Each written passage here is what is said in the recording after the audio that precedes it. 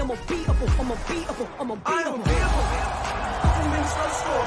Every time they wanna clash, the winners kicking through the door. I'm unbeatable. Chances running out of stock, and we're running out the clock. I fail once, never stop. I'm unbeatable. I'm unbeatable. I'm unbeatable, yeah. I'm unbeatable. I'm unbeatable, yeah. I'm unbeatable. I'm unbeatable, yeah. I'm unbeatable. I'm unbeatable, yeah. The wait is over. The stars have assembled. It's time to showcase the greatest basketball talent this country has to offer as the North take on the South. It's the 2024 British Basketball League All-Stars. We're live here at the Copper Box at the Olympic Park in London. It's going to be unbeatable. The game of basketball requires a high level of concentration, advanced physical skills, and a deep knowledge of strategy. It's also an unbeatable fun. That's what I'm talking about. Nothing beats unbeatable basketball. Get it, boys. Nothing beats high flying dunks. Nothing beats three-pointer from deep. Wow. Woo. Nice. Nothing beats selecting your favourite players from the North and South. Nothing beats the best basketball entertainment. Watching the UK's best ballers, the sickest skills in the UK. It's the All-Star Game, baby. Unbeatable All-Stars. Woo. Welcome to the birth of a tradition, an historic first as we embrace the inaugural Women's All-Star Game.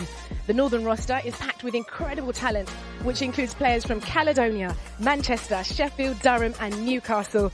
They're led by the legendary Sheffield Hatters head coach Vanessa Ellis. Many of the South team call the Copper Box home, packed as it is with London Lions as well as players from Oakland, Leicester, Nottingham, Cardiff and Essex. It's a roster full of internationals and former WNBA players, and they're led by the Lions head coach, Stella Kalsidou. She hasn't lost to a British team in this building for over a year. Well, All-Star Games require all-star guests, and we've got a shooting star in the form of Brixton top cat Kyla Nelson, and a very own movie star. Look at him, dressed like a movie star as well. Former London Lion Ovi Soko, and Ovi, we've been let out of the studio. We are on site, so it means it's a big day, a huge occasion, and so much is going to be happening today. Oh yeah, I mean, I'm happy we've made it out of the office, we've made it on site, and the energy is buzzing, you know, the people are building up, the fans are building up, the ladies are warming up, getting ready to tip off here soon. Yeah. Excited. You spoke about the women. They are here. They are here. It's the first time they're going to have their own All-Star Game, Kyla. And it's been a long time coming, hasn't it? It has. It is about time. But it just shows how much the women's game has grown, how much we're investing in it, and gives them an opportunity to make highlights on the biggest stage. So I'm excited. And for today, Ovi, what we're seeing today, the men and the women are going to be really showing out. You know, we're hoping for some entertainment, but what can we expect from both teams? There's going to be a lot of talent, of talent on both sides. It's going to be very, very exciting. All of the players are going to be ready to compete. Yeah. And we're going to take a look at what the best UK has to offer. Absolutely. Well, North and the South, we're looking forward to this, and always happy to express themselves are the Queen of the South, Azania Stewart, and the King of the North is Drew Lasker. Yes, Jeanette, me and Drew have VIP access all day. We'll be running on court. We'll be in the team timeouts.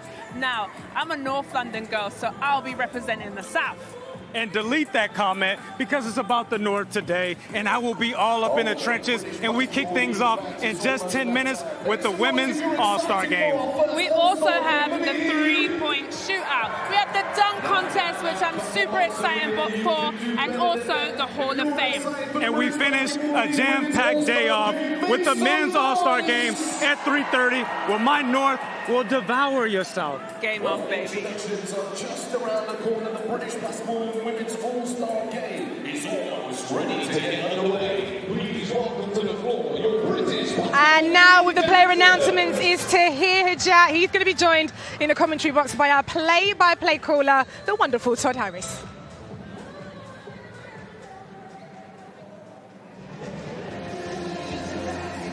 I can't hear program sound.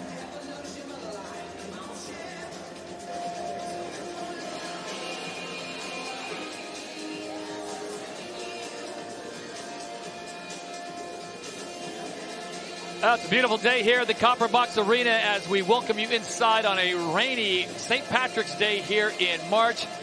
Looking forward to what should be a historic day with the women's competition, followed by the slam dunk, the three-point shootout, and, of course, the men's competition. I'll be joined by head coach Rob Paternostro of the Leicester Riders and, of course, Jordan Taylor. Coach Rob, long time in coming. Everyone excited about this All-Star game. No doubt. A big buzz in the arena, hoping the players really shine today, show everybody the skills that they display.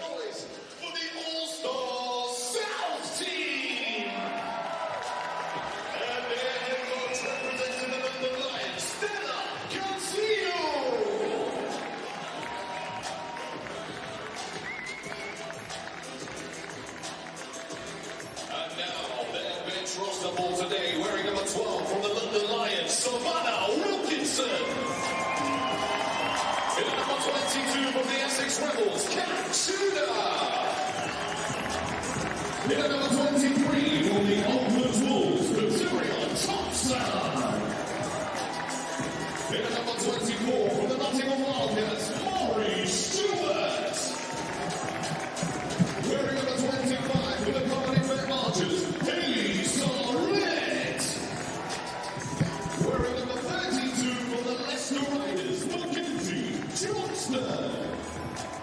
and now your all-star South team starting 5 from the London Lions. The number 3, Shanice Pickford Norton. Wearing number 10 from the London Lions, Mighty Megan Gustafson. In the number 14 and the captain from the London Lions, Tony Bartley. Wearing number 21 from the Oakland Wolves, Anderson Day. And wearing number 30 from the Leicester Riders, Seth Ashby.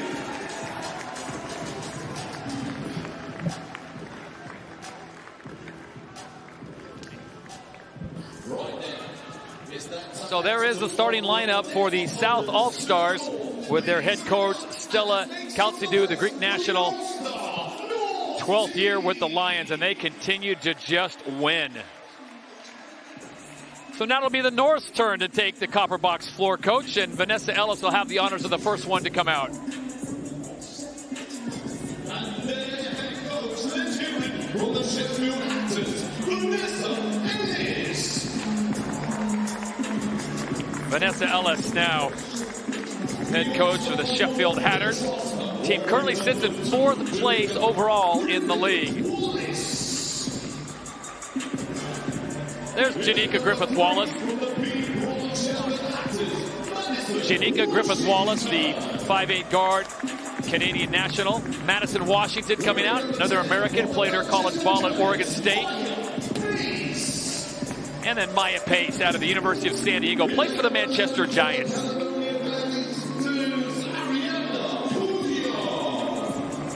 Ariadna Pujol, Spanish national who played her college ball at the University of South Florida, plays for the Caledonia Gladiators. Number 15, 5'9" guard, Tierra Hodges. 23, Lakin James out of Wisconsin in the USA, played her ball at Wisconsin Green Bay. Excellent handler with the ball. Absolute royalty for the starters. Now Georgia Gale being introduced to the crowd here at the University of Central Florida. And of course her relation to Betty Cardona, her grandmother. Georgia Anderson will also be a force to be reckoned with. Played her college ball at Oral Roberts out of Manchester Giants. Emma Eichmeyer, German national, 5'11" forward for the Sheffield Hatters.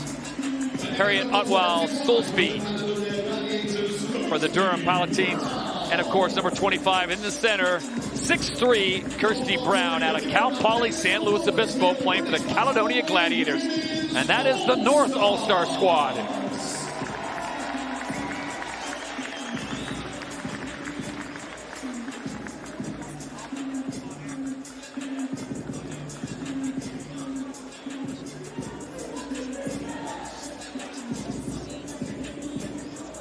So, Rob, we're about ready to get into the way. We got the North, we got the South. A little bit of pride on the line. Yeah, let's go. I mean, this is the type of games everybody wants to be in.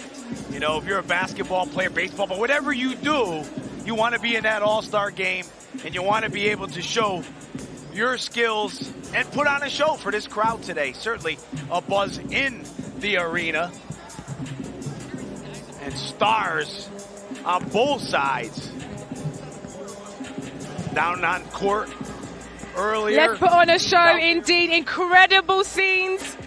Thank you, Tahir and Todd. We're just a few minutes away from tip-off now in the very first Women's British Basketball League All-Star Game. And we'll be back right after this.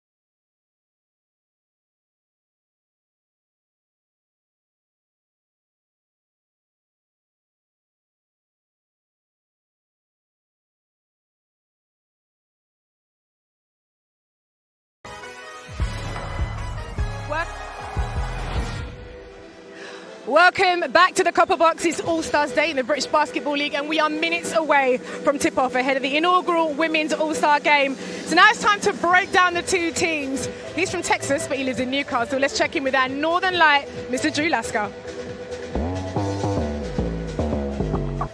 I brought some toys with me. I brought hoopers and competitors. Keep your eye on Janika Griffith-Wallace. She getting her chain. She getting loose stuff. She getting ready to go. That's because she's a superstar, and she's a bucket getter as well. But this game is only possible because of the great Betty Cardona. And we got her granddaughter here in the house. Come on, we got to hustle. Right over here in the mix, we got Georgia Gale right over here, a straight-up shooter. And she tells me if the game is on the line, just give her the ball. And Z, you are in trouble because on the north, we got shooters. He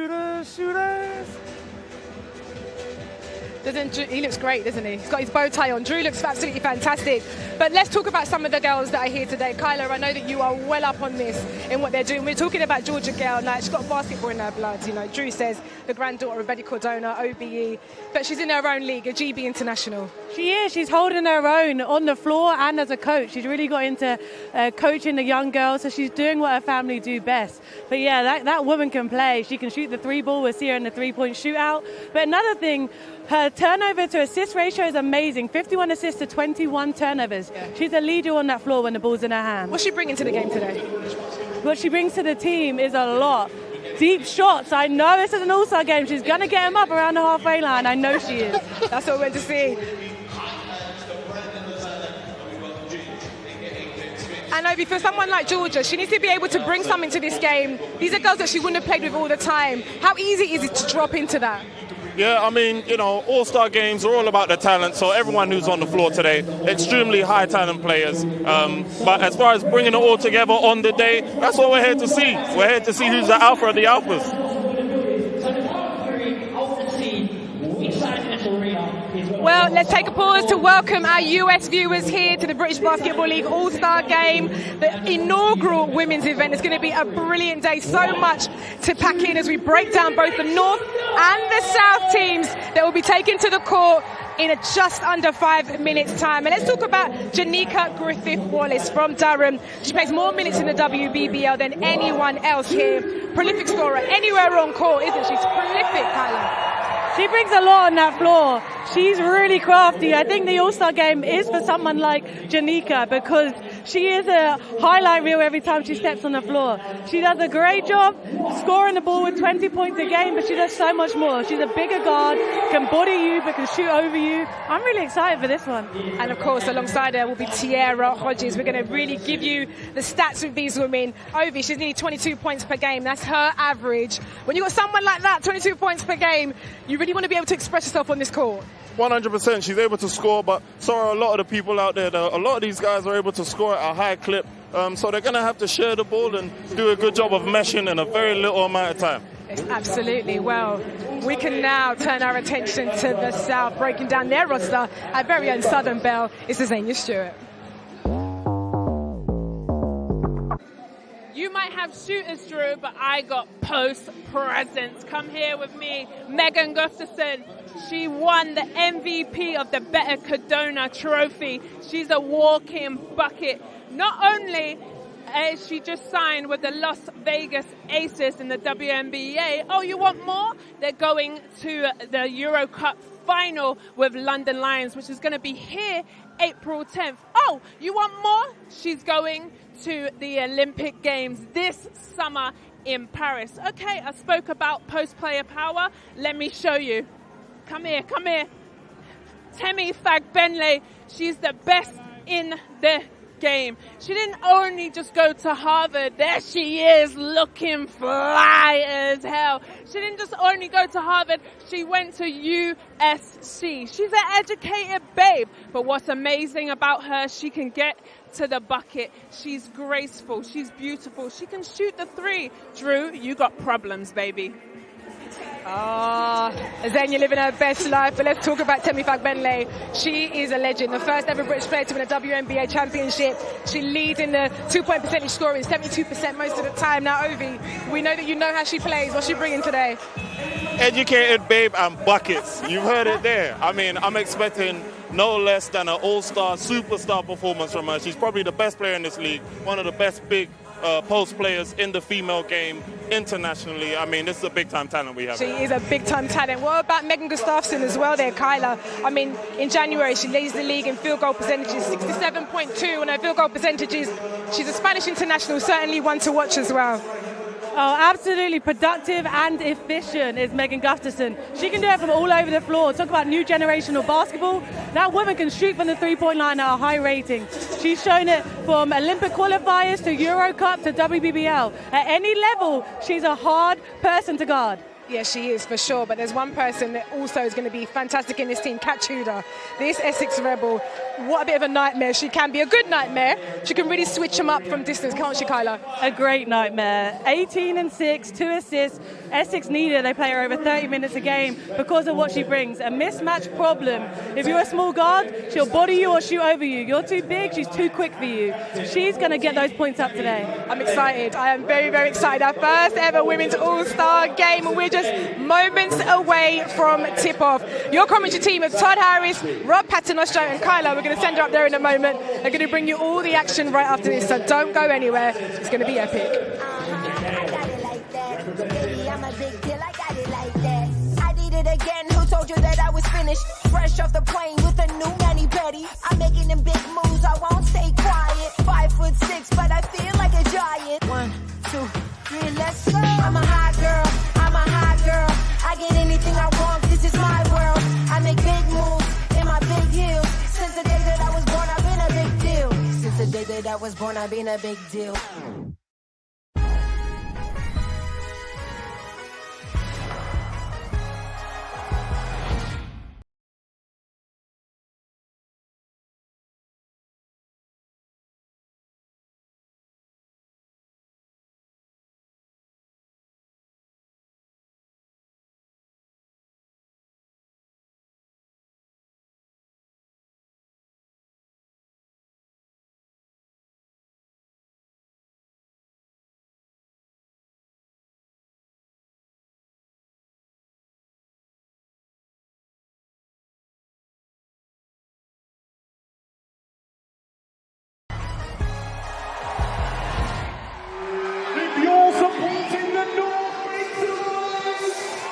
inside the Copper Box Arena on St. Patrick's Day. It is the 2024 Women's British Basketball League All-Star Game, and we are underway. Got Shanice Beckford-Norton handling the tip, as Timmy Fagbenley was not happy with the toss in the air, but they're now off and playing. All right, Rob, you've coached a lot of great players in your day. What do we look for early? Well, look for Gustafson to get shots up. We know that. She can really score. I think when you look at this team in the South, as you see there with the finish, up front, Fagbenley and Gustafson, what a dynamic duo they are.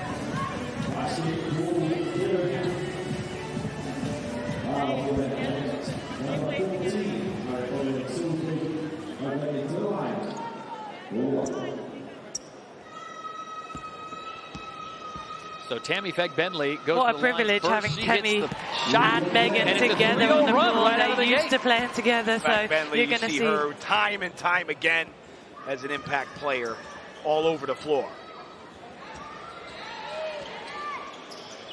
So happy to have Kyla Nelson joining us on the call as we get underway here in the All-Star Game. Needless to say, there's going to be a lot of offense, right? Yeah, I hope there's a lot of offense. We've got a lot of scorers on this floor for both teams. As you see again, Tammy Fagbenley from Megan Gustafson. I mean, what do you expect in the Copper Box at their home? Already 5 points for Tammy Fagbenley in the game. Rob, would you put in any plays for these teams? I mean, are there plays, or is it just run some motion offense? I think there's a couple you could put in here and there, you know, but out of bounds plays especially. Right. But yeah, kind of just let the players play. You know, great players out on the floor, read and react. Eichmeyer on the fadeaway Dirk Nowitzki style. Tammy Fagbenley comes up with a rebound, so she is just padding the stats line. Sam Ashby now driving the lane. Tries to dump it down below, knocked away, and it's Eichmeyer that comes away with it for the North. You've got the North in the light blue, you've got the South in what I like to call the purple, and how about that recovery defense by number 3, Shanice Beckford-Norton? Well, call for the foul there. I love the pass from Gail, though. Saw her teammate open under the basket. We know Gail could shoot it, but a nice dime attempt underneath the basket. You see again here, one hand, nice bounce pass, and that's a foul. Kyla, how familiar are these players with each other? I mean, they know each other obviously from the league, but outside of that? I mean, that's the thing, right? They play against each other enough to know one another. And the great thing is a game like this is they want each other to do the right things. They want each other to go to their best skill set, which normally when you play against each other, what you're trying to stop. So it's going to be exciting. I think they'll enjoy it. If Fagbenley hits this, I was going to say, you might have to give her the MVP right out of the gate. 5 points and a rebound. And we will get the clock and the score bug situated here momentarily. Georgia Gale thought about it, passes it up, and there you go. Wow, Otto Salisbury showing her range. Known for her post moves, but sometimes she can step out there and knock it down. Beckford-Norton feeds Ashby. She hits the 3. Player of the month, Ashby, really exciting. 8-3 lead, 7:40 to play here in the first period.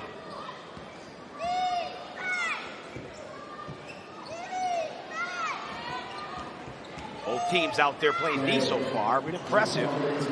Gustafson comes away with a rebound. In the Women's British Basketball League, they play 4 10-minute quarters. We do the same here in the All-Star Game. It's just good to have the All-Star Game back after a long absence. Want to get everyone involved. Deep range 3, and it drops again for Allison Day. Good job by Day there. Her idol is Larry Bird. He is a guy that certainly could make threes out on the perimeter. She shows it there. I'll tell you what, the South certainly got the memo on D, and Tammy Fagbenley would love to have that one back. Would have been her 7th point here in the first quarter. No harm, no foul. It will stay with the North. Georgia Anderson shows what she can do. She's been around the league a long time. Pass first type of player, can make any pass. Missed the layup, but it was nice to see it. In these type of games, it's not just about putting the ball in the hoop. It's about setting people up, making plays, sometimes the fancy way. So checking in for the North will be number 23, Lakin James, who plays for Caledonia. And, of course, it looks like we got number 10, Maya Pace, from the Manchester Giants checking in as well. Right out of the gate, you got to love to see that. Lakin James, Kyla, comes off the bench, takes the first shot she gets a look at, and buries it. She's been great for them in the Euro Cup and in the Women's British Basketball League. She can do that from all places on the floor. Oh, and another and one situation. You know, Azania preached about how the South had the post play, and so far it has been dominant by Temi Bentley and now Megan Gustafson going for the and one as well. Well, that's not new. You know, when teams play them, that is really hard to deal with. And Gustafson, you want to talk about a decorated player. Number retired at Iowa, two-time Big Ten Player of the Year. Her records, her scoring records, are broken this year by the great Caitlin Clark. Yep. But Gustafson's been a player that wherever she goes, she knows how to put it in the basket. She's going to catch a breather, and they're going to sub her out with yet another London Lion. They are sprinkled throughout the roster. Savannah Wilkinson comes in, the 6'1" forward, plays for the London Lions. Played her college ball at SMU and Florida State. And the South out to a big lead, 14-5, with 6:28 to play here in the first quarter. Happy to have you with us on St. Patrick's Day in London.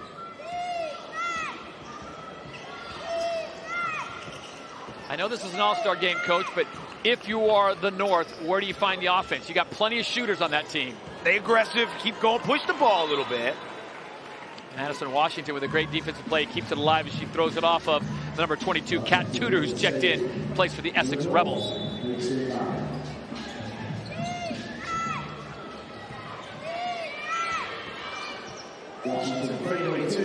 Washington goes for the fadeaway two, doesn't get it. Ashby cleans it up. In fact, Bentley running this time, she does convert. Man, she just took off from half court, showed the elite speed that she has. The combination with that size, that's why she's such a great player. Kyla, you're a guard. If the bigs run that much, you got to reward them, right? Absolutely reward them. Also, it makes your life easier later on in the game because everyone's worried about them running inside, and then the shooters become even more open. Okay, so here we go, 16-5. South out in front, 5:30 to play here in the first period. I tell you what, Sam Ashby is just putting salt on the wound if you're a fan of the North.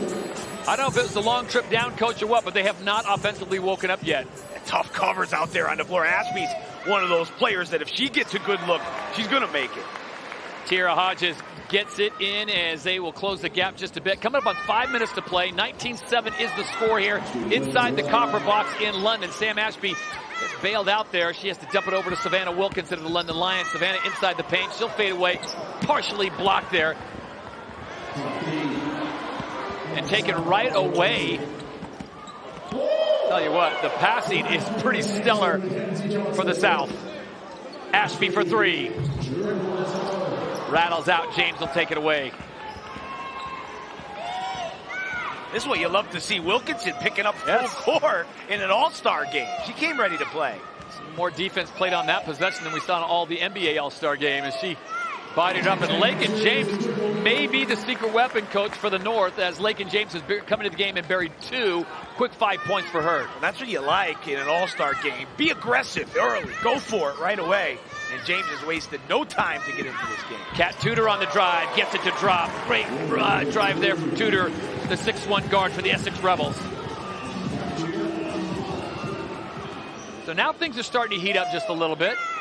Lakin James decides to go inside, see what kind of power move they've got, and they've got plenty of power. Madison Washington. There's a mismatch there with Washington. She wanted the ball right when they came over half court. She knew that she was going to be in a good position to put it in for two. Kayla, you can be honest with us. Is this making you want to come back out of retirement and get the uniform back on? Oh, it is. I'm jealous that I was a part of the Women's British League before this was a thing. I would have loved to be out there in the copper box today. So happy to have Kyla Nelson joining us on the call, giving us the perspective. Played her college ball in Pittsburgh and Florida. She's a dual Panther.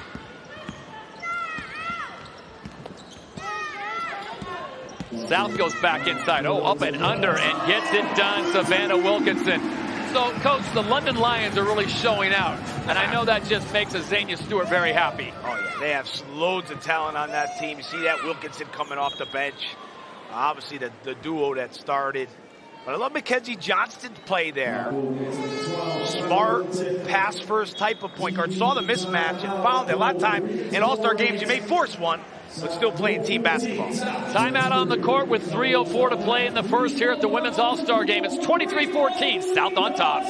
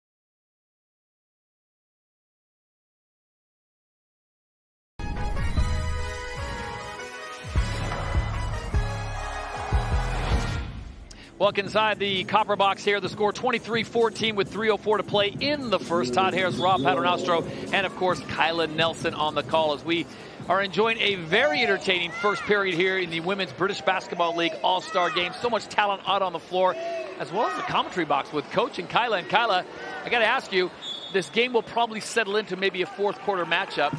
Is it still the feeling out period where they're trying to get accustomed to new teammates?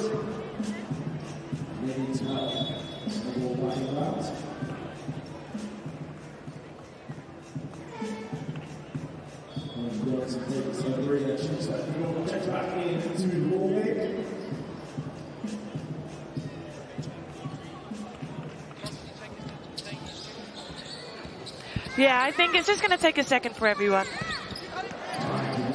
Inside pass gets knocked away. It goes out of bounds at 23-14. 2:42 to play as we check in courtside with the Queen, Azania Stewart. Well, we're in the mix. Mackenzie's already got some blood. But here, Megan, I wanted to have a quick speak to. Let me move over. Let me get involved here. Megan, this is our first women's all-star game. How's your day going so far? It's been really fun, just to be with the best of the best in the British basketball, and we're having fun. We're trying new things, bringing up the ball a little bit, trying to pass inside. Changing it up. We got to have fun in these situations. Well, I know you're an all-star, but a bigger all-star is your dog, Pancake. Did he make it to the gym today? She did not. She is unfortunately not allowed in the building in terms of dog policy. I don't know, but she's cheering from home, and she definitely wants Team South to get the win today. Perfect. Todd, back to you. I'm in the action. Thank you, Z. Doing double duty down there. She got a little interview plus an injury report, so well done to the Queen. 23-14, 2:06 to go. We welcome you inside the copper box here in Northeast London as we are closing out the first quarter, 10-minute quarters, and it's the South that jumped out to a huge lead. Coach, from my perspective, and I may have just get the announcer jinx, the North's outside shooting has not come alive until Georgia Gale hits that three. Plenty of time for that, Todd, no doubt, especially with someone like Georgia Gale on your team. We talked about it earlier. She is a shooter. Nice backdoor pass, beautifully done. Give credit to Mary Stewart, the Nottingham Wildcats forward who gave that beautiful bounce pass to the cutting player. Wilkinson did a good job there, cutting. Finishing. Pujols tries the Euro step over, doesn't get it, gets her own rebound, and feeds it back to Eichmeyer. Eichmeyer on the drive and gets the roll. Eichmeyer is great at that, slashing to the basket and finishing. She's done a great job this year and been able to finish at a high rate. Shanice Beckford-Norton there on the drive and the foul. That'll send her to the line. Now, if that shot would have fallen, Coach, I think the bench would have exploded because they were on their feet as she got the up and under, just didn't have the right English on it off the glass. Well, she's the type of player that can bring anyone to her feet. It's her competitiveness, though, especially on the defensive end. She's one of those players that, as a point guard or any type of guard, you hate to see picking you up on the other end of the floor. So she plays with a lot of tenacity out there and does whatever it takes to get the job done.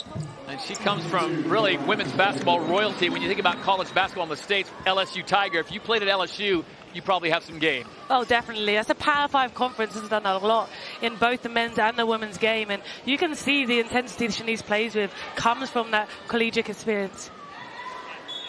And they'll go to the inside. So a nice job of outside in as Emma Eichmeyer gets the pass off the glass. She'll get an opportunity to do the and one. That takes us to 27-21. Now to look at it, Kyla, this is great positioning. Oh, it's a really good possession. What I like is an all-star game, but no one's really rushing. They're taking their time, finding good opportunities, and Eichmeyer's been doing this all season. Fun fact about her, she actually has more offensive rebounds than defensive rebounds on the season. She has 47 offensive rebounds so far this year. And look at this. The North has closed the gap now to 5, 27-22, under a minute to play here in the first period.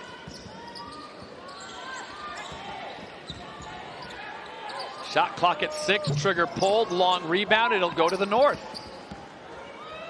Opportunity for them to close it even closer here. They were down big, step back three on its way, boom! Oh! big time shot from Griffith Wallace. She's a scorer. She can put it down. She can drive. She can make plays. You see there, no hesitation as she knocks it down. Somewhere in the arena, Drew Lasker is smiling. Final 10 seconds, and the North is now down by just 2. Shanice Beckford-Norton, though, makes that 4 and 1 of the and 1. Final seconds now. Will we get a half-court shot? Yes, we will. Almost goes in. But what a game. It looked like it was going to be the South blowing out the North. The North fights back. They're now trailing by 4. We're back to the Copper Box for the second after this.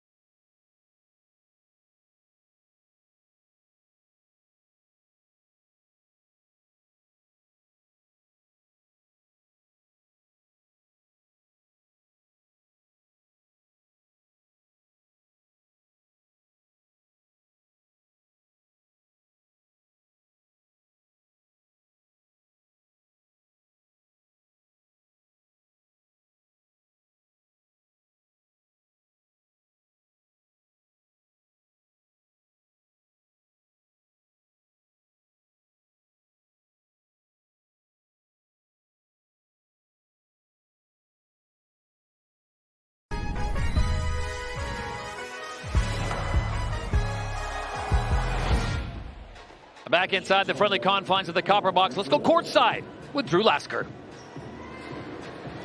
Vanessa, it's good to see you. Congratulations on being the North coach, by the way.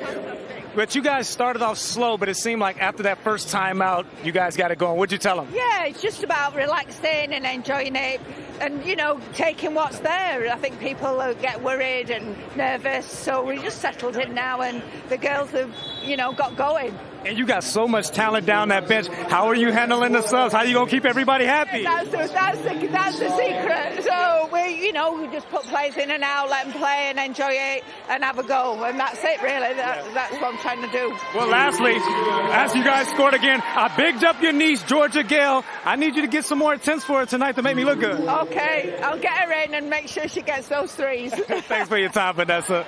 Back to you, Todd. All right, thank you very much, Drew. Great access, and thanks for the time, Coach Ellis, head coach of the Sheffield Hatter squad, currently in 4th place in the standings in the Women's British Basketball League. Coach Rob, I got to ask you something. Are you impressed how hard these players, this is an all-star game, they are playing all out? Yeah, no question about it. I think, big numbers on the board, 29-27, obviously, but both defenses making them earn it, and that's what's been impressive. And I love the intensity on the sideline from Coach Ellis. She wanted a foul there. She didn't sit back and smile about it. She told the ref how she felt. This team want to win today. How about this, Kyla? This is the closest the North has been all game long, cutting it to 2 points, and now an opportunity to tie or take the lead. Yeah, no, it's fitting that we talk about this as they get another turnover, as actually the North are beating the South in points after turnovers with 6-0, whereas the South are getting points in the paint 16-8. So that's really the difference right now, is North are playing defense to generate offense. Maya Pace doing a great job there, following the shot, gets it to fall, go to the bread and butter, and they're going to wave it off. They're going to call it travel. Tammy Bentley caught for traveling. She's a worldwide traveler, of course, Rob. We talked about her going to Harvard, USC, playing for London. Born in Baltimore, Maryland, but moved to the UK when she was 2. So she's an international traveler, just not on that play. Yeah, big-time CV, big-time resume that she has, no doubt. And I would love that last play, though. Gustafson high-low to Bentley. You see how they work together out there. I think, them back on the floor maybe could give the South a little bit of a lift because it's been all north the last few minutes of the game. A little turnover there. She had 2 players in the area, and both players thought the other player was going to get it. So they stay at 29 with 8-12, 8-11 now to play in the first half. I want to remind you, coming up at the halftime, we'll have all kinds of great entertainment. And we've got the 3-point shootout after this game, plus the dunk contest before we get to the men's competition. And that will be entertaining as well. They go inside, and the foul is going to be called on Lakin James.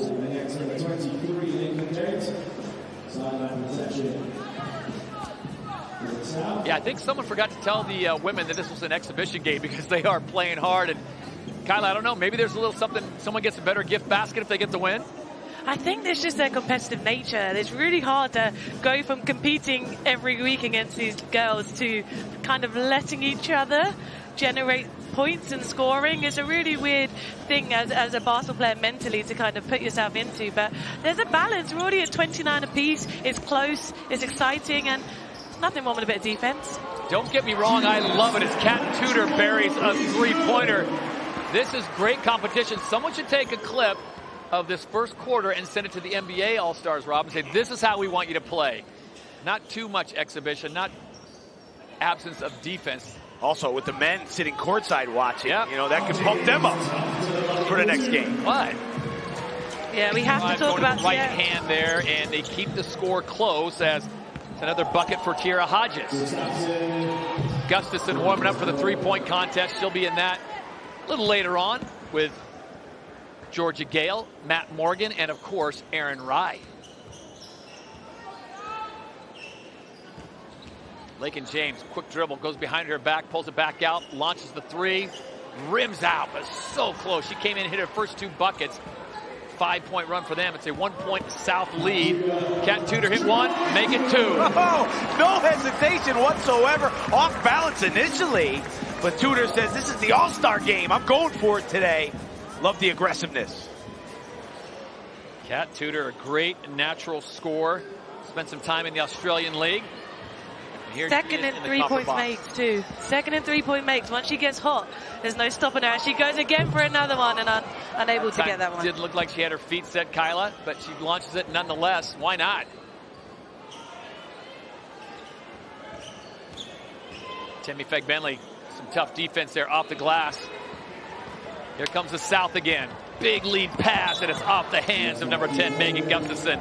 Coach, you talked about it. That number 10 jersey retired Iowa Hawkeyes. If you're not familiar with Iowa Hawkeyes women's basketball, the name Caitlin Clark right now has all the records. Whose records did she break? Megan Gustafson. She was a big-time player in the Big Ten for Iowa. Obviously, her WNBA experience as well. Olympiacos in the Euro League. So she's been there and done that. And will be, we heard earlier, she'll be at the Olympics this summer with the Spanish national team in France. Mary Stewart now checking into the South for Stella Calçadou, head coach of the London Lions, making that change. Gale on the outside, long-range 3. Oh, Gale. Yeah, I called it from early on that Georgia Gale would kind of find her shot early from 3. She's third in 3-point makes in the league, and you can see why. Megan Gustafson, that's tough. That's tough to defend. Yeah, good positioning and such a soft touch with that left hand. So tough to defend when she gets there. Not the shooter's roll on that one. Everyone's looking out. Run the defense. The South shots were cold for a while, and now they'll just go to the speed game. Johnson on the outside, kicks it on the side. Wide open 3, that one doesn't come away, and it's the North now looking to run with Lakin James. Lakin James with a nice hesitation, goes to the right hand, off the glass, can't get it. Gustafson showing her handle. Kat Tudor on the drive. They're going to get their continuation. And that's what happens, Todd, when you're making the jumpers from the outside. You can get that lane to the basket, but really impressive with Gustafson's ball handling ability. When you have a 5 that can take it off the backboard crossover, here we go, coming up the floor, gets them in good position, and a nice drive and finish by Tudor with the left hand. Yeah, 83% free throw shooter, so you expect her to knock this one down, but the length that she has makes her so difficult, especially in the open floor. So a quick 9 points for Kat Tudor, representing the Essex Rebels. It's nice when you can go to the bench and pop in a player that's going to give you a quick 9 in the first half. Nice job of blocking out. I'll tell you what, the South is playing like they have worked together before. The way they're passing, back cutting, doing a great job.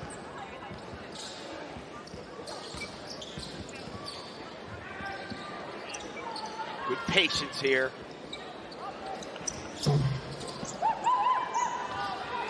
Three taken away. Here comes the North, trying to close the gap. They had it tied up. Now they trailed by 6, 4:25 to play until the half. Substitutions now coming for the South. Again, looks like Sam Ashby's going to check in. And we got a timeout on the floor. So with timeout on the floor, 4:25 to play, it's a 6-point lead to the South All-Stars.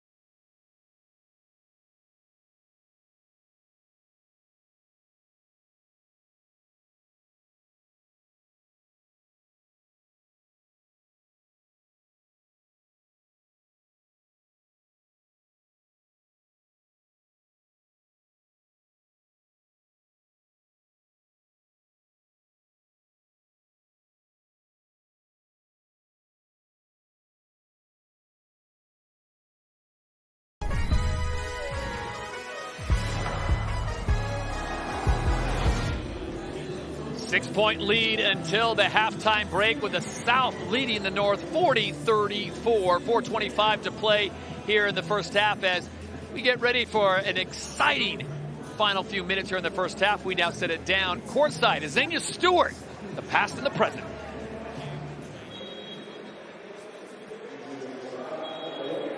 Well, it takes a queen to know one, and who's royalty? Temi Fag-Benley. 7 points, honey. How's it going? How are you enjoying All-Star? It's great. It's fun. And the South's going to win, Of course. I mean, is that even a question?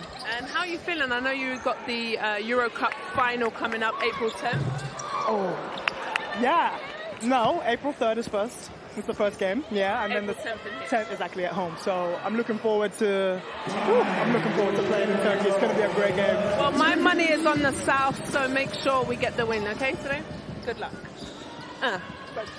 There you go. All right, thank you, Z. Thank you, Temi. Two great London Lions. Just moments ago, we saw a great bucket by Pujols. She closes the gap now to 4 points, making 2 in a row. So it's a 2-point game once again, Rob. I love the way Brown gets positioned underneath the basket there. She's been working hard all game to get deep position. That time, got it and finished it. Kirsty Brown on that last bucket. Cal Poly, San Luis Obispo standout, now playing for the Caledonia Gladiators. South once again has gone a little bit cold, Kyla, so they might want to look to get it inside, back to the inside game.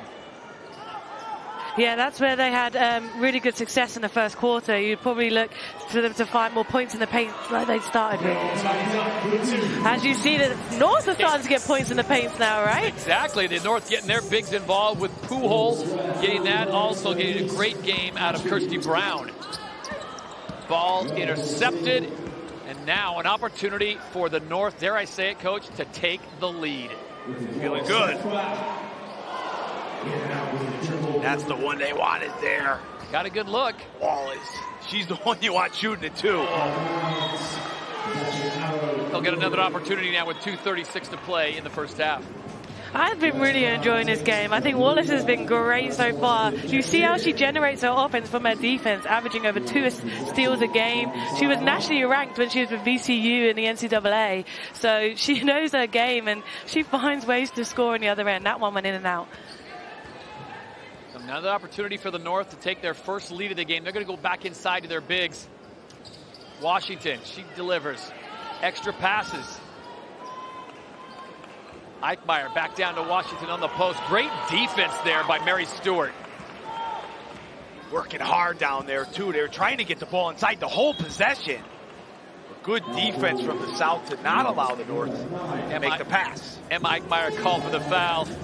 Had a quick conversation with the official, but was laughing by the end of it, so I think she decided that it was probably a good call. Soren will step off. Back in is SBN, Shanice Beckford-Norton.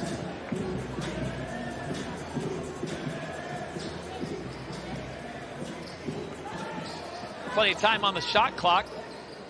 And if you got that good a little shot, go ahead and take it. Off the mark, back comes the North looking to take their first lead. Pujol stops, makes the pass, and there it is. Oh, great look. Used the pivot foot there, kicked it back out, and we talked about Wallace. But she gets a look, she's taking it. Foul at the other end, but the first time the North has led in this game, they pull out to a 3-point lead. 1:47 to play in the first half. Oh my, Kyla, this is a major turn of events. I thought we were going to have a serious South blowout, not the case. No, I didn't think that was going to be a South blowout. There's too many scorers on that North team. You've got the top 2 scorers in the league in Hodges and Griffiths-Wallace on that North side, so it's going to be close. It was just about taking their time getting into the game. The South have London Lion girls that have played and been undefeated at the Copper Box all year round, so they're comfortable. Just took the North a bit more time to get involved. Yeah, it's always interesting in an all-star game to see what they do out of the timeouts. Now, you don't have a lot of plays put in, right, as a coach, but you do have an opportunity out of the timeout to draw something up and look as cohesive as you can. Remember, this team hasn't really practiced together quick shoot-around before, but now is the opportunity here to run a play. I'm looking forward to see what they're doing. Here was the moment. This was the three-pointer that gave them the lead. How about this? Set the feet, and Griffith-Wallace get a great look at it. That's what I want to see more of, right? It's just catch and shoot. These stats don't really matter in the scheme of the league, so just go for it. Stop overthinking. If you get blocked, actually that's another highlight reel. Don't worry. Go shoot. Go attack. Be aggressive. There's nothing on the line today. When you look at the North team here, they played hard, and you look over at that coach, Vanessa Ellis. She's known for her teams really competing, really playing hard. Obviously a legend in the game, and she's got our team dialed in today. She's not chewing the gum quite like Coach Rob Paternostro, but Georgia Gale takes a straight chop to the chin, and she drops, and it was unintentional, but Kat Thompson got her money's worth on that one. A little forearm shiver. Yeah, Georgia now an tells... opportunity for the North to pad the lead. They've ran this play before. They got the mismatch inside. Let's see if they go to it. Oh, Georgia Gale. Oh, off the front of the rim, but it stays with, and they'll get a fresh 14 seconds. Deflected, intercepted, and back comes the South. SBN on the drive, too far underneath. No harm, no foul when you got your teammate Savannah Wilkinson to clean up the mess. Yeah, that's her bread and butter. Savannah Wilkinson is put back. She's a great offensive rebounder. Beautiful fade pass. Griffith Wallace with a beautiful pass down below to Eichmeyer. Eichmeyer, good hands there. You know, sometimes we don't pay attention to hands. Hands were great there to catch that bullet pass. Shanice Beckford Norton's pass taken away. It's Pujol now. Under a minute to play here in the first half. What has been a very entertaining first half of the Women's British Basketball League All-Star Game, and they let it fly. That time doesn't fall. Ripped away by 23, Kat Thompson.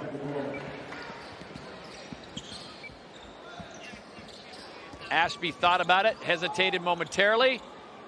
Gets it back to SBN for the three. Back inside, no foul called. And now with the shot clock off, it's down to the final 10 seconds for the North. Ashby tried to deny Gale there, didn't want her to touch it. Got it off just in time, but does not get the roll. So they work the clock between Gale and Madison Washington to get the final shot. Halftime score, 45-42. But let's not forget, the North trailed by double figures, Kayla, and they came all the way back. They did, and they did it from generating turnovers and pushing the ball, moving it fast. They did a great job in the second quarter getting more points in the paint. And it's all to play for in the second half. Yeah, no question. I've been very impressed with both teams' intensity on both ends of the floor, and I expect the same in the second half, especially when we get to crunch time. This is going to be a good one. Halftime here at the Copper Box Arena, the Women's British Basketball League. It is 45-42. The North All-Stars lead the South after an impressive comeback as they were down by big numbers in the first period.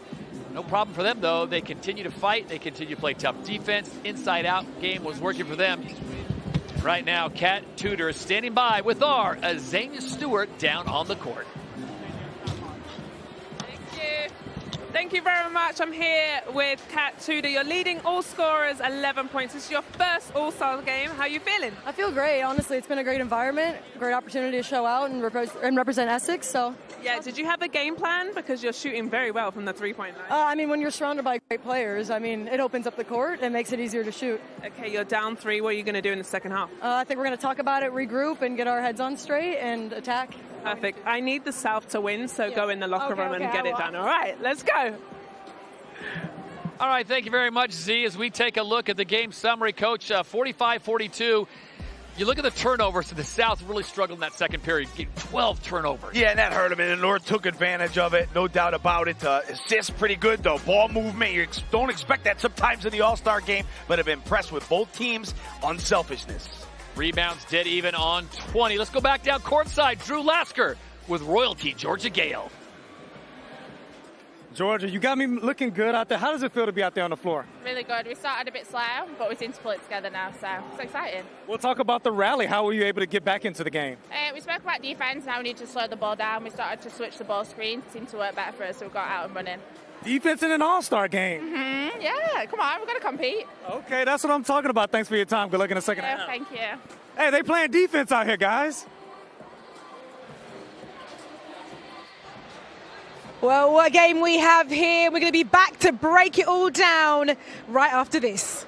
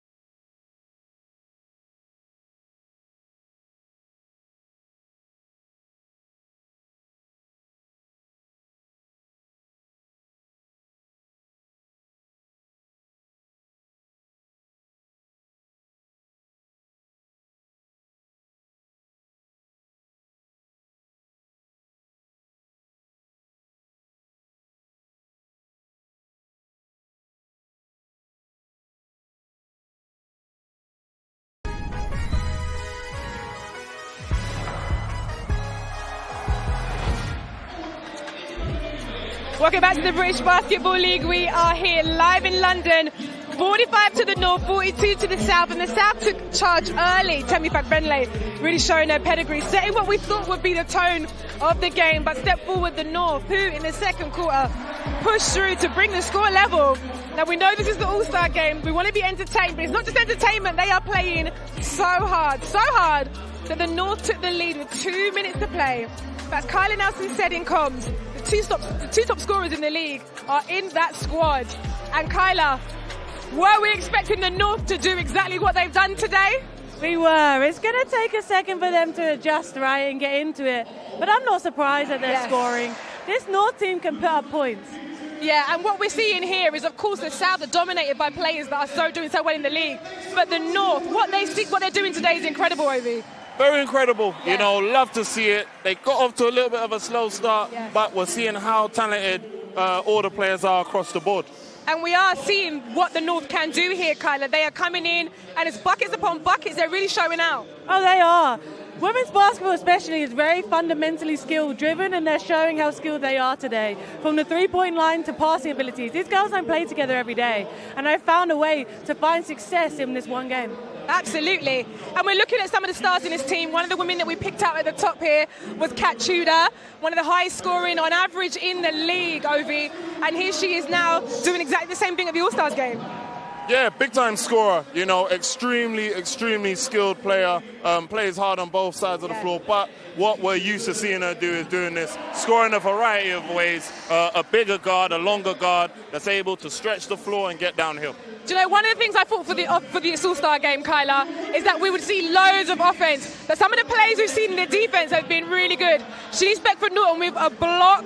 We were like, okay, she's here to play today. Oh, these girls came to play on both ends of the floor. They can't help themselves but play defense. It shows their competitive edge. But a lot of these girls generate their offense through their defensive possessions. So I'm not surprised, especially Caledonia on that North team, those Caledonian girls. That's how they've played all year, is getting stops and pushing the ball. Yeah, and that's the main thing. You can bring that level of skill to an All-Star game. We can still be entertained. As we've seen with Temi Fagbenle, what she did at the top of the game, she really showed her pedigree. Yeah, I mean, she got off to an early start, showed us how dominant she is. I mean, she's a WNBA champion, and you don't play at that level unless, you know, you are formidable. But here, you know, you see her sort of making her presence felt, and I expect to see much more from her in the second half. In the second half, indeed. We're excited to see where this can go. And we're going to be back with you for more action at this All-Star game right after the break.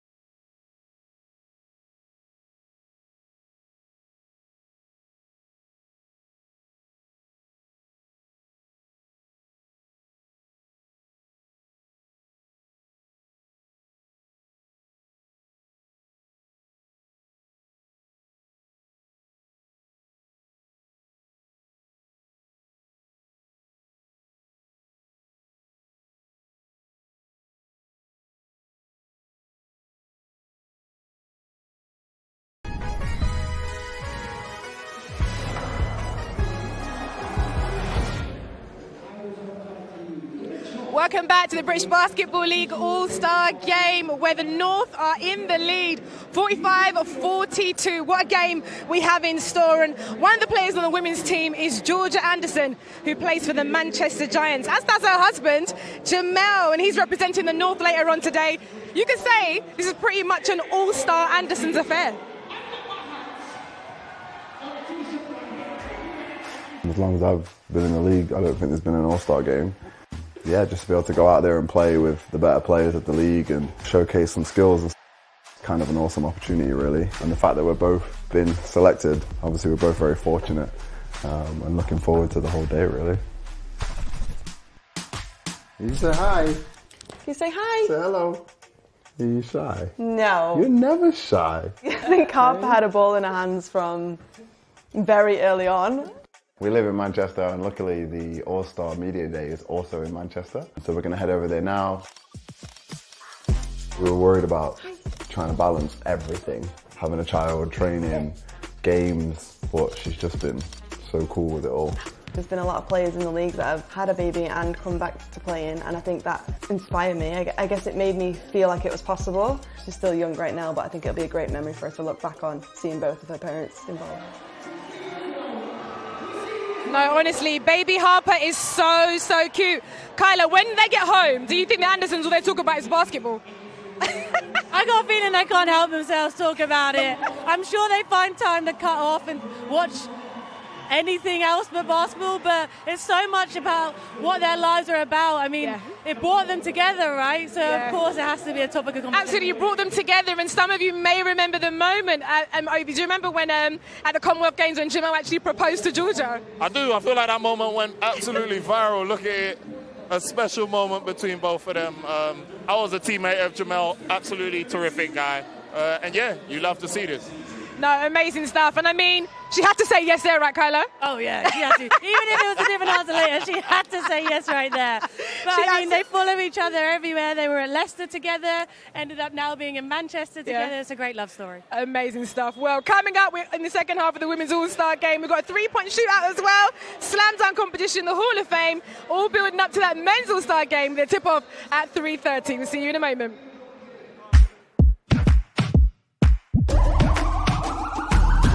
This is the moment we waited for.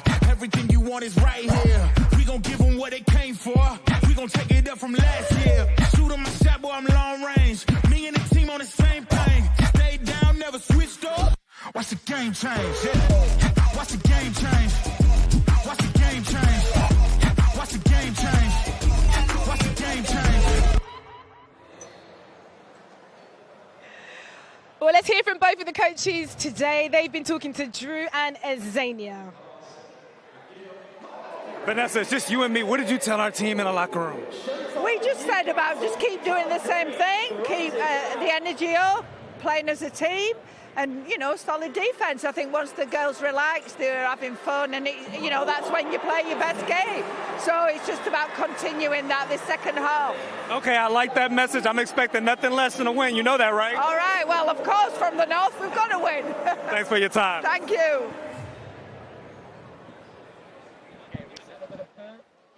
So we're getting ready for the second half of the game here in the women's competition. Excited to see the players back out on the court. We sit down courtside. Azania Stewart with the head coach of the South All-Stars. I'm here with a history maker. She is the first ever to make a Euro Cup final, and then also the first to coach a Euro All-Star game. How are you feeling, Coach? Amazing. It's a big honor to be here, be part of this first time in UK. I hope it's just one first of a many, and I hope that everybody enjoys the game. Yeah. You're down 3. I see you're making plays. What did you tell them at halftime? Well, actually, we are here to win the game, so we need to not stop turning over the ball and be tougher. We need to run and make some plays. Great idea. I love it. I'm telling you, what you should do is tell Azania to go suit up and let's get her into the game. He's ready. Azania's ready. So we're down courtside. The Z's ready to go. Ready to go as we welcome back in Kyla Nelson. Kyla made the run for across the way. Kyla, so what are your thoughts on the second half? I'm just intrigued of kind of this new era basketball with positionless basketball. The bigs are bringing down the ball down the floor. They're generating offense. I'm just enjoying the different styles we're seeing. So here we go with the second half of play. 45-42 North after being down by double digits. Storms back to take the lead by 3, and we'll see if they can pick up where they left off. That shot off the mark. Kat Tudor comes away with the rebound. Early on, it was Temi Bentley that really provided all the offense for the South. And Coach, I got to ask you, there you go. Go back to your bread and butter. When you've got that kind of talent like Stella Calsudu does for the London Lions, do you just kind of lean on, I know what works for us, and I'm going to put in my 3? Yeah, I would, if it's a close game, end of the game, they'll be on the floor. She trusts them, and obviously they have so much talent that they can get the job done for. Sam Ashby comes away with the rebound. 1 point lead now for the North, and Ashby will set, oh wow, why not? Sets her feet and buries it. Well, that's bad defense there, especially with Ashby. You got to go over the screen against her, because if you go under or you hesitate, she'll knock it down. First appearance we've seen there from Georgia Anderson. And it's got to be the most interesting situation with Georgia being able to be in this game. Her husband is an all-star for the men's side as they welcome in Harper, their daughter.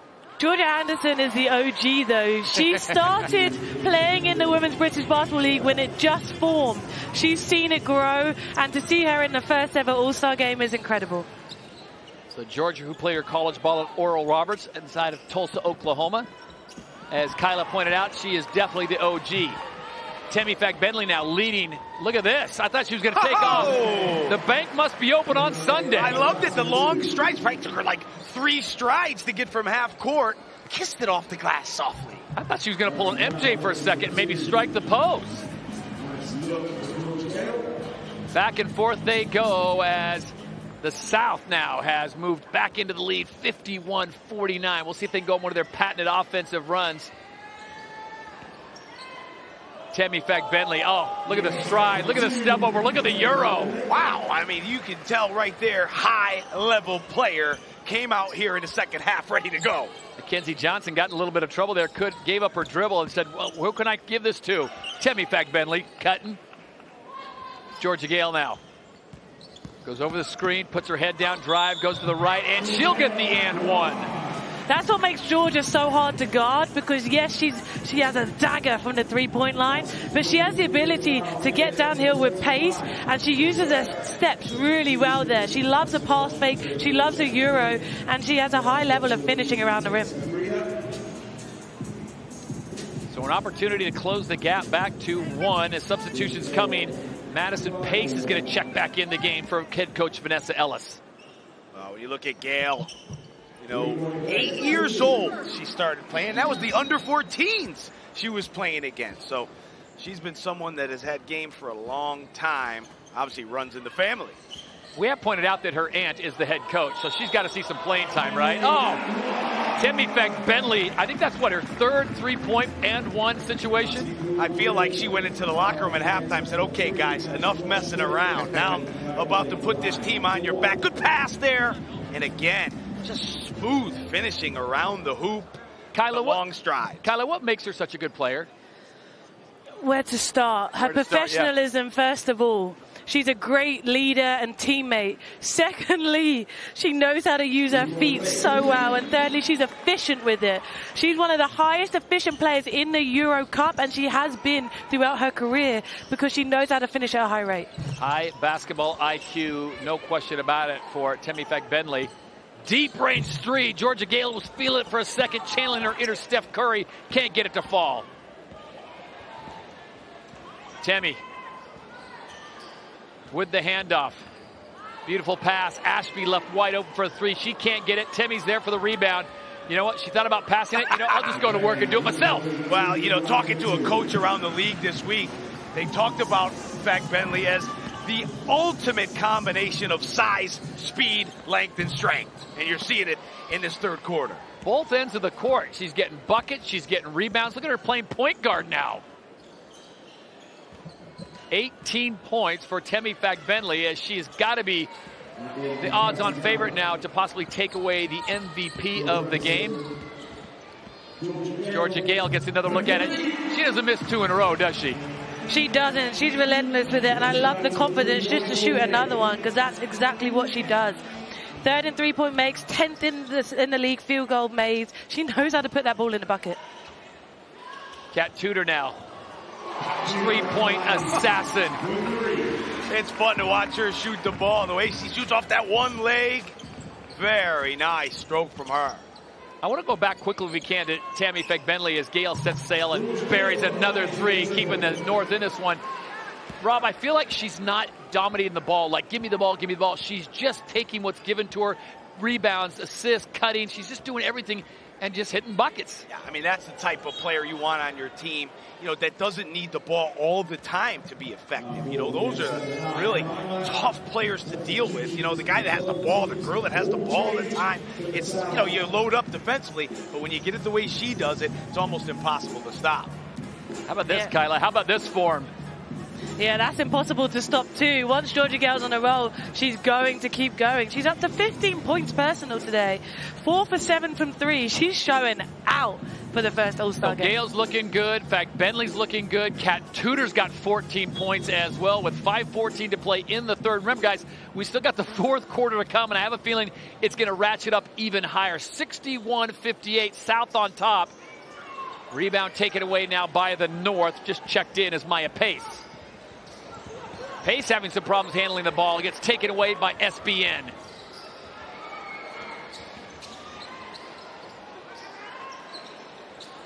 Oh, passing clinic, and just off the fingertips of Savannah Wilkinson. Oh, she'd like that one back. We'll step aside, take a break. 4:50 to play in the 3rd. It's the South on top by 3.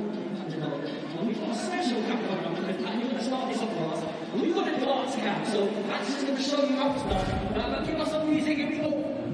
Let's see how you're doing. Let's talk about it.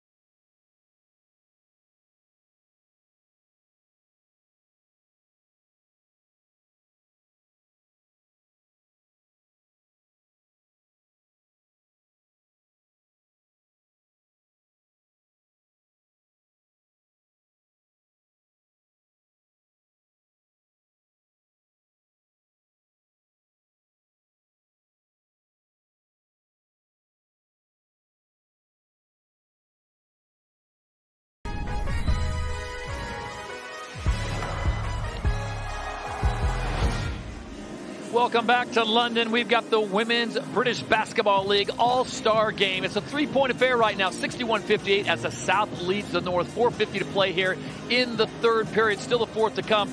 Alongside Kyla Nelson and head coach of the Leicester Riders, Rob Paternoster, I'm Todd Harris. Glad to have you with us. We've got Azania Stewart and Drew Lasker courtside, so we've got you covered from all the angles. And I tell you what, we've got a great game. The South jumped out to a huge lead. The North came back. They took the lead for a time, and now it's the South reasserting their offensive dominance as we get back to play. And another rebound going the way of the South. And I'll tell you what, when you've got Megan Gustafson on the court, Coach Rob, you got some weapons. No question about it. That time again, Wilkinson running the floor there. Good rebound from Gustafson. Good outlet. Just a little too far with the pass. We've seen that a few times today. Just a little too far, but good job by both teams running the floor. Kyle, I asked Coach Rob this earlier, and I said, gosh, if this gets down to a crunch situation and you're still a count to do, are you putting all 3 London Lions on there for the final 5 minutes? I mean, you have 4 to choose from, actually. That's so true. Yeah, if you want to win this game, you normally go with what you trust. And what the North trust right now is Janika Griffith-Wallace with another three. Griffith-Wallace hits a three-pointer to make this even more interesting. All deadlocked at 61. And it's SBN. Shanice Beckford-Norton gets another bucket as we are able now to go courtside. Drew Lasker standing by with number 7, Georgia Gale. Georgia, you told me last week that you was going to take this game seriously, and I can see it in your eyes. 15 points. What you feeling out there? I'm feeling good. My shots are dropping, so I'm feeling confident at the moment. Well, if you get that dub, is the MVP ball on your mind at all? Maybe. Hopefully, we'll see. Yeah. I guess to finish this thing off, you're going to have to slow down the Twin Towers, the London Twin Towers. What's the game plan for that? Keep the ball out of their hands, try and make them play on the outside. Let's see. Simple as that. You see her, she locked in, guys. I'm going to let you get back to work. We'll head over back to you. All right, thank you, Drew. Absolute class there. As Georgia Gale, I have a feeling she's not going to be on the bench very long, already sitting on 15 points. And they go back inside. Nice bucket there coming from Madison Washington. Great work in the post from Washington. I've been impressed with how hard she's working to get the ball, and at times showed some really good footwork. Really efficient. Trying to get inside to Savannah Wilkinson yet again. So you kind of see what the South is trying to do with Temmy Fick-Bentley not in the game, Kyla, and it looks like the North is taking advantage of it. They are. That inside presence of Temmy makes the defense have to think about her wherever she is, and without her on the floor, although you've got the likes of Megan Gustafson on the floor, it's just a different kind of matchup. Ball loose, Pace gets it, kicks it onto the outside. That'll be a two-pointer, comes up short, and it's taken away by number 23, Kat Thompson.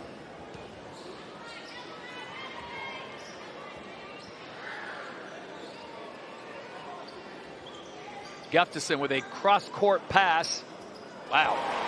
That's one of those, boy, that's a tough pass. It could get intercepted, Coach, but when it works out, great pass, Megan. Great pass because it's right in the pocket. You know, as a shooter, you want the ball so you don't have to waste motion to go up and get it. And that was almost like an NFL quarterback firing, hitting a receiver in its stride.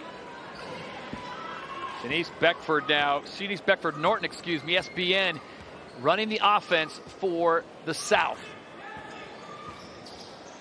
1 point game, South leads it. Gustafson thought about the three. She drives, takes it down the lane, puts it off the glass a little too hard.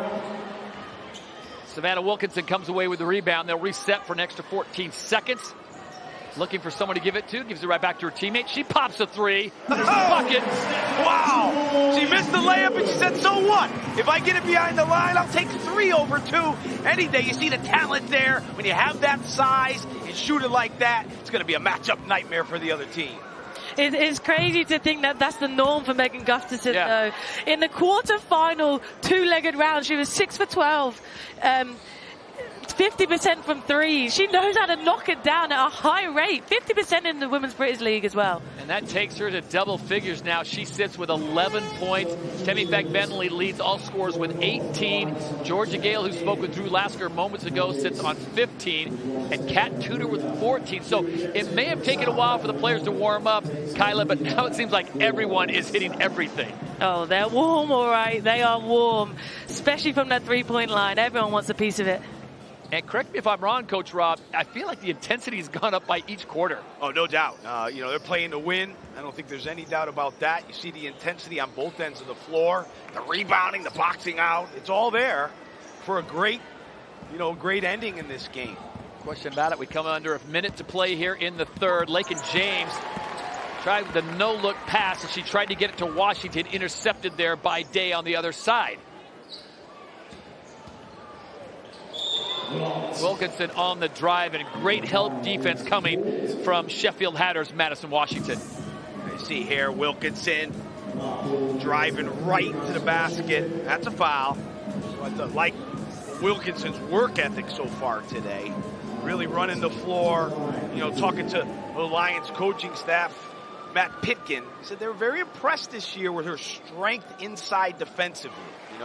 Obviously not as tall as some of the female players that she's going up against, but very strong to be able to defend the 5 position when needed. Yeah, Savannah's always been a little undersized, but the heart and hustle she has overweighs any of that. She still gets offensive rebounds against the trees in there. She has a really great mid-range jump shot that she can raise really high and shoot. She's found her game and how to be effective at the highest level. Final seconds now in the third. That shot goes up a little bit wild off the glass, but gets her own rebound and kicks it over to Washington. Washington drives the lane, and she's going to get called for the travel. Good defense there. Gustafson, the size, made her think about that one. Timeout on the floor with 16.4 seconds to play in the third. It's 73-67. This is an opportunity now, Coach, for the South to possibly make this lead even bigger going into the fourth. Yeah, you see the defense there from Gustafson. That'll give them an opportunity to call timeout. We talked about it before here in these all-star games. These timeouts are very important, you know, to run stuff that you don't have in your playbook. So, you know, it'll be interesting to see what the South comes up with. They want to hold the ball, obviously, for the last shot. That's important. Kyla, if you were coaching the South right now, where are you going with this one? Draw us up something. Hey, if you've still got the same five that just were playing out there, I would definitely try and find a Megan Gustafson 3. That's what the crowd want. They want to see long shots, especially from your bigs and post players. She just hit one. Why not find her again? So we got a 6-point lead for the South. They've got the ball, 16.4 seconds to play as they get ready to see if they can execute what their head coach, Stella Calzadue, the head coach of the London Lions in her first year, dials up here. Stella's got quite the resume, Coach. 27 years playing and coaching, so she knows the women's game very well. Yeah, amazing. What a great start to her career here with the Lions. Obviously, the big final coming up. But, you know, high-level talent she has, but putting them in the right positions. 10 seconds. Gustafson with the ball. Down to 5. Wilkinson. She's going to make the drive, and they're going to stop the clock with 1.3 seconds. Foul as she took a shot to the side of the head. That's a bad foul there, really. You know, you got an opportunity just to move your feet. You're in the bonus. You know, you got to make her make a tough play there. You got good position. So Maya Pace gets caught reaching in with a second, 1.3 on the clock, and that's going to send Wilkinson to the line. Not quite the play you drew up, but it's going to work out nonetheless if she buries both of these. Yeah, absolutely. You can't really go wrong with a 5 on this South team right now. But Maya Pace, she does get over 2 steals a game, so you see why she's being aggressive. Yeah. But with a second to go in an all-star game, sometimes you got to let her go. And we'll see if that goes in. Does not. So that's how the South will end the third. And that will take us to the fourth and final stanza here at the British Basketball League Women's All-Star Game. The South lead it 74-67.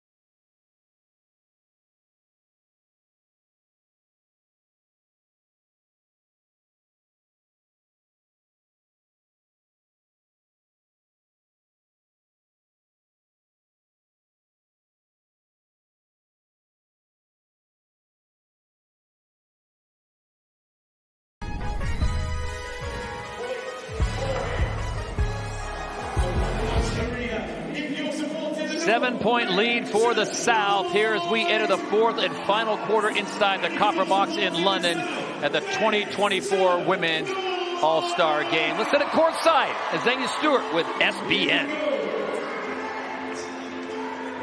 Well, we got Shanice straight off the dance floor. What was that like out there? Stressful. I dance everywhere I go, but it was so much pressure. You didn't practice the routine? No, I didn't practice. And she came with the heat as well. Do you have a favorite dance move if you weren't under pressure? Ooh, you know, just a little We love it. We'll be dancing all day. Shanice has some moves. I'm kidding you not. She can play point guard and she runs the floor. Hey, it helps have rhythm in a lot of different ways, right? Maybe that helps her on the floor. All right, so here we go with the fourth and final stanza at the Women's All-Star Game 2024. Todd Harris, Rob Paternostro, and of course, Kyla Nelson with you on the call. Drew Lasker and Azania Stewart courtside as we get you ready for this, what will be a very entertaining fourth and final period. Just to recap for you, the South took a big lead. Looked like they were going to blow them out of the water. The North comes back. They take the lead. And after three, 67-74 at the half, it was a three-point game with the North leading it. But here we go. What a way to start things off. The North, though, they've got to not, I was going to say, Coach, they cannot let the South get out to another big lead. Yeah, you got to be careful here, you know, with the talent level on both teams, obviously, but with the South, you know, you got to affect Bentley and Gustafson to come probably later on. You don't want to get in too big of a deficit after they turn it over right there. Kenzie Johnson got caught in a little bit of a mismatch there, and the pass goes a little high, so Johnston comes back, takes full advantage of it. Ball a little low there, tied up, and look at this. You don't get this in an NBA All-Star game. Players diving on the floor. Here we go. Poole, been really impressed with her today as he drives to the hoop. She's been all over the court, doing everything, dribbling, rebounding, passing. Real versatile player. And that's what she's been for Caledonia all year round, both in the Euro Cup and in the domestic league. She's averaging 7 points, 5 rebounds, 5 assists in the Euro Cup. Just shows her versatility as a guard. And that makes you hard to guard because you think they're going to pass it. So I'm just going to be aggressive and finish myself. Can we brag just a minute? The state of British basketball, especially not only in the British Basketball League for the men and women, but the Euro Cup. You've got the women going to the championship. You've got the men's making it to the Final Four. This is amazing. And your brother is part of that London Lions squad. He is. Some exciting basketball up ahead that we have not seen in British basketball history for both the men's and the women. So, yeah, it's exciting times ahead for this country. No question about it. It is exciting times to be in London. If you're a London Lions fan, you get the double dose of success as we turn our attention back to the women's game. Coming up on the final 8.5 minutes to play in this one, and it is the South by 8. Looking to pad it, and that will do just fine. Mary Stewart steps back, the 6-foot forward for the Nottingham Wildcats, buries a three. And that was a good pass from Johnson. We talked about her earlier, how she really runs the team and organizing it. Good point guard, finding her players for open looks.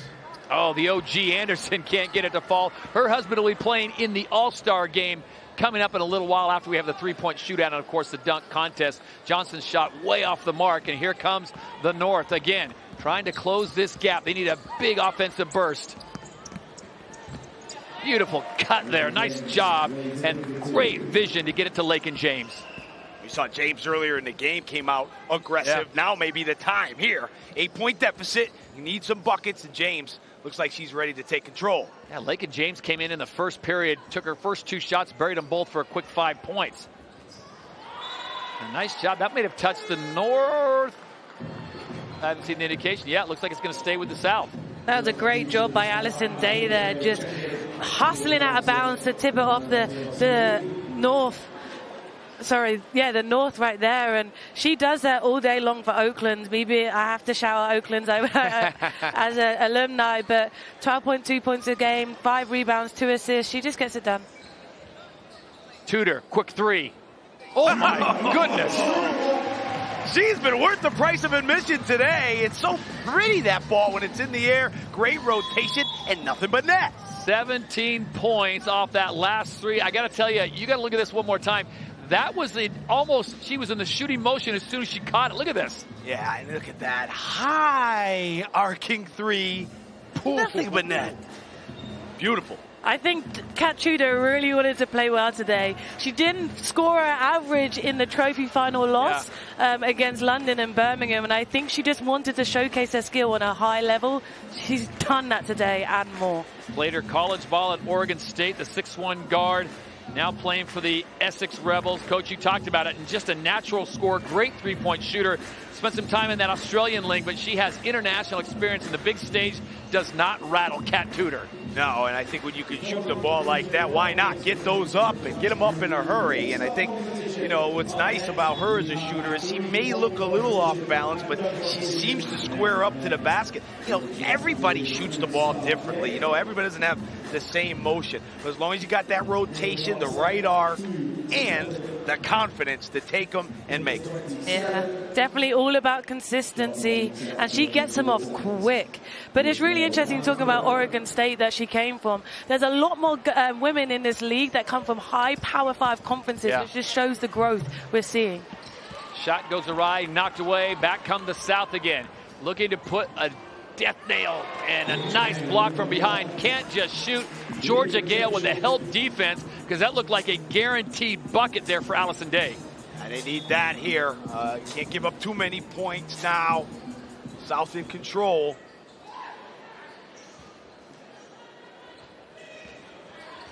Plenty of time. Tudor, hot hand, steps back, gives it back to Stewart. Double team coming. Stewart drives the lane, knocked away, and foul's going to be called. Otherwise, that would have been a turnover because it came off her knee. So with 7:03 to play, that is going to send Mary Stewart, the 6-foot forward for the Nottingham Wildcats, to the line. Well, you know, that's what you see here. Is, you know, we don't see it on the replay, but the ball fake set that up. You know, you're running at him. A good ball fake will get you driving to the basket. Every player should have that in their bag, that ball fake, because that could, you know, really keep the defense off balance. Kylie, we talked about international experience. Mary Stewart certainly fits that bill. Australia, she's played in Sweden, she's played in Kosovo, she played in the United States at West Virginia, and now here in England. And every year she's improved on her statistics, especially from the three. Last year she was 18% from the three. This year, 38. Someone was doing some off-season work. Gale. Georgia Gale with a head fake. Gives it back to Eichmeyer, who drives, goes off the glass. What a block by Kat Tudor. Had that on her CV for MVP. If she hits this, oh my. Good give to Stewart. She gives the runner to fall, so a bucket for Mary Stewart going the baseline. And the South played good basketball out there. They're making the extra pass, penetrating, finding. Real unselfish play from them today. A little more energy on the South right now. They'll go on this mismatch to the inside. Had the matchup they wanted. Unfortunately, Poole couldn't convert it. How about this? A full 5-pack. The South saying, you know what, ladies, you've done a great job. You've given us a 14-point lead. Take a break. And if you're North, look who's coming in. You got the likes of Megan Gustafson, Temi Fack-Bentley, SBN. Yeah, we talked about that before. We kind of figured that would be the lineup to close today with the 4 Lions out on the floor. And if you're in the North now, it's going to be tough to get to the basket with that size that they have in there. You know what, though? I love the addition of Sam Ashby with the 4 Lions. She's done a really good job this year. This month, Player of the Month, GB debut. She's done a lot this year. Not only that, but she's averaging 14.5 points a game. Nice job by Tierra Hodges to see the 4 Lions take the court, and she bears a nice little 15-footer. So Sam Ashley, the Leicester Rider, the only non-Lion, and she gives a beautiful feed. Give her the assist to none other than Temi Fack-Bentley. Oh, nice play from Ashby, but I love the way Fack-Bentley catches it, keeps it up in the air. She never brought the ball down. An elite finisher at the basket. No easy buckets now when you've got that front court lineup of Wilkinson, Fack-Bentley, and of course Megan Gustafson. I think if you're the North, you have to keep going to Georgia Gale and Tierra Hodges, leading scorer of the league. She's been a little quiet. I think she's been very unselfish. But you have to realize she's in the top 10 for 11 different categories in this league. Tierra Hodges, the 5'9" guard, Georgia native out of Furman, Greenville, South Carolina, now playing with the Newcastle Eagles. Played in Finland in the 22-23 season. I know they love having her in Newcastle. Georgia Gale with a beautiful, her game's so crisp, Coach. Oh, it's not nice. just the three-pointers. She's just so solid across. Smooth, though. Smooth out there. Not in a hurry. Just takes what the defense gives her. Real polished player. Speaking of polish, how about the dance moves of SBN on the head fake and then drives to the bucket? Shortest player on the court, and somehow she gets to the rim with ease. Yeah, but one of the best athletes, certainly talking to coaches around the league. Her athleticism is strong, elite. Thought it was going to be an easy putback, and it turns into nothing but that for Kirsty Brown. Found herself wide open, and then she was surrounded by the dark blue jerseys. Yeah, she wanted that one, didn't she? She would have loved that bunny. 4:49 to play in the fourth. It's 88-74. The South flexing their muscle here at the Copper Box.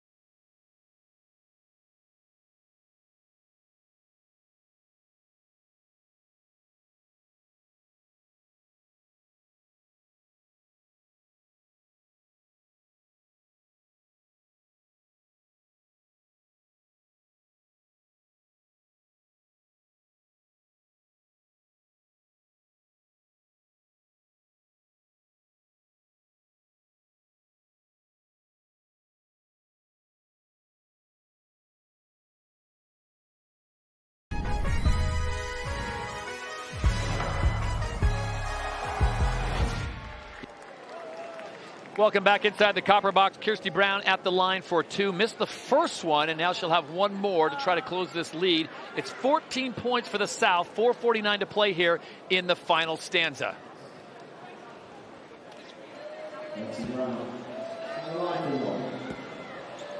So we'll see what the North can pull off here. They have the offensive firepower, and she misses both. Temi Bentley gets yet another rebound, gives it up to SBN. Here comes the South. That gives us an opportunity to go down courtside one more time with the Queen, Xenia Stewart. Now I'm in the coach's chair next to Stella. Stella, what did you, you coach me, and usually you have a little cheat sheet in your pocket. Do you have that today? Not today. I save this for more games like finals, stuff like this. Well, I was in the timeout and you drew up a play really easy. So did you plan some typical plays? I mean, you know me. I have so many plays in my head that I can really bring out anything at any moment. So here we're just trying, take out some simple stuff for the players to play and find some open shots. So. Nice. Well, all I know is that the South is winning, so that's the most important thing on the board. Oh, look at that. That's some good reporting. I'll tell you what, Z knows her basketball, but she's getting the scoop. Kyla, I look at the standings for the Women's British Basketball League as SBN fires up this shot hard off the back end. London Lions are just dominant, 12-0. But you look at Caledonia at 12-1, Leicester at 12-2, and even Sheffield at 10-4. There's so much talent as Gustafson has to hoist up that shot before the shot clock's ending. Stella's just got so much talent on that bench. Oh, she does, and it helps that she was her own amazing player herself and actually play with the likes of Temi Bentley on the same team. But like you said, this London Lions team are stacked and are undefeated in the Euro Cup and the British Basketball League. But you have those contenders in Caledonia who had a great year with Pocket Euro Cup. pick there by Griffith Wallace. Goes behind the back, gets a little token defense. She'll go cross court. Georgia Gale That's within her range. Gives it right back. And this is a point, Coach, at under 3.5 to play. You're trailing by 14. They're probably going to have to start letting the threes fly. Yeah, I was disappointed that they didn't take an earlier one there. As you see the three from Wilkinson. But, yeah, you got to let it fly. You got to pick up the speed now because they're running out of time. Coming up on 3 minutes to go. Back to a 17-point lead for the South. And Kyla Nelson, folks, she's just not a pretty face down here. She's been working the notes. She's got to come up with a tough job of deciding who gets the MVP. Coach Rob and I letting you know there's 2 or 3 women out there that could certainly deserve it. So the pressure's on, Kyla. No pressure, but the pressure's on. I'm holding my cards close to my chest right now, but you said it. It could be a lot of these women. Including that young woman, Gail buries another 15-foot mid-range jumper, which will take her to 21 points. SBN gets the bump on Griffith Wallace, and that'll stop the clock at 2:31. So, Kyla, as I look at the board, I see Bentley with 20 points. I see Tudor with 17. I see Gale with 19. Yeah, some big scores out there, but I think you've got 3 or 4 choices. Give us an idea of where you're leaning. You don't have to give your vote yet, but 2.5 minutes ago, give us an idea of where you're leaning. Yeah, Georgia Gale's been incredible all over the floor, but you have to go with the winning team, and it looks like the South may get this one, although it's not over yet. I am leaning between Kat Tudor and Temi Bentley, so I'll make you guys think for a little while. We'll think it out a little bit more as we come up on 2:20 now to play. Shanice Beckford-Norton thinking pass first, kick out. That's a thing of beauty. And that's Wilkinson out there. She's really worked hard to develop that part of her game out on the perimeter. You can see the smile on her face. She let that go right when she caught it. Confident stroke. Maybe Wilkinson will be in the shout for MVP as she starts stacking up her points in double digits with 14. Wilkinson now with 17 points. Temi Bentley will go right back inside to her. She's smart. Play the hot hand. There'll be a foul before. No continuation there as they get Tierra Hodges. 1:48 to play. So it looks like the South's going to hold on to this one. But, man, I'll tell you what, coming alive, Savannah Wilkinson late, making Kyla Nelson's job difficult. Yeah, she said, hold up, I'm not finished yet. Don't make your call right now. Let me add a few more points to the board. And look at this. Stella's not going to make it easy for you as well. She's going to sub out SBN and Temi Bentley, and she's going to put Kat Tudor back in. So Kat Tudor now with an opportunity to possibly get another 3.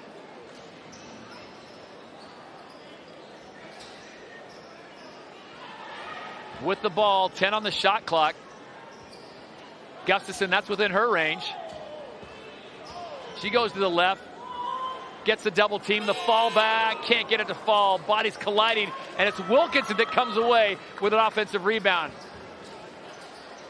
Oh, can't get the shooter's roll. Gustafson, looked like she was going to get and 1. She'll get 2 shots from the line. Great work from Gustafson there. 18-point game right now. Game's decided. Still crashing the glass.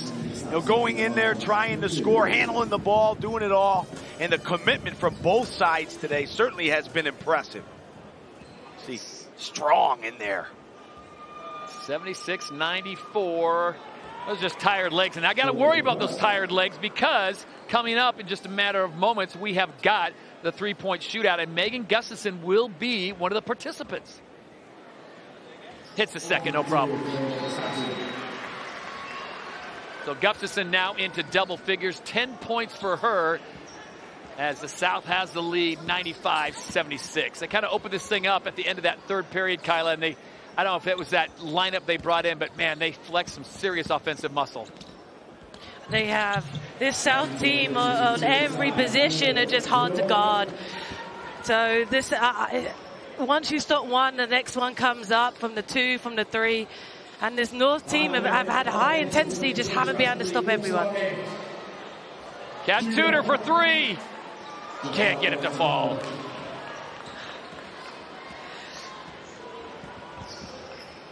That might have sealed the deal, Todd, for the MVP.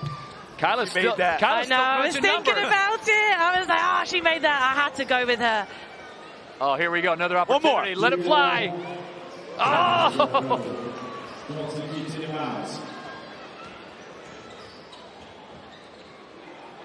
Gustafson. Great pass from Johnston again. She knew what she wanted to do. Driving baseline, waited for Gustafson to get in the right spot. And that's 6 assists. Oh, the bank is open. Griffith Wallace with a deep range 3. That's almost a logo. Wilkinson goes to the left. Look at this. They are 1 point away from the century mark. Gale with the final say. That will do it.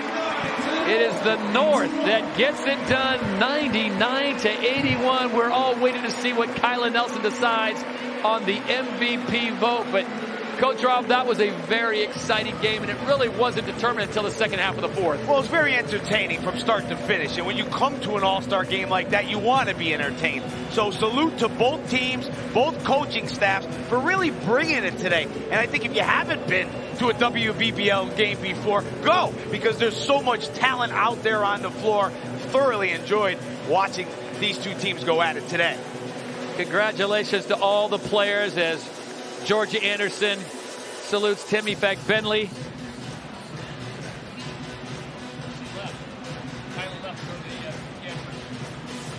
$99-81 is the final score. Stella Kalsadou puts another thing on her CV. I mean, it's like she hasn't won enough.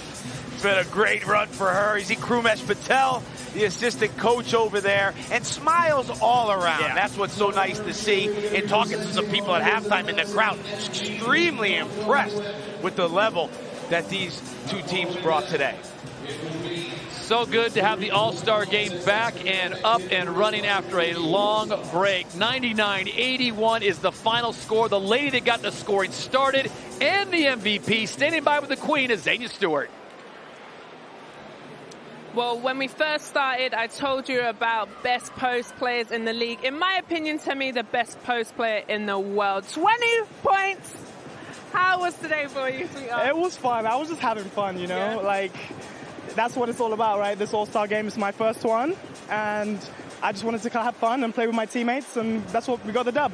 You were focused. I was focused. Yeah. Because, I was coming in, first of all, like, okay, let's just have fun, interact with the crowd a bit. Yeah. But then they started giving, so I said, okay, give it back a little bit. So I had to, you know. Well done. She had 20 points. But what I'm most happy about, the South wins. Drew, that's one for me. Love it. See you later, girl.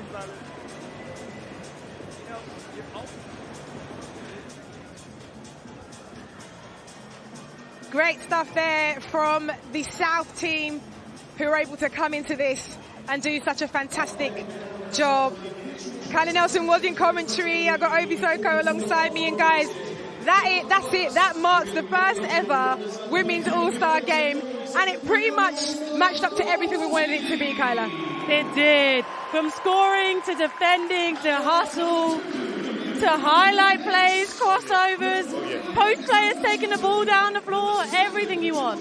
And this is the thing, isn't it? This is the kind of advert that you want for the women's game, to be able to come out here and really express yourself in that way, Ovi. Oh, yeah, 100%. The women's game is the future. You know, you're seeing it in collegiate basketball, you're seeing it in the WNBA, and we've seen it in the WBBL here today, big time. And here they are, receiving their awards here. And do you know what? To be fair to the North, Kyla, they put on a really, really good show. I kind of, on paper, you kind of look and be like, oh, maybe the South would completely run away with it. But no, North put on a really competitive game. It just proves the depth we have in the Women's Basketball League here in this country now is everyone can compete with Euro Cup level players, right? And that's what they've shown the North. They're scorers. They play together considering it's a one game they've been around. So congratulations to them. Just being a part of the first ever All-Star is huge. And there he is, Jim Saker. He is the chairman of the WBBL. And would you look at that? Here come the women after their performance today, and a well-deserved one as well. And what we're seeing here in these women, it is pretty special because they're able to come out here and to entertain. And that's the main thing, isn't it? It is, and it's the first one of many, hopefully, as the year goes on. More entertaining it will become, but what an event to showcase their talent and hard work throughout the season. Absolutely. Let's have a word on some of these players here. When you talk about like Temi Fagbenley, she ended up with 20 points today. Ovi, we know we wanted entertainment, but some of them were balling really hard today. Yeah, a lot of them were balling, a lot of them were hooping out there. You saw buckets being scored across the court. But Temi, yeah, she has a gear that not many players in the sport have, you know, and she showed that extra gear today. And when you think about someone like, you know, Temi, she's coming in here, WNBA experience. She's so aspirational for a lot of the players, who are watching, but also some of the players on the court. She can really lead, can't she? She can. She's kind of experienced the game at every level. So she has that ability to kind of pass it on to her teammates and to the younger generation. She does it with so much pride. That's a part of her game, is leading through example. But the best thing she does is play the sport at a high level and score 20 points. Wow. And, you know, with her, when you think about, like we say, the experience, her pedigree, you know, as Anya called her, educated babe. She's a product that's really special when it comes down to being part of this franchise. Super special. She's very important for the game over here. I think she's important for the team, for the sport overall, and she does it with such grace, and she leads by example. She plays the right way. You really can't give her enough praises. And she's fun. That's the main thing, right? She is a fun person. We saw that. Even with her actions today, you can see her there now, Kyla. She's a character. She is, and that's important as being kind of the face of a league and of a team. And she does this with joy. You can see her there. You got a lot of people don't realize how lucky we are to see her in this country playing and let her enjoy the moment. She is brilliant. Well, we're going to be back with the British Basketball League 3-point shootout right after this.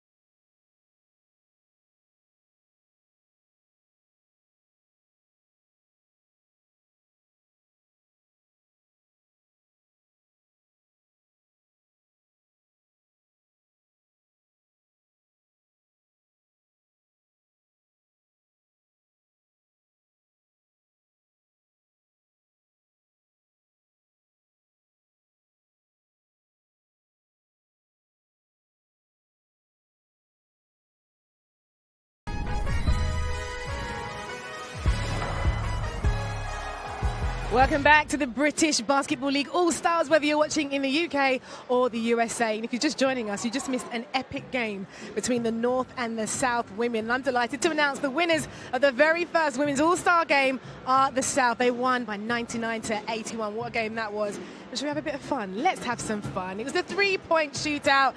You don't know what that is? Well, no bother, because here's Tahir with the download. This is more than game time, it's showtime! It's the 2024 British Basketball League All-Star Game on March 17th. It's a shootout showdown, the 3-point shootout, as the men and women go head-to-head. Here is how it goes down. Each player will attempt 25 shots in total, taken from 5 various spots on the court. At each spot, they will shoot 4 official league balls worth 3 points and 1 golden money ball, which is worth 6 points. That means there's a total of 90 points up for grabs. The player with the most points after 25 shots will be crowned the All-Star 3-point shootout champion. This is going to be exciting. I mean, we've got Matt Morgan, Megan Gustafson, Aaron Wright, Georgia Gale, all competing for this 3-point shootout. Kyla, how do you see it going? I can't call this one. Obviously, I want the girls to win. Girl power, but I honestly can't call this one. They're all amazing shooters in their own right, and it'll just be one of those things on the night who performs. Yeah, absolutely. And you know what? It's really important, isn't it, that the women are alongside the men with this. We saw a little bit of it in the NBA, just to really show the level of skill. When you speak about the skill in the women's game.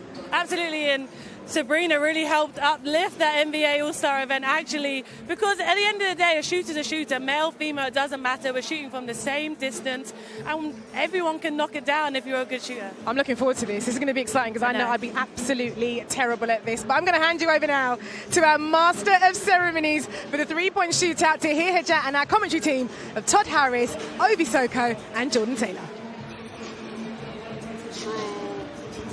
So here we go, the three-point shootout underway. We've got some great contestants here. I'll tell you what, guys, it's glad to have Ovi, Jordan Taylor. We got Georgia Gale. We got Megan Gustafson, who just played in that game, as did Georgia. Aaron Rye and Matt Morgan. Now, you guys are both Lions and former London Lions, so you cannot take Matt Morgan. Give me a reason why you think Aaron Rye can win this game. Aaron Rye can get to this one. He's got no jumping on his feet. He's not going to waste a lot of energy. He's not going to waste a lot of energy. No wasted movement. He's going to get the balls off the rack, and he's got a balanced shot. So I think you can get it done that way.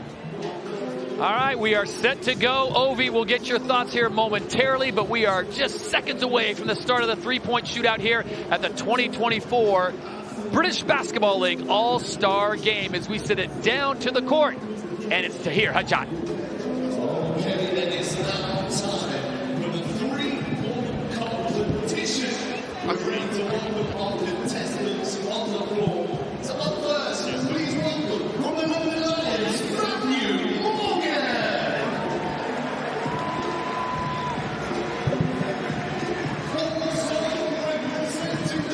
Why are there so many people in his way?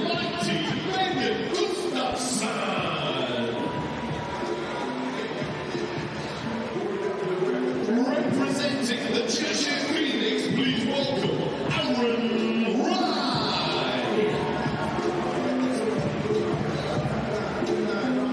Representing the Millwall Sheffield Hatters, please welcome Georgia Gale. So there are the four shooters. Look at the London Lions showing out wearing those black uniforms, looking all crisp. Come on. They didn't have to do that. They didn't have to do that. All right, so it's 2 rounds. Remember, we've got the golden ball out there. 75 seconds.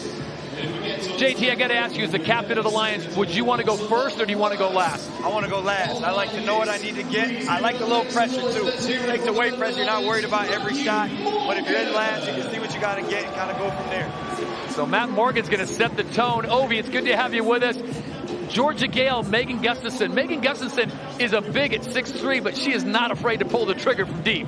No, the lefty, high-skilled player. We just seen her getting some buckets over there in that game leading up to the three-point contest. But it'll be great to see how she shoots out here. I feel like that's a high rack. That's a high rack. What do you guys think about that? You already criticizing the rack. Come on. That's the master strategist over here. Honestly, I'm more impressed by Megan Gustafson's wardrobe change. She went quick. Wait, like Jada Jackson. Here we Mr. go. Ivy League, Matt Morgan, out of Cornell, trying to get into a rhythm. JT, you've seen this before. Golden ball time, can't get it to fall. Can't get it to fall, but Matt can hit a lot in a hurry. He doesn't move, he doesn't jump. It's a real smooth release.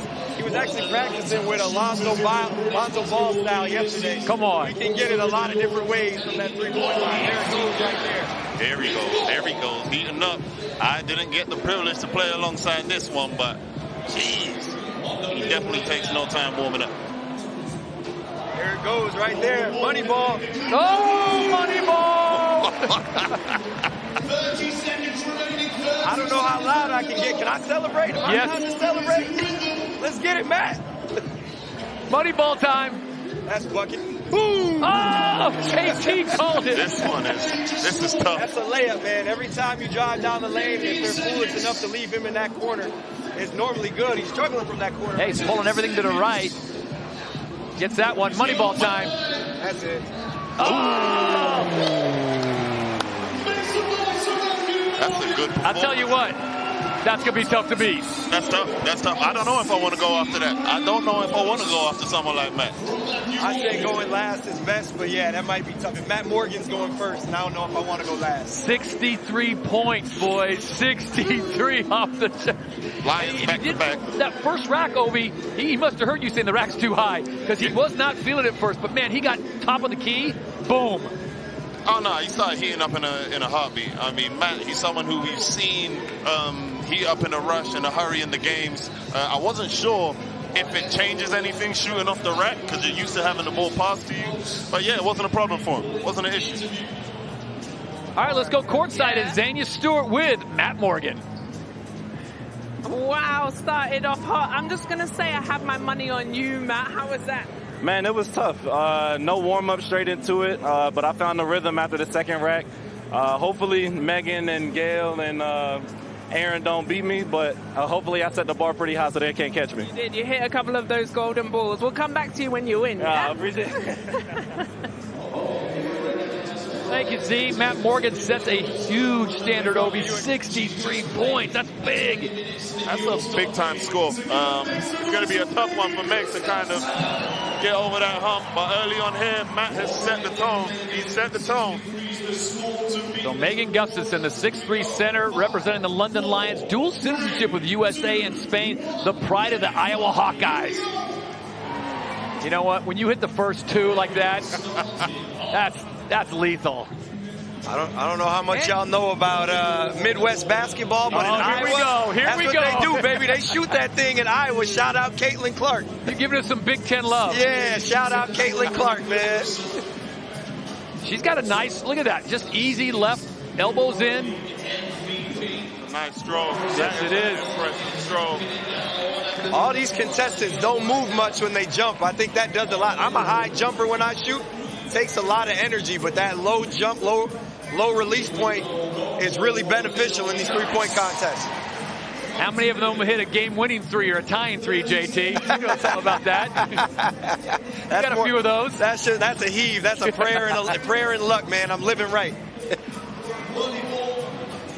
Oh! Let's not forget, though, she just got done playing in a game, so I'm giving her a little bit of extra. Heavy legs. Heavy legs. Let's go. Need that money ball. She's got to get this one. There we go. That was a good effort. Good effort. Valiant effort. Just got done with the game.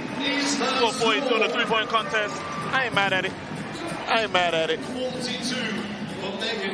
Not bad. 42 points. I mean, all she needs to be is the top two. Top two to get you through. Top two, and she's moving on. You guys talked about this. Very efficient. I mean, that's an efficient stroke. Super efficient. Shout out the rules too. CEO Aaron Radin with the 6 points. With the 6 points with the money ball. Shout out the 6 points, Aaron Radin with the money ball for 6. Something different than what we're used to seeing. All right, Xania Stewart standing by with Megan Gustafson. She's a lefty. How was that? It was a little tiring at the end, not gonna lie, but I was hitting those gold balls, feeling pretty good about myself there for the first part. Well, that's a great score. You got 42. Matt Morgan has 63, so there's a chance that you can go into the second round. What would you say were you going to do for the second round? Legs. Definitely use my legs. We'll see. That's not a bad score, guys. Megan G with the 42 points, so we'll see if that stands up. And this is a tough one now. Aaron Rye out of Dartmouth, the Canadian, playing for the Cheshire Phoenix, 6'6" forward. He's a 39.3% three-point shooter, averaging 18 points a game, guys. His best, though, and we talked about this, he doesn't put up a lot of threes. 6 is the most he's put up in a game versus Newcastle back in September. We had 19 points. Yeah, he's more of a driver, but, he takes advantage of his three-point shot because of his driving. We'll see how he goes today. I was talking to Aaron before the game, OB. He said, man, I don't know why they even put me in here. He goes, I like to shoot off the dribble. This is just standing still. Well, I mean, I wasn't too much of a shooter. I don't know how much input I can give you. But, I mean, he's a bucket getter. He's able to score from all angles. He's warming up. Yeah, here he goes. He's towing that line, too. He's towing that line. He's real close over there, man. I feel like Aaron Wright would do better if you put someone right up in his grill or bumped him a little bit. He'd probably get the bucket and the one. Facts. He needs this money ball right here. Yes, he does. Oh, there we go. Big shot, big shot. Here we go. He's starting to heat up now. Nice. That's tough. That's tough. That's tough. There it goes. There it goes. Okay, here we go. Heat up. Oh, he going through. Okay, young He going through. Okay. He going through. Georgia Gale looks nervous. Hey, that's impressive. Georgia Gale was biting her nails over there. I saw her getting a little nervous. Uh-oh. We're looking at a London Lions Cheshire rematch. Yeah. Trophy finals rematch. Yeah. Georgia Gale was a favorite alongside Matt Morgan, so we'll see. Yeah. We'll see. Man, I'll tell you what, Aaron Ryan may not have started hot, but his finishing 2 racks, boys. Oh, wow. Got Ovi out of his seat. Holy smokes. Let's go courtside. Drew Lasker with the Cheshire Phoenix. Aaron, you started off slow, but you started to pick up a little bit momentum. My man, like, getting that first shot, no warm-up, is real tough. Oh, nah. Once I got going around, I saw my guys behind me. I was doing well, you know. Missed the last shot, but, yeah. Gave it my best effort. But everybody started on the right wing. You started on the left. We know you're a deep thinker. What's the philosophy behind that? I'm a righty, so I like taking one step in, and it's easier on that side for me to get my rhythm, but I didn't start off well. Maybe I should have done the other side, but yeah, gave it my best shot. Okay, let's see if he can hold on a second, guys. All right, Obi. Jordan Taylor giving some love to Big Ten basketball. How about Ivy League basketball? We got Dartmouth and Cornell in the house. Big time. That's big time. You saw Aaron Rye. He was talking about the rhythm. When he's shooting on that right side, it was a little bit tougher. He started getting his rhythm. He wasn't used to it. Yeah. Georgia Gale now, who Kyla Nelson called the OG. Sheffield Hatters guard, 5'9", came out of the University of Central Florida. Her best, 24 points on the year, when she went 6 for 12 from beyond the arc. 35.3% from beyond the arc on the season.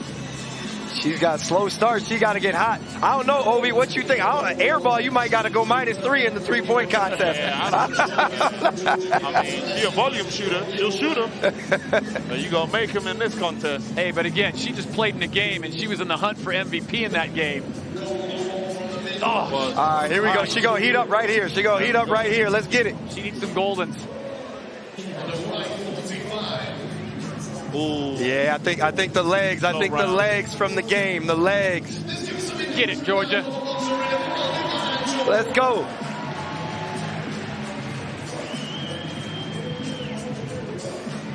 All right. Yeah. Georgia. The legs are heavy. The legs are heavy. She played a lot of minutes. A lot of minutes. The legs are heavy. Hey, valiant effort. Valiant effort. Valiant effort.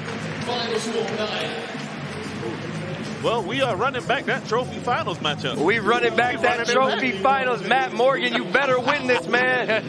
Don't embarrass us twice. JT, if he doesn't win this, if he loses to Aaron Ryan, how much is he going to get the business from the fellas back in the locker room? Listen, if he loses right here, I'm running down on the court. I'm dropping the mics. I'm off. I'm done for today. I'm done. No, we don't want that. We don't want that. We don't want that. Let's go, Matt. Let's go down to Drew Lasker, who's with Georgia Gale. Georgia, did you use all the bullets in the game? I must have. I don't know what happened. Well, how much pressure did you feel going last? Yeah, quite a lot, because they got quite high scores, so I needed to pull it off, but couldn't score. And it's not like you shoot regularly like that on a regular basis. What's the challenge you noticed out there? Yeah, for me, I hop step, whereas there I'm like tapping, so I'm changing my shot. And then I guess I just got tired towards the end. And then we have to shoot the side 7. The golden ball's the side 7, not a 6. Oh, okay. Hey, well, we appreciate your time. Good sport anyway. Yeah. Back to the studio. Thank you, Drew. So Matt Morgan makes it official by virtue of the 63 points, fellas. He will take the title as three-point champion, outdistancing himself from Aaron Rye, who got 57. I would have liked to see a head-to-head matchup in the final, but that's just me. I would have liked to see another round. We got to talk to the bosses, man. I guess we didn't read the fine print. Got to talk to the people upstairs. I mean, Matt, he has to be one of the coolest winners ever. The guy, he has one expression, always. Let's go down to Azania Stewart, who's with Matt Morgan, the champion. JT, we don't need another round, baby, because we got a winner right here. Matt Morgan, I have my money on you. How you feeling? Man, I feel good, obviously, to do it in front of the home fans on the home court. Had a lot of fun. Obviously, Aaron was right behind me, but just thankful to be able to win, be able to put on the show. So ain't really much else to say, but, you know, 3-point contest champion. And we got the dub. This is 2 for the South, Drew. That's all I'm saying.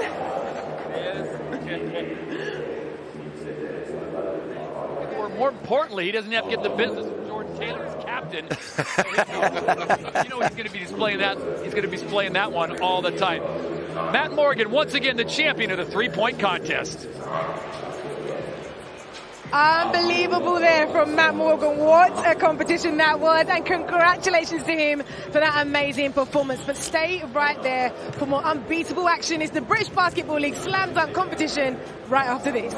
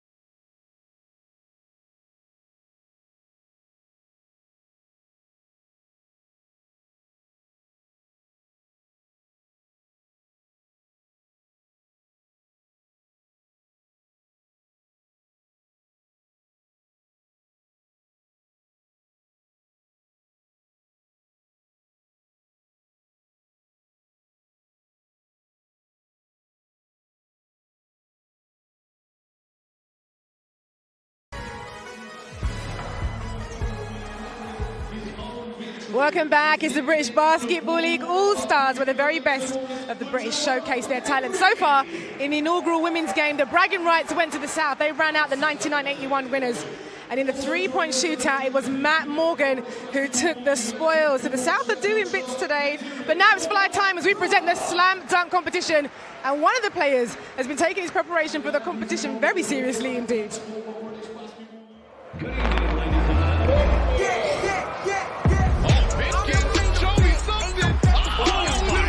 I be feeling like Bane. I be feeling like a villain, like, oh yeah.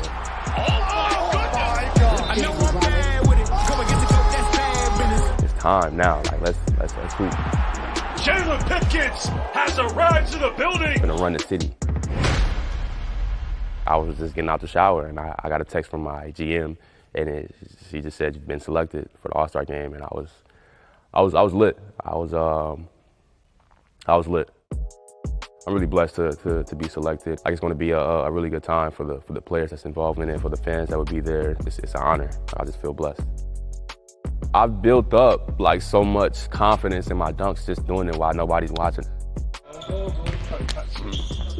Dunk contest, something I've kind of been doing, so I'm comfortable. You know what I mean? I'm not doing anything that's out of character. I got something up my sleeve. It was a calm 360 behind the back. If I could get that in the dunk contest, you know, rock the crowd with that dunk, that'd be cool. So. Yeah, definitely. Are you ready to do it on the big stage? I got to do a little bit more practicing, but like I said, bro, like I've been dunking and practicing dunking literally all my life. I know what I got, and I know that regardless of what I do, it's going to be fun, and I feel like once they call my name, they know what they're going to get, and I'm going to give them what they are wishing for. So. Well, that man can jump. But I see Jalen was being helped by one of today's judges, Mike Tuck. Happy birthday to Mike Tuck, actually, friend and family of the show. And I hope there's no favoritism here. And here to explain how the competition works is Tahir. So Tahir, please do take it away.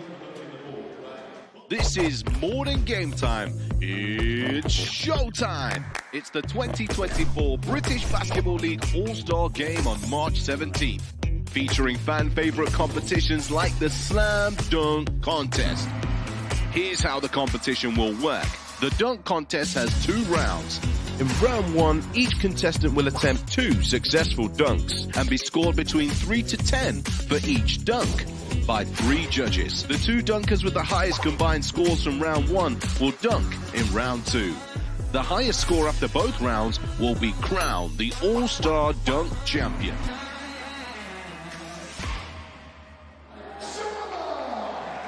Well, now to hand back to your master of ceremonies, Tahir Hajat, and your commentators for this one, Todd, Ovi, and Jordan.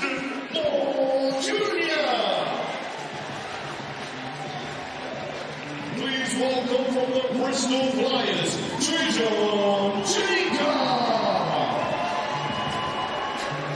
and representing the B-Ball Championships, Jalen Pinkins. Right off the bat, fellas, I'm going with Jalen Pipkins because he's only 6'4". You cannot put a 7-footer out there. As good as Josh Sharman, Clifton Moore Jr., I'm representing the little guy. I got 2 words for you. Dwight Howard. Dwight Howard was a dunk contest winner. Hey, they said the Mandem was saying Steph Curry made the 3-point contest the premier event, but I like the dunk contest today, and I got the London Lions sweep. Ooh.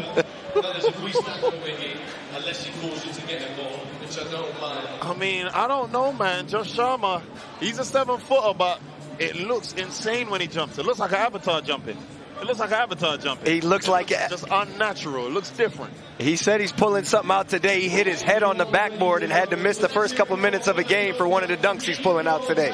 Oh, boy. Basketball League on social media, give it up, make some noise for the London Lions, Josh Sharma. Hey, our esteemed judges. We got Joel Henry, Mike Tuck, the Sheffield Shark legend, and Yefe. So let's see what they think. The key to this thing, and I got to be honest with you, you cannot go 10s across the board right off the bat. No. Oh, can you think? Hold on. Oh, let's go, Aaron Sharma. Sharma has landed. Aaron Sharma is in the building, guys. Aaron Sharma. 8. Ah, see. Mike Tuck gave him a 9. Mike Tuck's in this conspiracy theory. Man, he almost hit his head on the... Sharma. I feel like level of difficulty. Sharma has to do something incredible. I feel like almost unseen. I want Mike Tuck investigated for conspiracy. He's in the promo doing it with Jalen Pipkins. All right, CMJ, Clifton Moore Jr. out of Providence, stands 6'11" out of Ambler, Pennsylvania, 39-inch vertical. Oh, look at this. He's going to call for some assistance. Oh, he's going to get Jaron Holmes to... Oh, he's getting the ops. He's getting the ops to help him out. Okay. Jaron Holmes. I'm going for a oop off the side of the backboard. Okay. What's the dunk, though? What I dunk trust Jaron with a feed. He's competing directly with Sharma, too, right, because of the size. There we go. Come on, Jaron. Give me a good feed. We need something, Clifton. Oh! I like where he was going with it, though. I do, too. But does a miss, what does a miss do for you? Does that? Well, it's a time. So got time. I don't know, guys. I'm sorry. I don't know. See. He's too tall to do a dunk that simple. He's competing directly with Sharma because of the size. So yeah. I mean, Sharma would have at least windmilled it. Yeah. But 21 points. So Sharma still has the lead with 26. Remember, we got 2 rounds. They'll go head-to-head the 4, then we'll break it down to the top 2, and they'll go at it. Now, this guy, Trajan Jacob, if you want someone dunking in traffic, this is your guy. This is who I'm most intrigued by just because of his size. Oh! Okay. Okay. He made it look very easy. He made it look like we might need to see him in the second round. He gave just enough. He gave just enough, guys. Not too much, but just enough. The problem is, though, you can't leave too much out there. You ain't got too much time. You can't.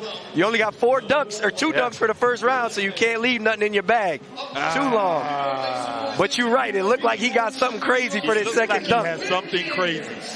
Jalen Pipkins now the shortest of all the competitors at 6'4", the guard out of Paris, Texas, the pride of Cal State Northridge.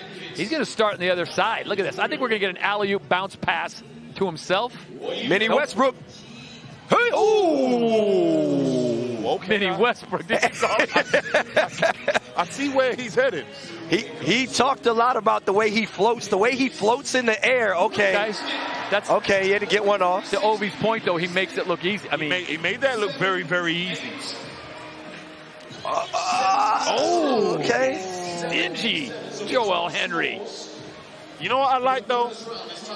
It's still very close, and I feel like it's close enough for these guys to have to pull something out on this second dunk. They're going to have to pull something out.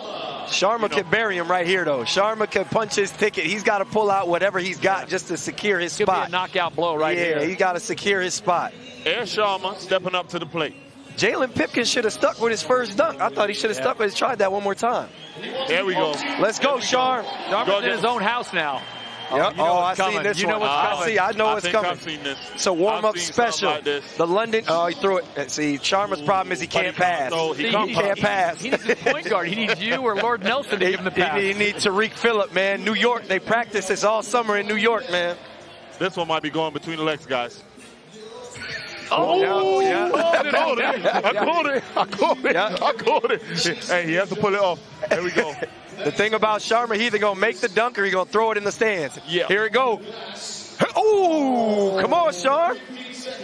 Come on, Sharm, you got to get something off, Sharm. You have to pull off the dunk. Come on, Sharm. Pull something off. He's got that Stanford Just cool get something. Hey, okay. Got something off. Oh, got to be a 7. Seven's across. 7's across. Mike Tuck, what you got? Okay. Oh, Mike Tuck, you know he's not going to give anything over 7. Yeah. He's a solid 7 guy. See? 21. We talked to Sharma about this every game, man. When you got your foot on your neck, you got to bury him. I don't know if he did. You have to. Kill an ant with a sledgehammer. Yeah. Definitely. You kill an ant with a sledgehammer. All right, now it's time for Clifton Moore Jr. He's sitting on 21 points. That's the score that Josh Sharma just got on his second dunk. So if CMJ could do something big time, would be amazing. But he has to. I mean, I feel like he's fighting an uphill battle here. He is. You know, he's the tallest of the remaining 3. Ooh. I don't know. So is that cock underneath, like, cradle it? And he cradled it, and then tried to switch it to 2 hands. You know what I'd do? I'd get Josh Sharma out there and say, let me jump over you. Oh, okay. What? Hey, that was tougher than it looked. Very, very tough. Oh, that's stingy. That's stingy. Tough judges. Look how low he brings this. Look, he almost threw it. He threw it in. But he didn't look excited with the dunk. I mean, you know, when you're in a dunk contest, you have to sell it. You have to sell it. You have to sell it. The crowd has to be excited, and for them to be excited about it, you have to be excited about it. Showmanship, baby. But Trajan, he's in a really nice position here. If he can go back-to-back 24s, he's in a transfer position. Top 2 moving on to the final round. I said that first dunk. Hey, he let us know he's got more in the tank. He walked in here confident. He walked into this arena confident. Ooh, we know where this is going. Want to do something fancy, huh? Is he going to catch this and 180 it? I think he's going for the 180. 2 hands. That's the one. That's the one. Ooh. Okay. All right, 2-hand windmill. He got time. He got time.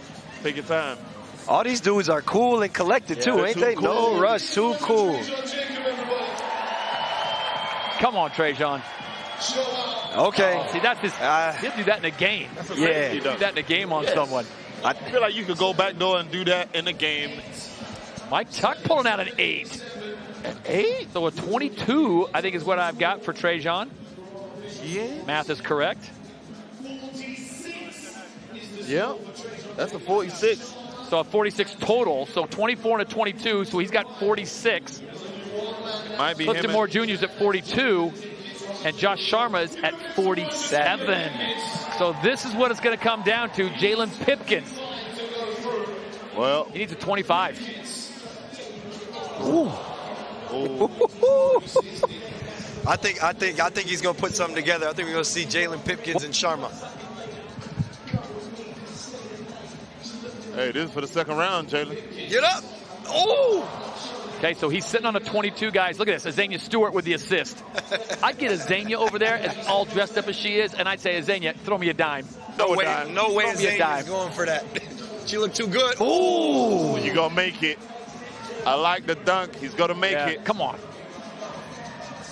Hey, okay. It's going to get interesting. Was that a 25-point dunk? I don't think so. You know stingy Mike Tuck's not going to give you a 9 on that. Hey.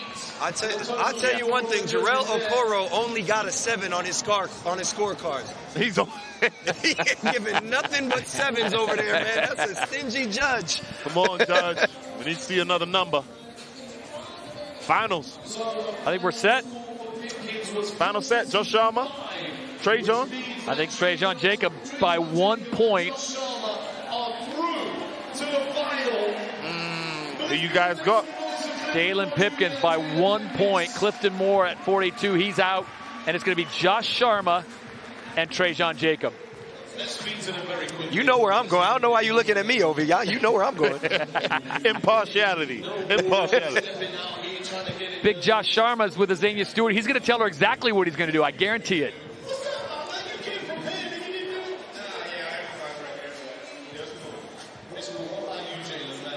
Yeah, before the dunk contest, you said you were going to keep it simple. That didn't look simple. Yeah, I mean, that was relatively simple, you know.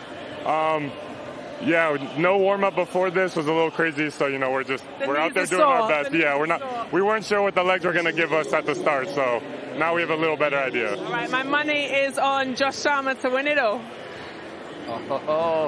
Playing it cool. Josh Sharma looks like he's got no problem. These are the 3 guys you got to impress. And so far, they are not putting up any 10s for anybody. No, it doesn't look like the 10's coming out. Might as well put that under the table. Mr. Okoro, if he gives out a 10, we saw something special. Maybe some NBA dunk contest worthy. How about Trajan Jacob standing by with Drew and Azania Stewart getting some more FaceTime? Yeah, of course. Azania wants some FaceTime because this is a South player. Because I am winning, but here you go. I'll let you do this interview. Hey, you up against Josh Sharma. We've seen his highlight. Is this a David versus Goliath? I think so. You know, I'm just trying to come out here and do the best I can. You know, he's 7 foot. He got some stuff in the bag, so hopefully I can get my bounce right. Yeah, I'll show y'all a little something. Did you save something in the locker for this moment? Absolutely. I told the guys I got 2 dunks I know I'm gonna get, and like I'm comfortable with. So now it's time to try and get a little crazy. Okay, well we'll let you go get ready. Hey, we got something coming, fellas. You know Drew Lasker's going to get you fired up. Doesn't matter what. Here's my thing. I would have been more impressed if Josh Sharma would have cracked out those London Lion orange jerseys. The orange jerseys. Listen, that's a sore subject. That orange don't look good on us, man. You don't like the orange? I don't know. The orange isn't popular in the locker room. I'm not going to lie to you. It's since the trophy. Ever since the trophy, like, get rid of those listen, jerseys. every time I get on this mic, y'all want to bring up that trophy, man. Listen. Uh-oh. All right, we're down to business. Josh Sharma at 7 feet. Boom! Oh! That would have been... Windmill off the glass at 7 foot, guys. Come on, Sharmy. I say you get 2 guys that are sitting on the sidelines, some all-stars, and say, let me posterize you. Just stand there and take the charge. That's a fact. Okay. Okay. Guys, that is he got a 9 from Okoro. Okay, Sharmy. The 9.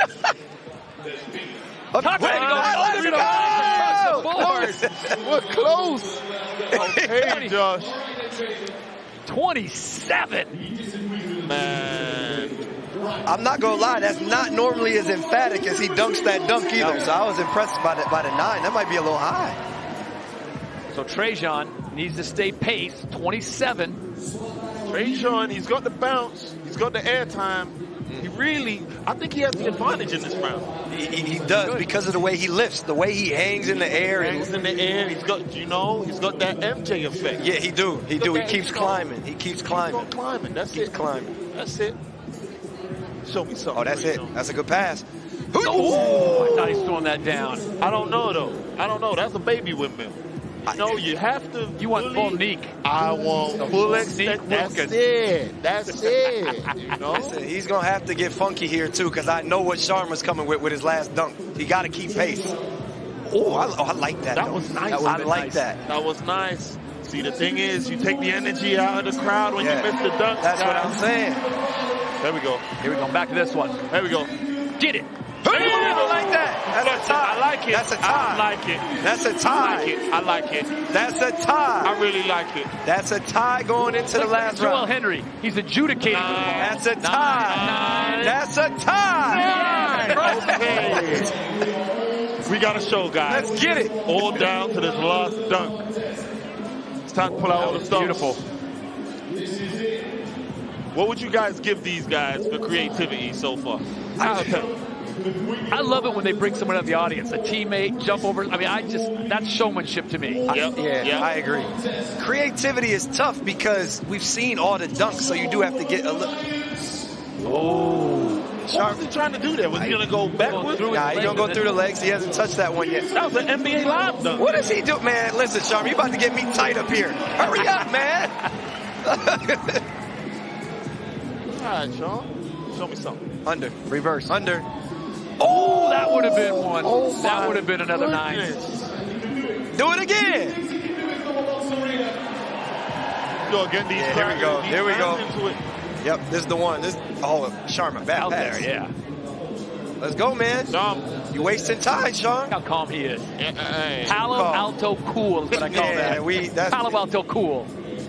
There it is. That is tough, guys. That was tough. I'm not sure. 10. That's going to be a 10. That might be a 10. That's a 10. He's calling for a 10. Stop playing. It might be a 10. Come on, judges. They're looking at the replay. Nah, Come on, judges. They want a replay before they vote. 10. 10. Clock goes 10. 1, 2, 3. Hey. 10. Okay. Hey. That is pretty impressive. Investigator Coro. Here we go on the reverse. 10. You mean he went between the legs, he couldn't see the rim, and then the beat. Okay. That's the one he had to get stitched up for. He tried it in pregame in the warm-up line. He hit his head on the backboard. Ouch. He hit his head on the backboard trying that last time, guys. Don't try that at home. You need 3 10s to win, guys. Trajan Jacob now. He's calling the power of the copper box. Rock the box time for Trajan Jacob of the Bristol Flyers. There we go. Keep your eyes peeled. Show us something. Oh! How did he get that in? Listen, Okoro gave a 9 because he wanted to be the deciding factor. I know what he's doing. I'd say wave that one off and do it again. I don't know. It's going to be close. That was tough. That was tough, but the fact that he skimmed rim on the way in made me think. I'm with you. Oh! I'm with you on that, Todd. Yeah, it wasn't clean. It wasn't clean. There we go. There we go. Look at it. It's almost like he froze in air and then he froze, which I thought was neat. Yeah. If he flushed that, what do you got? If he flushes that, I think it's enough to tie. I would have tied him. And give us a tiebreaker dunk. I'm with Obi. And then we get an extra dunk. Yeah. Ooh, Josh Sharma, London Lions. London Lions with a 3 and the dunk. Put your L's up, baby. Put your L's up, baby. I told you 3. Don't forget about Temi. We got the MVP. We 3 for 3. You guys are doing a lot of winning lately. Wow. Home court advantage, baby. Home court. All we do is win. Love to see it. Josh Sharma holding off Trajan Jacob as he gets the win. 56 points. He wins the first round. He wins the second round. Got to be the jerseys. Impressive.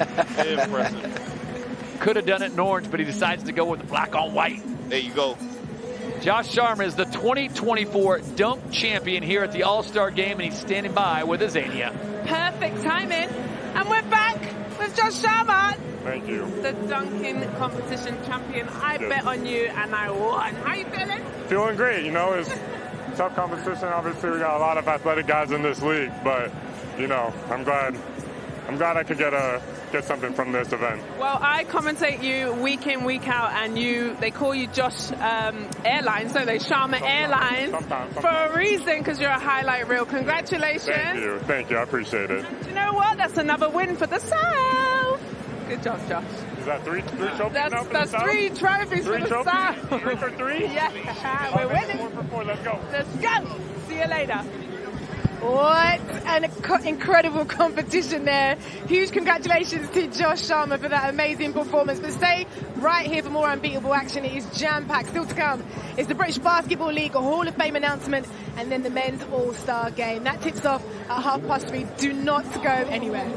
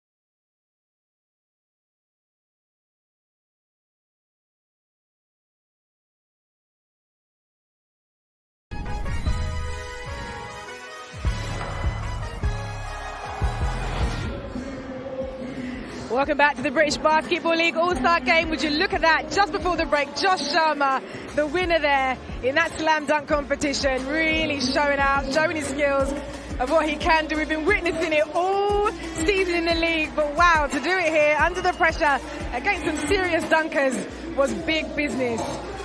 Josh Sharma loving the crowd here, as are we. But now it's time to introduce the British Basketball League Hall of Fame. Today we'll induct 10 individuals whose contributions to the league and the British game have made an indelible and lasting mark on the sport that they love. And here to guide you through the ceremony is Dan Routledge and Leicester Riders head coach Rob Paternostro. Yes, indeed, we are ready for a very special presentation, the inaugural British Basketball League Hall of Fame. And Rob, it's such a tremendous thing to see now. We've had 30-odd years of the men's league, 10 years of the women, to honor some of the great legends of the game. Long overdue, Dan. We've had so many great players, so many great personalities in this league, and certainly looking forward to these Hall of Fame inductees getting their day. And it's that thing where people sit there and debate who should get in and where you go, and there's so many great players to look back of, and obviously active people like yourself who might well get in a few years' time, Rob. Well, I don't know about that, but yeah, certainly, talking when the inductees came out, there's so many that we feel like could be in there. So we have a lot to choose from. And again, I say it's long overdue because we've had such a great history of super great players, but more importantly at times, those personalities. Well, that is part of the measure, if you like. We can weigh up the points and we can weigh up the trophies, but sometimes you can't quite quantify what some of these people will have done off the court for the recognition of the game. Yeah, no question about it. And I think we are, with the inductees today, we have seen legends of the men's game, legends of the women's game, referees going in. So we've touched all boxes today. And I think, in the future, we are going to have so many great players to come. And that's part of the thing. I mean, you mentioned it. We're going to go through all of the list as we do. But actually, it's more than just players and coaches who are the obvious ones to pick. We're recognizing people who have given their time and their lives to the game. I've been in this country for a long time now, Dan, 20 plus years. And yeah, you talk about the players, but there's so many people behind the scenes that have given so much to our great game.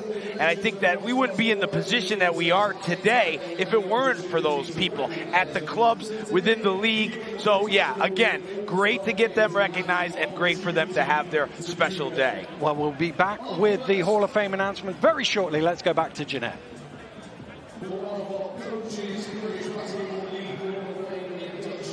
Well, we're going to have some more action coming up in the next half an hour. It's the men's All-Star Game, and it promises to be an incredible matchup as the North take on the South.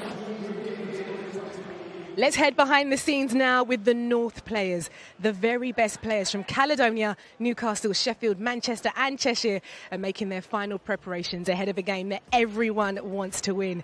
Head coach Gareth Murray, usually in charge of the Caledonia Gladiators, will be keen to win the bragging rights over the South. But it won't be easy. The South roster is jam-packed with internationals and former NBA players from London, Plymouth, Bristol, Leicester and Surrey. So expect some high-flying action from head coach Petar Bozic's men. This is his court and he'll be desperate for a win.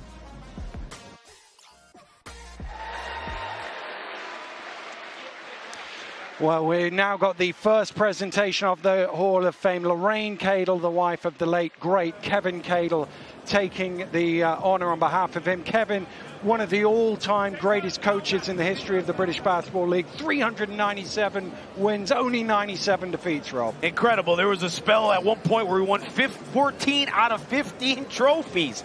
Dominant in wherever he went. Even in Europe, he had some huge wins. But personally, for me, as someone who knew Kevin very well, he was a huge mentor. Obviously, gave me my broadcasting start here. But also, whenever there was a time where I needed, to go for some advice, he was always there at the other end of the phone. Just a true legend of the game. Well, a great person as well. I worked with him for many years on Sky Sports, and an absolute legend both on and off the court. Dearly missed. Kevin Cadle, who's our first inductee in the men's category, the coach, and no better person than Kev to be first name in. Tremendous career he had, both on, probably retired a little bit early, if I'm honest with you.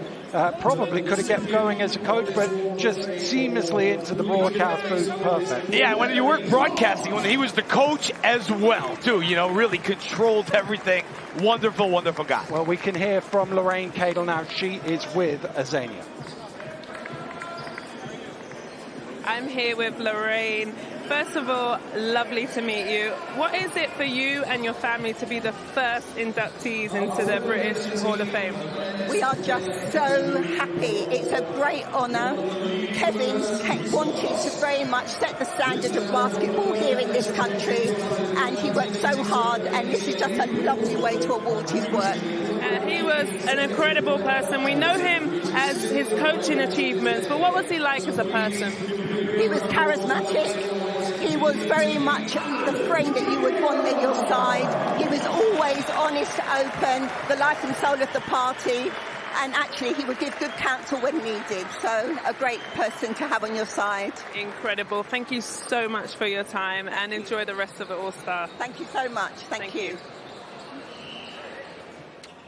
Well, it's wonderful to see Lorraine here, and Alan Cunningham has just been announced to the crowd. 21 titles for Alan. A tremendous face of the league through the 90s, an unbelievable player. 9 out of the first 10 seasons, won a trophy. The guy, former Harlem Globetrotter. They called him Vitamin C as well. 8 consecutive playoff finals appearances. Alan Cunningham, the best of the best. And one of our first women into the Hall of Fame, Helen Naylor, who famously with the Sheffield Hatters also played with the Manchester Giants as well, and had one of the iconic moments of the WBBL, hitting the game-winning 3 in a cup final. Yeah, I remember that vividly. It was awesome to be there courtside. They were doing the game that day. Clutch player who really raised her game in the biggest moment. Helen Naylor, one of the greats of British basketball before the formation of the Women's British Basketball League, but carried that on into the era of the British Basketball League as well, and into the Hall of Fame. And we talked about the people who weren't players coming in, but Dale Aitchison, the referee, just being announced now to the crowd as well, going in, a guy you know pretty well. Oh yeah, very well. Dale had a chance to, play in games where he refereed, had a chance to coach in games where he refereed. I still see him around. He's still at the games all the time. But what I remember about Dale is he was one of those guys that he would listen. He would really listen. Great guy to have officiating your game, in complete control all the time, and that's why he was doing the biggest game. 19 finals in his career, and here is an absolute legend, Peter Scanterbury, the all-time leading scorer in the British Basketball League history. 8,324 points, played 540 games. I mean, you even played against him, Rob. Yeah, I played against him. He's a 5-time Team of the Year player. Maybe not the flashiest guy early in their career, certainly can get up in the floor, but durable, dependable, and intelligent. So much success followed him wherever he went. Well, he was a legend for England as well at the national level, and went on, of course, to win another couple of titles with Sheffield as a coach as well. Yeah, he showed that side as well. You have an opportunity to play against those teams, really solid teams, and what a great guy too. I had a good chance to talk to him many times, and a real class act. A long stage of his career with the Tigers down in Bracknell, and he is now courtside with Drew Lasker. When you retired, you walked away as the all-time leading scorer. Now you're in the British Basketball League Hall of Fame. Describe what this moment means to you. It's a great achievement, really. It's a great honor. You worked hard all those years, and it's nice to have something to show for it. We're really pleased and privileged to be here tonight. And when you reflect on your career, what do you want people to know about your legacy? For me, it was always about, playing for the team, hopefully winning games, which we won quite a few, but being an all-round player, both offense and defense. That was for me. That's what I wanted to do. And you won a lot, accomplished a lot, but what's your favorite moment as we go down memory lane? I would say on the court, it would have been as a coach winning the playoffs for the first time. That'd probably be my biggest memory. Well, we're appreciative of you, your legacy. I remember playing against you my rookie year as coach, and you deserve this moment, Coach. Congratulations. Thanks very much. It's an honor. Thank you. Back to you, Dan.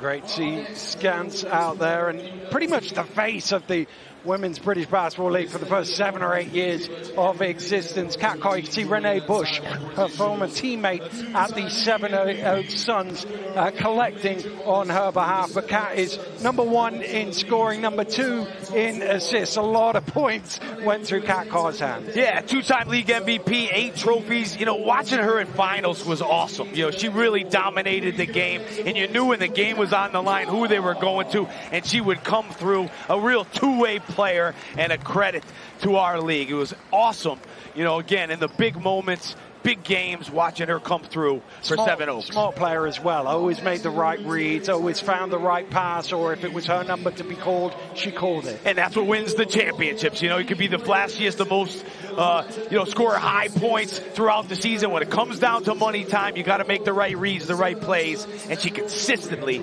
did that.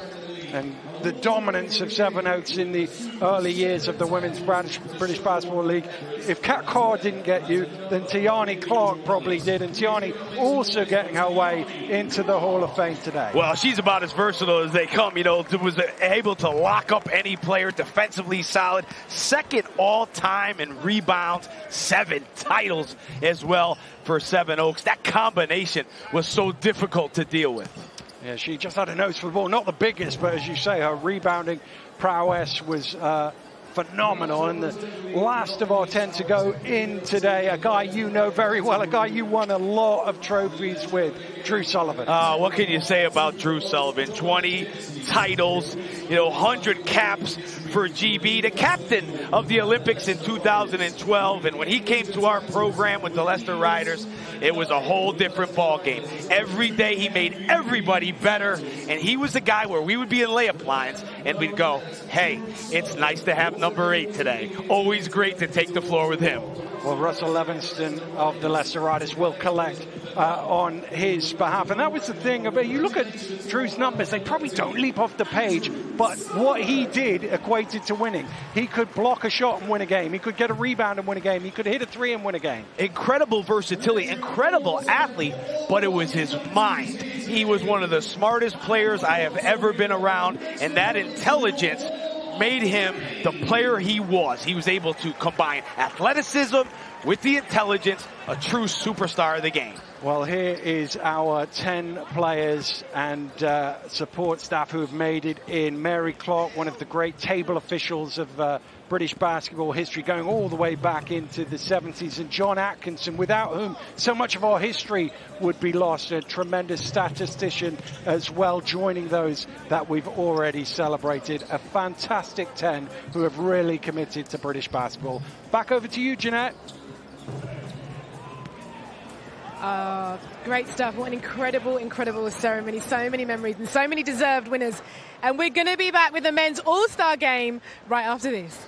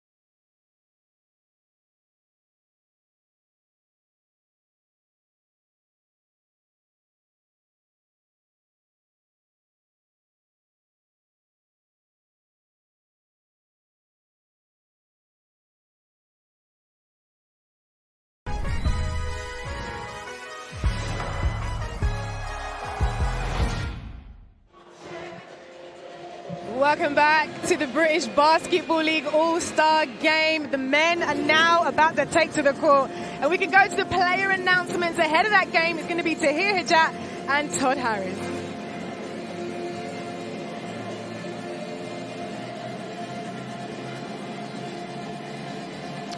So we are set to go with the All-Star game. It is the North versus the South. This should be a compelling game. On the North, you got teams from Cheshire, Caledonia, Newcastle, Sheffield, and Manchester. For the South, it's Leicester, Bristol, London, Surrey, and Plymouth City. The All-Star South team. And the head coach from the London Lions, Peter Bozic. Peter Bozic, talk about a quality team. He is loaded. Done a great job managing that team as well. Not easy, obviously, great talent, but managing everyone, he's done a great job. Get Kimball McKenzie coming out firing. Well, not surprised about that. He's always ready to go.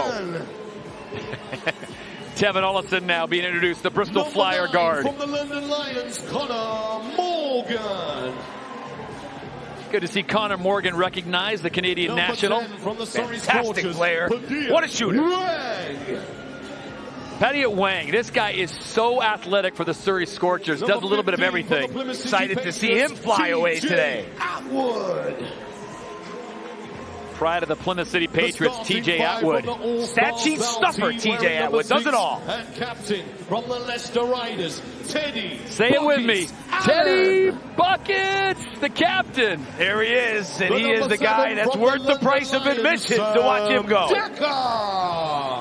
Great to see Sam Decker back in uniform and playing, the reigning league MVP. High level Sam Decker. Jaron Holmes out of Leicester Riders. This kid is such a good guard. Pretty tough. Three-point champion, Matthew Morgan. Newly minted three-point champion, Matt Morgan. Not a surprise. You play against him. We've seen so many of those threes going in this year. From the Bristol Flyers, Brad Green. And big Brad Green at 6'11" out of Lone Pine, California. All over the offensive glass. A matchup nightmare.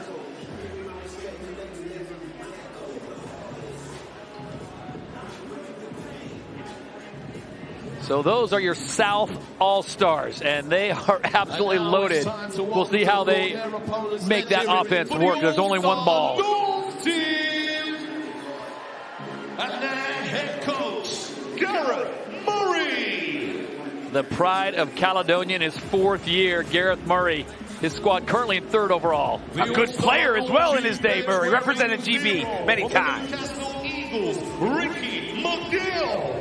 Mr. Energy, Ricky McGill for the Newcastle Eagles. What a backcourt they have. We'll see that backcourt today. In Newcastle, they have the backcourt of McGill and Johnson. How about LaQuincy Rideau? How good was he in the trophy playoffs this year? Yeah, remind me, Todd. Pretty good. He's a tough customer. Jalen Pipkins took part in the dunk competition. Manchester Giants, Jamel Anderson. I love this story. Jamel Anderson, an all-star, his wife an all-star for the women's side. Happy to see him in this game. He's been a great player in this league for a long time.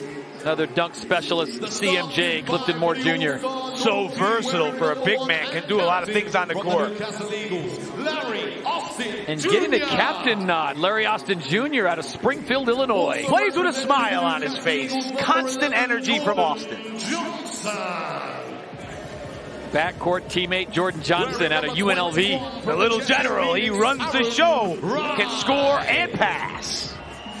The man with a neuroscience degree from the Ivy League, Aaron Rice. Nobody knows how to guard this guy this season. A matchup nightmare whenever he plays.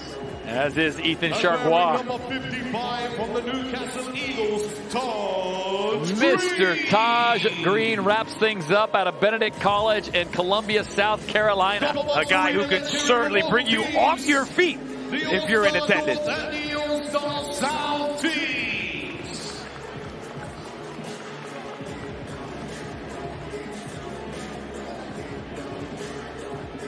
Ready for the men's All-Star Games, brought to you by Bouncewear, the official sneaker partner of the 2024 British Basketball League All-Star Game. And I mean, we are so excited about this, and I'm excited because I've got 2 unbelievable guests next to me. You've seen, of course, Ovi already, but welcome London Lions captain Jordan Taylor. And Jordan, I know you're watching, you're thinking, wow, this is entertainment, but you're excited about the game. I'm excited about the game. I'm excited about what's transpired. We got a London Lions sweep. I'm talking about it all day. I need Coach Bozich to let those guys rock so we can complete it. Really? But there's part of me that's thinking, the London Lions might be a little bit tired. You lot are always so busy with your games, but here they are about to really show out. Yeah, we got a couple weeks off, so he should let us go. But I'm excited to see the other guys as well, LaQuincy Rideau, Jordan Johnson, a lot of talent out there. And Ovi, what can we expect from this game? Because they are 2 very, very talented rosters. This is 2 super stacked teams. I mean, we're going to see high flyers, we're going to see ankle breakers, 3-point shooters, we're going to see it all. This is the main course. I'm enjoying this already, but you've got the starting 5 for the North. Let's have a look and see what the North can bring to this team. Super talented. At the top of that team, you've got JJ from the Newcastle Eagles. Absolutely lightning, sharp scorer. Austin Jr. played last season for the Cheshire Phoenix, this year up in Newcastle. Again, to complete that trio, you got Green at the forward spot, and then Chargois and Rye to finish up that matchup from the Cheshire Phoenix. That is a starting 5. JT, you got South. What are we looking at? Yeah, real pleasure to do this today, man. We got first and foremost the guy, Matthew Morgan. That's Dash from The Incredibles, a.k.a. the Roadrunner. Meet when he's out on the floor. Then my guy, my dog, Sam Decker back in the lineup. Had a big game the other night. We know what he can do, former MVP. And then a lot of talent from Leicester. They've been coming on strong. Teddy Bucket's the captain. We know what he does when it's time to go. And then Jaron Holmes, a super versatile guard, and Big Brad Green in the middle. We'll see what he do as an all-star participant. Do you know what? This seriously, we talk about the talent that's coming into this, but we're looking at people like Taj Green. He's going to be on show today. He's a one-man highlight show. Some of the stuff we've seen him do this season has been seriously, seriously good. I mean, last season he had the off-the-backboard highlight play that went completely viral. Oh, here we go. Yeah. Here we go. Went upstairs and kept on rising. He was supposed to be in the dunk contest. Not sure why he didn't compete. But we're going to be looking forward to plays like this from him all day today. He's going to run the floor hard. He's going to shoot threes, make athletic plays. Hey, man.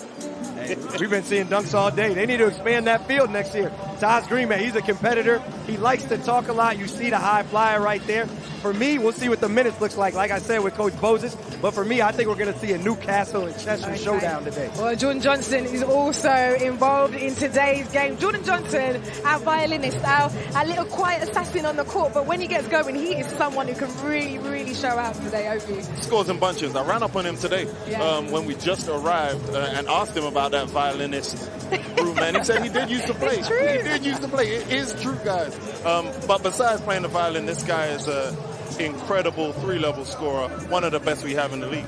Shifty guard, he drops guys. We were in studio when he dropped, I forgot who it was, but we were over there singing, dancing. It was pretty. So expect to see some more of that today from the little floor general. Not little, excuse me. I don't want to disrespect. These guys are going to have some fun today. One person that's been an absolute revelation this season is Aaron Ryer. Cheshire's Aaron Ryer. What a player he's been this season, and hopefully he really gets to show some of his skills out there today, Ovi. Mr. Fundamental, Mr. Young Old Man, young elder statesman. He's a young guy, but he plays with such high basketball IQ. The guy is super talented. We saw him there in the three-point contest, almost stole it from Matt Morgan, but he can do a little bit of everything, and I look forward to seeing that today. Yeah, and with Aaron Wright, what we do see with him is somebody who's got an incredibly high basketball IQ, hasn't he? I think it's incredibly high IQ in general. What's it, neuroscience or something like that? Shoot, I don't even know if we qualified to talk about that. But, yo, he's an MVP candidate. He's really hard to guard, as Rob mentioned, a really tough matchup. He's going to Euro step through the lane. If you get up on him, he's too big. If you play off him, he's going to let it fly. 18 points a game, that's top 5 in the league. So looking forward to seeing what he can do today. Okay, we can head to the south now. We can talk about Teddy Allen. Do you remember when we first saw him over in the studio? My goodness. His debut in the league, and we were like, oh my God, who is this guy? But this is somebody who's been absolutely astronomical when it comes down to his impact. This guy has not disappointed. You know, he was probably one of the biggest signings of the season. You don't pick up guys like that mid-season very often just with that amount of talent. And, you know, like I was saying, he hasn't disappointed. Teddy Buckets lives up to the name. It's transformative, isn't it, JT? Transformative, because he's transformed the Leicester Riders season this year. First of all, don't put me on no more highlights like that, giving up an and one. I'm going to forgive that. But this dude is a bucket. The most impressive part about him is how efficient he is with the unorthodox style of his game. One-leg threes, all of that, floaters, really nice touch. And I feel like today's event might suit him a bit, you know? That's the kind of thing he wants to see. Matt Morgan, we just seen what he can do out there. That three-point contest was really something, and he goes again today. What a player. Matt Morgan, he scores and he makes it look effortless. He's going to score and have the same demeanor as if he's really not trying that hard. Here you go. You know, might give a tiny celebration, but he's as cool as they come. Cool as a cucumber. I mean, he's number one, average points per game, 3 points made, 3-point percentage, and free throw percentage. He's the guy. Listen, Matt's incredible. He's been incredible all year long, but the most impressive thing to me, and exciting thing, at 25, he's gotten better and better and better. Every game, he wants to play for his teammates. He's incredibly ambitious. He does everything on the floor, and his defense as of late has been incredible as well. He's really carrying us. Okay, and for Matt Morgan, we're going to see what he does today, alongside Padilla Wang, one of the most athletic players in this league, Ovi, the king of South Sudan. Padilla Wang, normally when you think of a lob threat, you think of guys like Sharma, the big men out there, probably Sam Decker, a bigger guard. But Padilla Wang, he's probably one of the bigger lob threats out there, as you just see him try to go between his legs ever so nonchalantly. But yeah, I expect to see some high-flying plays from him. Amazing. Well, who is going to win this game? Drew and Azania, our king of the north, our queen of the south. They're about to take us through this right now, and we can hand down to them court time. On the count of 3. 1, 2, 3. All-Star fans, make some noise! Oh, a few technical problems. We will hear from them very, very shortly. But here we are. But the wait is almost over. We're going to join your commentary team of Todd Harris, Rob Paternostro, and Jordan Taylor for the 2024 British Basketball League Men's All-Star Game. Thank you very much, Jeanette. And might I say, Jeanette Kwachi looking dashy today, huh, Coach?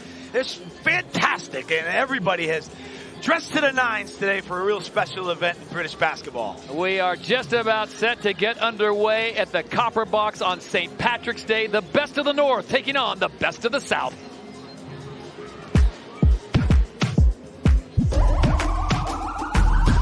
This is the moment we waited for. Everything you want is right here. We gon' give them what they came for. We gon' take it up from last year. Shoot on my shot, boy, I'm long range. Me and the team on the same thing. Stayed down, never switched up. Watch the game change, yeah. Watch the game change. Watch the game change. Watch the game change. Watch the game change.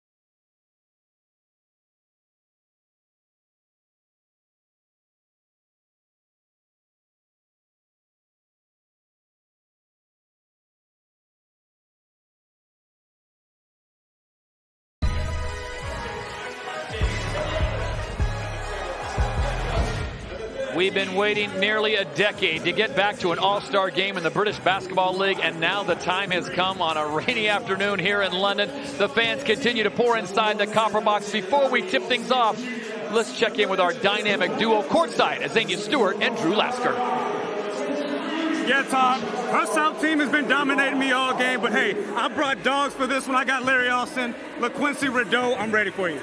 Well, I got South Sudan King Paddy Wang, and I'm just feeling confident, Drew, because I've been beating you all day. Well, I got smarts. I got Aaron Wright coming to the table in case we need to run something and slow things down. I don't care. I got Sam Decker, the league MVP last year. What you got? I got the defensive stopper Jamel Anderson that's going to shut all of this down. Let's go north.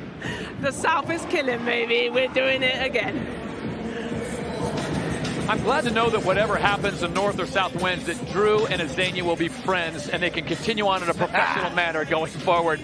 But they have dressed to the nines today. They look classy. They're going to get us all the inside information. Jordan Taylor now joins us with Rob Paternostro. I'm Todd Harris. Glad to have you with us at the 2024 British Basketball League All-Star Game. JT, you guys are in the midst of a crazy season.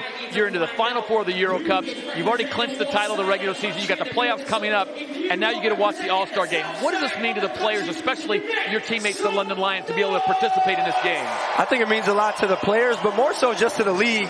It's cool to have something like this, especially as Americans. You come overseas, you spend your time across the world from your family. So to get to come to events like these and celebrate basketball and players, coaches, it's a great event. Coach, and for you? Yeah, I think anybody that says they were really bothered about being in this game is lying. Everybody wanted to be in this game. Any league you play in, you want to play against the best. And we've been here all day, Todd. There's been a great buzz in here. And I think it's now culminating with this, collection of stars out on the court. So looking forward to some great play. Well, we are lucky enough to be courtside here at the Copper Box Arena, and we've got one of the best views in the house. As we take a look at the teams, it'll be the South in the dark blue, and the North, the North will be in the light blue. So happy to be with you on a St. Patrick's Day here, and JT, this is awesome. I just want you to know, for the record, I voted for you to be an All-Star. Just say it. I agree with Rob about 99.9%, but I'm cool right where I'm at. My knee hurts a little bit. We had a big game Wednesday. I'm cool. and Rob, for the coaches, it's got to be an honor to just get the nod to coach this game. No question about it. Everybody wants to be in front of all these people with all these stars. Jordan Johnson thought about the take as Matt Morgan gave an open lane. He decides to pull it back out and go for the three. Jaron Holmes will take it away for the South. How about Matt Morgan? You know what? He dodged a major bullet because, look at this. Come on. Oh, I thought he was going to go Damian Lillard on us. He just won the three-point contest, and had he lost to Aaron Rye, one captain of that squad, Jordan Taylor, would have given him the business. I would have been all over him for that. We've taken enough L's this year. Matt said he's going to do that in the Euro Cup game. I didn't know he was going to do it in the All-Star game. Big Brad Green making his presence felt, and the first foul being called. Really? Big Brad wants intentional. He wants the two in the ball. Really like Brad Green, and one of the things that's underrated about him is his stamina. You know, he plays about 27 minutes a game. A lot of times when you have a big guy like that, you got to get him in and out in short spells. But Brad can play for a long period of time. Awesome on the glass. He's amazing on the glass, and one thing that's cool about that, that's a skill of athleticism that he doesn't get credit for. It's similar to Nikola Jokic, the way he's kind of fleet-footed up and down the court. Brad Green is similar in that nature. Well, he told me he was a baseball player growing up, and he had to make a choice, and he was 6'8" at 12 years old, so he probably made the right choice. He's used to being a big boy. Taj Green will put up the first three of the game, and he hits it. Look at him, letting Brad Green know this is green on green crime. Little ball movement there early. That's surprising, you know. That is a Jokic move right there. Yeah, he gets that position, especially with that right hand. That's such a nice touch. Beautiful touch. Coach Kapoulis would be proud right now. They're feeding the big fella early. I got to see a fashion statement out here. Jordan Johnson's rocking the red compression short. That's not even a team color. Come on, JJ. Just wants to be spotted for the cameras. Wham, bam, not that time, Sam. Good to see him out on the court. Jordan, it's got to be awesome to have Sam Decker in the rotation for the Lions. Yeah, a little mimic action here from Jordan Johnson on Matt Morgan. Almost got it. But yeah, no, you talk about what Rob said. Guys wanted to be in this game. I know Sam's fought a lot of injuries this year. It's been tough on him mentally, so super happy for him to be in this game, to see him in this game. Jaron Holmes now with the ball for the South. We've seen Teddy Buckets get involved. How about this matchup? Rye on Teddy Buckets. Teddy Buckets goes to Rye easy off the glass. And now if that was a championship game, there's no way Aaron Rye gives him that straight pass. Well, with Teddy, he's so strong. Once he gets a step on you, it's hard to get around him. It's an immovable force meets an unstoppable object. Taj Green now, first dunk of probably many tonight. Someone loaded up on the gummy bears. Sam Decker, unselfish, goes to the big man. Hey, Brad Green having a game already. Hey, man, Sam doesn't make that extra pass in the game. You got to let that fly, man. Let that fly, Sammy. Jordan, good question. You guys have the Final Four of the Euro Cup. How much do you think Coach Bozic's going to let his London Lions play in this game? You know, knowing Coach Bozic, I can't imagine it's too much, but I don't know, Coach Paternoster, what do you think? You want to see equal minutes, right? You got guys out there too, right? Wear them out. No, I'm not looking for 30 plus from Teddy and Kimball today. Get them in and out, guys. I got to be honest with you. It is so good just to have the All-Star game back after a bit of a hiatus. The best of the league. And Teddy Buckets, first one doesn't drop for him. Larry Austin Jr. Someone told me the good nickname for him is the Menace. He's just constantly pestering you on defense and offense. Aaron Rye can't get the putback in. Long outlet. I don't know if that was an outlet or an alley-oop. Almost turned into a Sam Decker easy layup. SD off the glass. That's some classic Wisconsin ball right there. Fundamentally sound. Easy. He normally dunks that. Fundamentally sound. And they're starting to warm up a bit. JT, what do you expect? Little loose and easy the first three quarters and then get down to business in the fourth? I think so. I think that's how it's got to go. Tough move from Jaron Holmes. Hey, he's so crafty with the ball, man. He's fun to play against, honestly. Fun to watch. You actually learn things from him watching him and playing against him. And what a hard worker he is. First one in, last one out. Real potential in this game going forward. Jaron Holmes, the pride of St. Bonaventure and Iowa State. Teddy Buckets leaves it for Sam Decker. Sam gives it to Jaron, who kicks it over to Matt Morgan, three-point champion. Decker doing a little extra business. I think Sam should pull the trigger. Oh, he's going to give it to Teddy Buckets. I know what Sam's angling for. Oh, right boy. Oh! I would have liked to see Taj Green in the dunk contest. I think he would have brought some. I would like to see a lot of guys in the dunk contest and three-point contest as well. Hopefully they expand that as time goes on. Say you got to get it out to 8. Big Brad Green showing his reign. Not shy, Brad. He's really getting him up. He's getting him up today.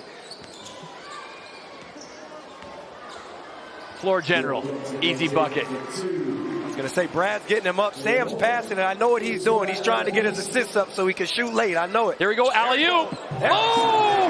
Wham, bam, thank you, Sam. I think when you see Decker on TV and you see him in person, he's so big in person. That was the first thing I was surprised about. You know what? I've known Sam for a long time. He's 6'9". I swear he's 7'1". Sam Decker with a highlight alley-oop gets it done from Jaron Holmes, and we are all even at 13 here in the first. It's the 2024 All-Star Game.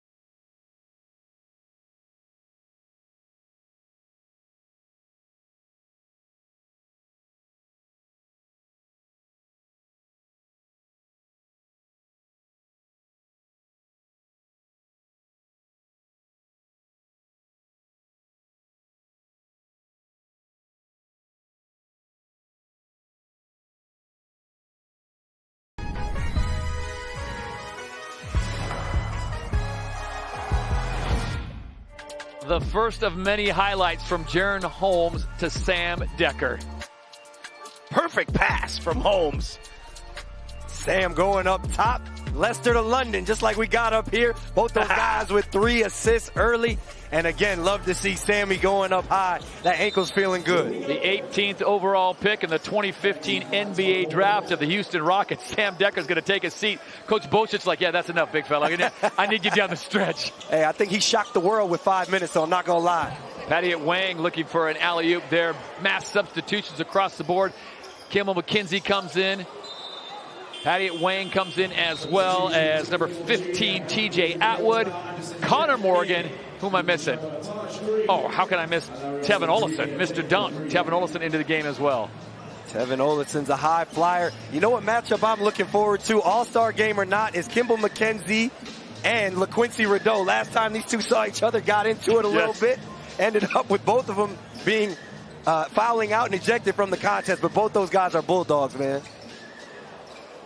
Jalen Pipkins off on the fadeaway. And here we go. The North comes with their own wholesale substitution. CMJ Clifton Moore Jr. into the game, as is Jamel Anderson. His wife pulling double duty in the women's All-Star game, and their daughter Harper on hand. Nice rebound for Jalen Pipkins, also in the dunk contest as well. And who else am I seeing out there? Ricky McGill's in as well. All-stars across the board. Coach, your thoughts on the voting? And did they get the right 10? I mean, you could make a case, I'm sure, for another 10 guys. Well, yeah, I mean, you could, but you look out on the floor there, and it's hard to argue with these guys. You know, they certainly have all put in a real good work this first half. Oh, mercy! Oh. Jalen Pipkins almost broke the rim. Well, he missed a few in the dunk contest as well. Good look. No look from Jamel. Elevation was not a problem. Kimmel McKenzie, I wonder if he brought his fan. You know that fan that's always on with the bald head thing and the whole costume. Clifton Moore Jr. now handling rock. Here's a guy that played guard for a long time. Big fan of Kobe Bryant behind the back, and that's going to go backcourt violation, trying to get it to Pipkins. You talk about Moore, yeah, he grew late. You could see that. You could see he has the skills of that. And I think going forward, he is a real hot prospect in European basketball because of his versatility, especially on the defensive end, JT. You know, he's the type of guy late in the game, keep him on the floor because he can switch and guard multiple positions. He can switch, guard multiple positions, but also rim protect. For me, it's the offensive versatility and potential. When he's able to step outside, knock down that three consistently, he's going to be scary for a lot of teams. Back-to-back threes, Olesen, and then Jamel Anderson hits a big three as well. Olesen on the take, up and under, can't finish. CMJ now looking to run. Lit on the rim early for everybody. There's that range that we're talking about.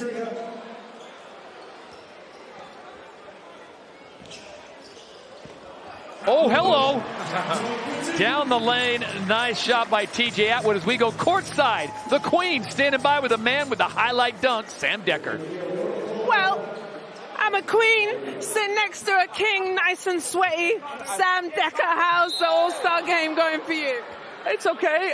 We're having fun. It's a blast being out here with these guys, but yeah, we'll clean it up, start getting a little more competitive as the game gets closer, but yeah, this is fun, cool experience. First of all, a nice little highlight dunk there. I didn't know you had that in you. Oh, you gotta go watch some film, Zania.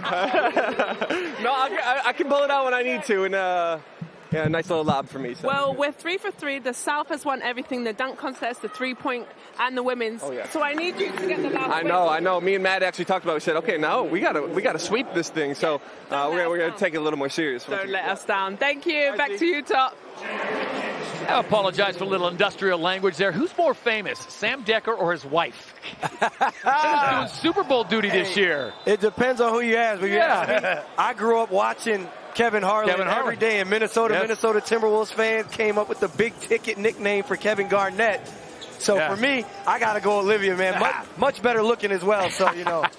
Olivia Harlan Decker, Sam's wife, working the Super Bowl alongside her dad, who also had the call for Westwood One Radio. The great Kevin Harlan, one of the best announcers in the business, no question about it.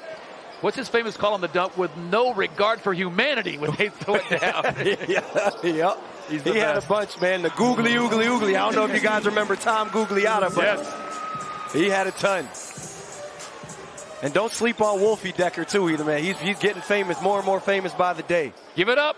Oh, there you go. Pipkins is not going to miss that one. Beautiful feed there coming from LaQuincy Bordeaux. Certainly open game so far. Not much defense being played. And Allison, that's his shot. We've seen him time and time again step back and take that shot. He loves that shot, game or all-star game. But who do you got for MVP? Ooh. Be tough here. This is going to be tricky because the MVP, CMJ, tries the hard flush, can't get it to fall. We see Connor Morgan out there playing at the 5 spot, and that's a weapon that hasn't been used that much this year. Recently, obviously, but hasn't been used that much this year. Certainly, that could cause teams a lot of problems. I'm going to be honest with you. I know it's a challenge for Coach because we have so much that it's hard to mix up lineups. But, yeah, Connor at the 5, he should feel comfortable right now. Did a great job in our Euro Cup game the other night. Patty Wang missed the dunk right there. He's made for this All-Star game. Ricky McGill misses.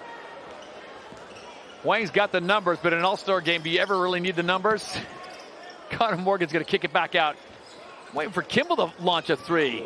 He's moving the ball out there. TJ Atwood with a rocket. He's got to be mad at Connor because Connor got to get him that assist, man. Yeah.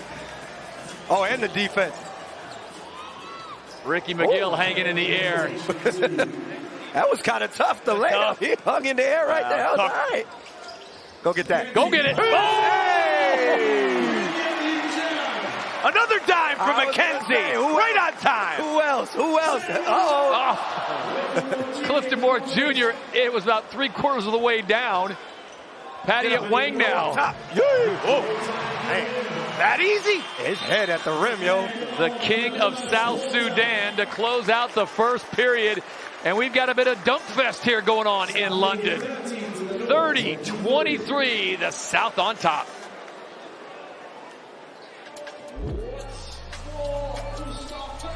They're moving up and down. The boys are having a good time. Fans courtside. They filled up the Copper Box. St. Patty's Day in full effect.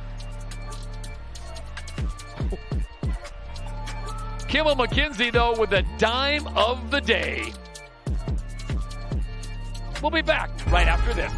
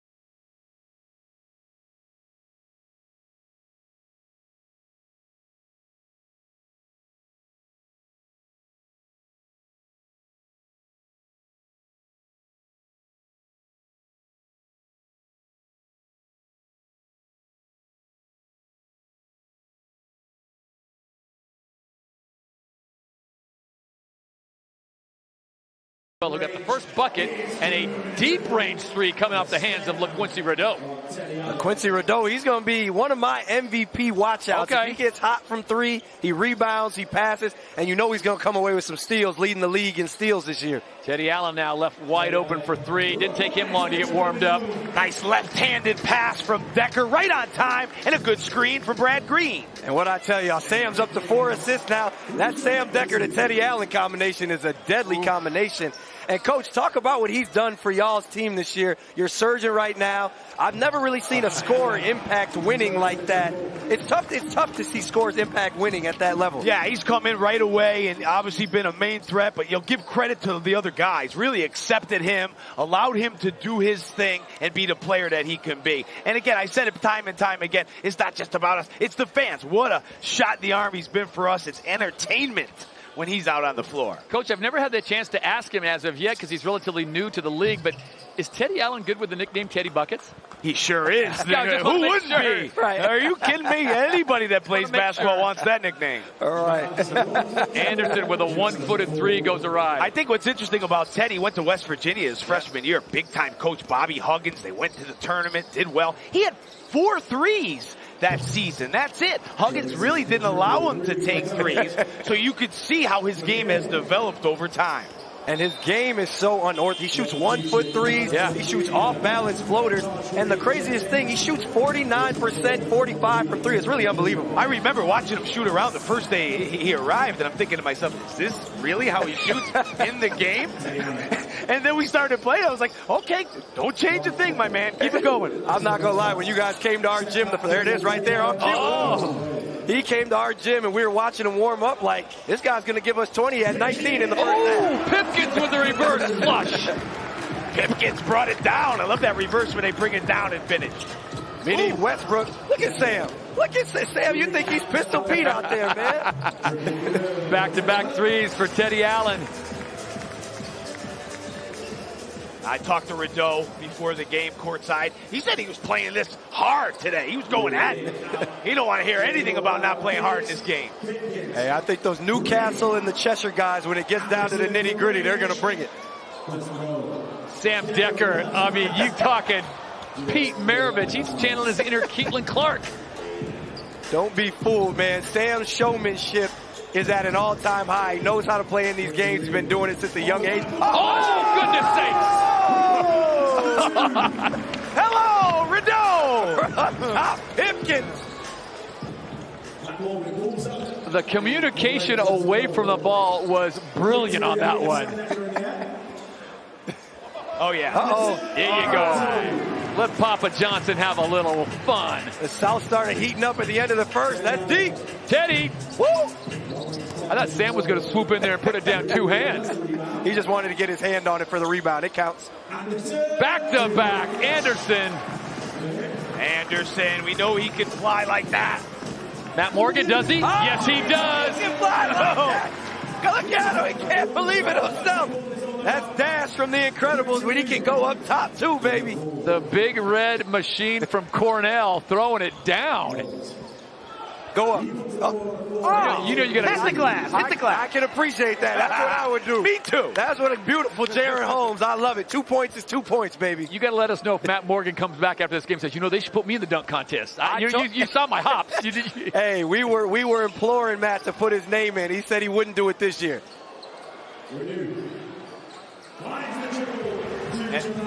And all right, let's go courtside. The best dressed man in the box, Drew Lasker with Ricky McGill. That's right. I'm here with one of 4 Newcastle Eagles, Ricky McGill. What's the vibe? What's the temperature out there? I'm just happy to be here, man. Another day. Get to go against the guys. One of the best, you know what I mean? Like, just here enjoying myself. Shout out to my team. Shout out to the other team. Let's just have fun. Well, you deserve to be here. You were ENBL MVP. Now you're an all-star. Just talk about your season so far. Remember how I was telling you I started off slow, right? I kind of picked that up. I had to pick myself up. Just motivate myself every day. I had to be better for my guys. I had to be better for my team and better for myself. And lastly, what everybody wants to know, when you're going to hit that switch. So, I need a win. I'm representing the North. I got a little something on it. Come on now. When today? You want me to turn it up today? Yeah. Yeah, I got you. I got some dunks in me. I got a couple lays. I got you. He said he got us, guys. They're going to turn the temperature up just a little bit. Back to you, Todd.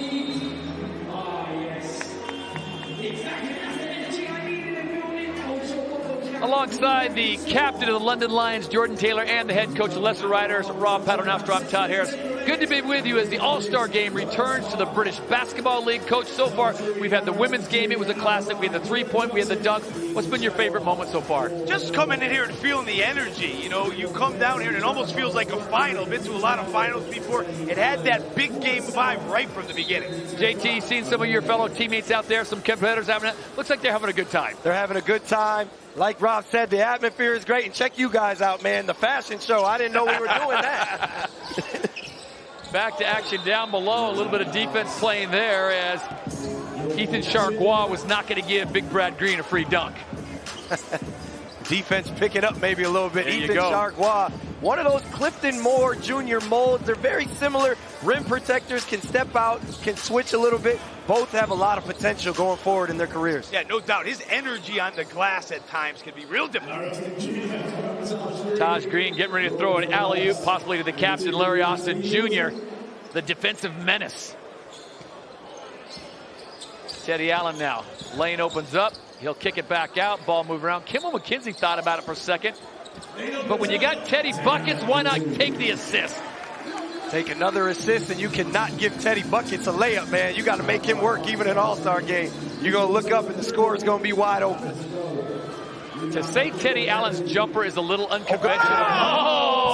Kimball McKenzie with a little Canadian flavor for the pride of Bucknell. Yeah, I mean, he's a Canadian, but you know where he went to high school?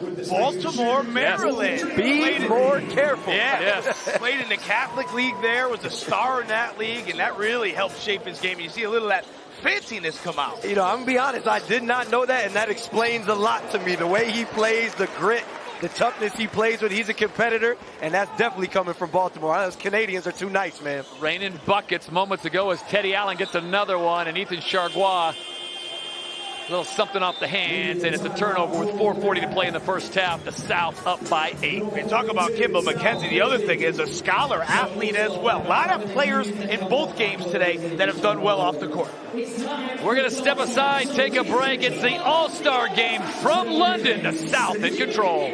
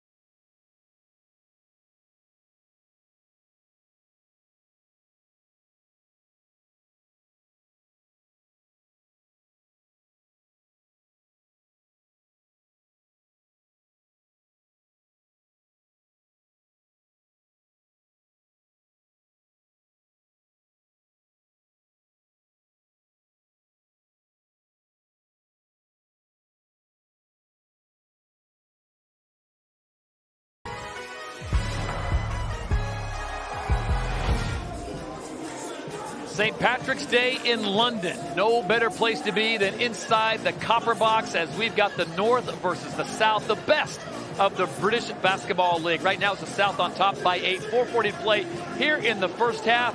Coach Rob, we were talking about during break. When do you think this starts getting serious? Although we're seeing a little token full court press. I feel like it's picked up here as the game has gone on, but certainly as we get to the fourth quarter, I think you'll see it dialed up on both ends of the floor. Aaron Rye back into the game. Brad Green up and under. Gets another bucket for the big man, number 55 for the Bristol Flyers. Yeah, definitely's picked up here. Yeah, full court pressure, both sides. Tevin Ollinson trying to take the ball. Jordan Johnson is not going for that. But I think as we get into this second half, the score, the ball's going through the basket now. South is on top. You got a lot of competitors out here. I think we're going to see a nail biter. JT, big question for you because you are the captain of the league leading London Lions. What is the state, and this is going to be a State of the Union kind of thing, what is the state of the British Basketball League and where do you see it going? You know, I think the sky's the limit. It's always hard to predict, but it's a platform for really talented guys, probably overlooked guys. This one right here, oh! Patty Wang, one of the only D2 basketball players out there, but that just speaks to the state of the league. He's a D2 guy. He's capable of playing a lot of places in Europe, but right now the British Basketball League is probably just overlooked for whatever reason. Coach Rob, you can probably speak to that just being here so long. Yeah, I feel like over the last few years, though, certainly have garnered the respect. And if you look at the European competition, obviously with you guys, but even the other teams that have played have really held their own against teams that maybe not in the past we would have been able to. And it's such a good league for young players too coming in. Easy place to live, obviously, for the American player. You know, get comfortable early in your career. Yeah, and you think about guys like Parker Cartwright, who started in Cheshire, started places like that, went to Asvel, now is in Turkey playing high-level basketball. But I think for the league, you want to see these guys be able to stay here instead of just use it as a launching platform because there is a lot of talent. Check this out! Oh! Kimball McKenzie leaving it for Patty Wang. Can't finish it. And that would have been the highlight of the game thus far. Well, he saw Rideau throw it off the backboard. He said, hey, I can throw it off the backboard too. It's that old commercial. What is the mic? Anything you can do, I can do better. 3 minutes to play here in the first half. It is a 10-point South lead. JT, you got some big games coming up with the London Lions. I mean, talk about the state of the league. We got a team from the league in the Final Four of the Euro Cup. Yeah, in the Final Four, it's an incredible honor for us to play in that. We're really excited about the opportunity coming together late. You know, guys like David Nwaba coming to our team. Ooh, almost there. David Nwaba coming to our team. Sam getting healthy will really boost us. But again, just to talk about the strength of the league, tough by Taj right there. Just talk about the strength of the league. Even last year, Leicester seemed like the only team that could really push us, but now Cheshire winning the league this year, winning the trophy this year. A lot of guys, Caledonia is really good. Leicester's coming along right now. Just the level of competition has picked up, and I think it's really apparent, as well as raising our own level of play. It's definitely not a one-team league anymore with Caledonia, you mentioned. Leicester having a great run as well. Cheshire having a great run, winning the trophy, and I think it's only going to continue to grow. And if you believe the rumors, and I'm not going to start any, but there's a lot of rumors out there about next year and the things that are in the works. And folks, let me just tell you, big things are coming. Wow. Ethan Charlois. And this is the evolution of basketball. Back in the 90s, you wouldn't see a guy coast to coast at 6'10". Now it seems like everybody can do it. Seems mandatory. Kimball getting a little funky. That's a layup. Oh, Kimball McKenzie doing his fellow Canadian dirty. Kimball's just looking at him. He's letting him know. Kimball McKenzie in that mid-range is like Matt Morgan at the three. They're both layups, about 80% shots. Get up, baby! There you go. Petty's not going to miss that one. And you were talking about how friendly the Canadians are. Kimball just put it on Aaron Wright. He's still talking to him. Woo! Yeah, Taj Green putting his bid in for that dunk contest next year. Absolutely. JT, I'm going to go ahead and put the pressure on you because you're going to have the honors of calling the MVP, and right now it's a wide-open race. It's a wide-open race. I got to go. You know, my front runner's always going to be Sam Decker, Matt Morgan. Those are my guys. But Kimball McKenzie making a strong case right now.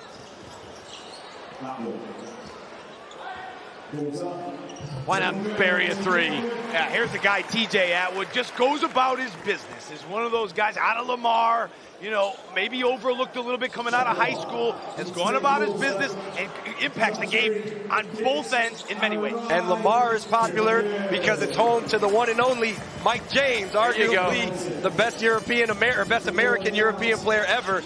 But I got crap from my teammates. I compared TJ Atwood to LeBron James. Oh, obviously not in the sense of talent, but just in versatility. He picks up full, shoots the three, attacks the rim, rebounds. He does everything. Posts up as well. You know, he could be a difficult matchup in the post. And, you know, the thing about a guy like that, too, is he just lets his game do the talking. He really just goes out there and plays hard all the time. He's one of those guys that you want. Aaron's going to step out for another three. At the buzzer. Doesn't get it to fall. So the first half comes to a conclusion. What an entertaining sport of the last 2 minutes.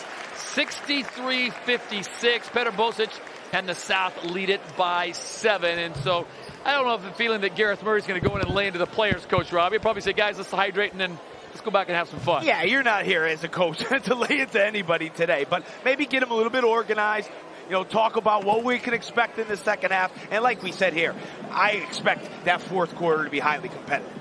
Highly competitive. Coach Bosic, I know he's like 18 titles in his career over at Partizan. He wants to win this one, too. Don't get it twisted. So that's the half. 63-56. The South lead it. We go courtside now. The Queen is Zania Stewart with Teddy Buckets.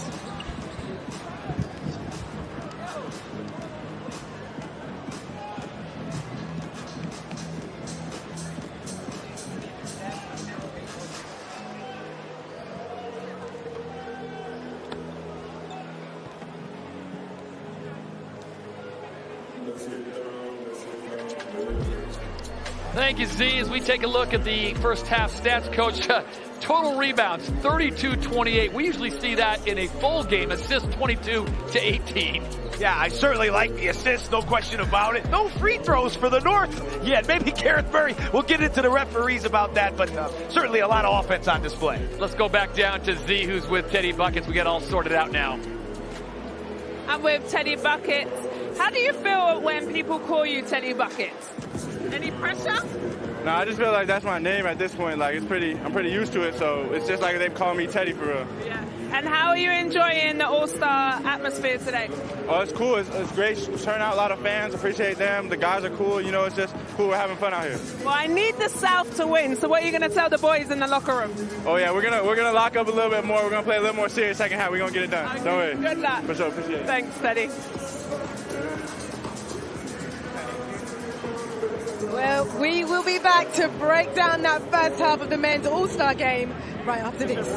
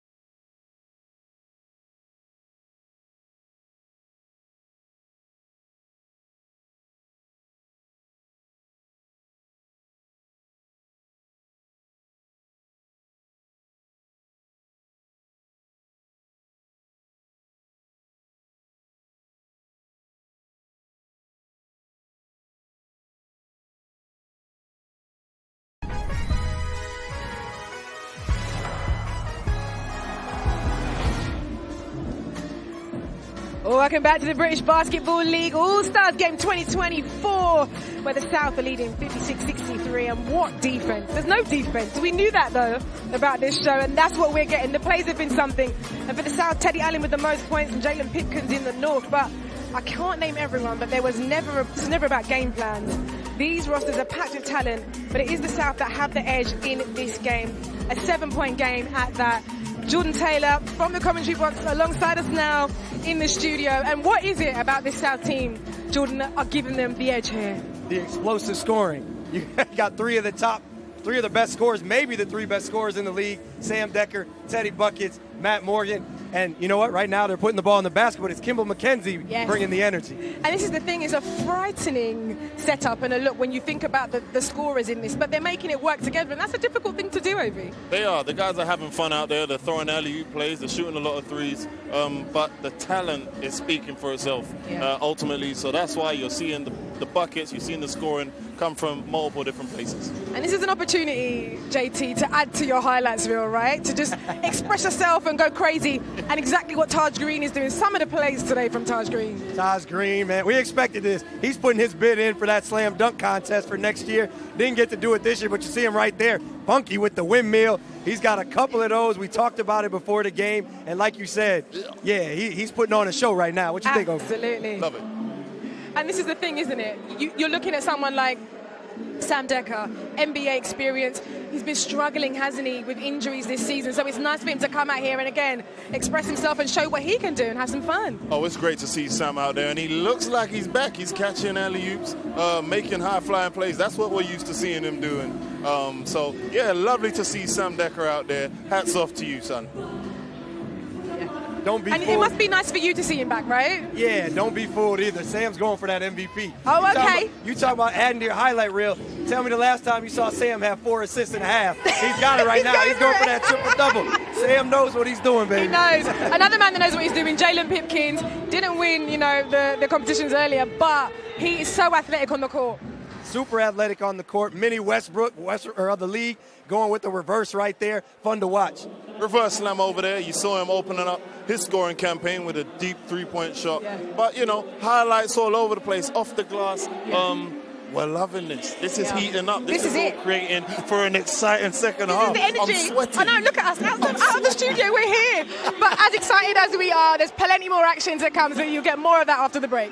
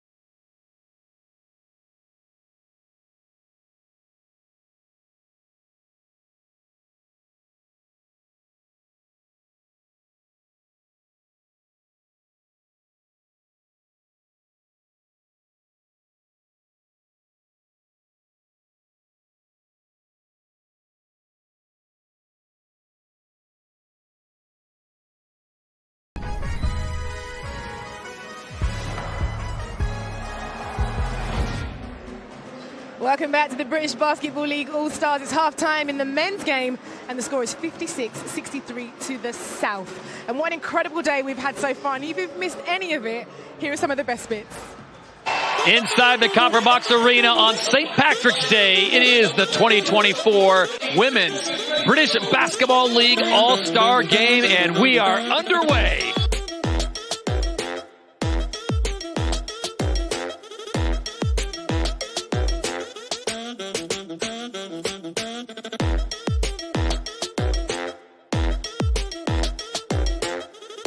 Oh, wow, why not? Gets her feet, buries it.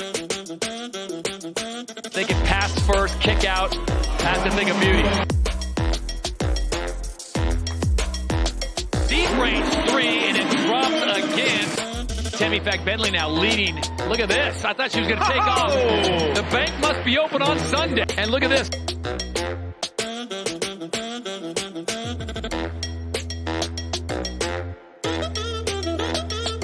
pops a three. Bucket. Wow. It is the North that gets it done. 99-81 is the final score. Should we have a bit of fun? Let's have some fun. It was a three-point shootout.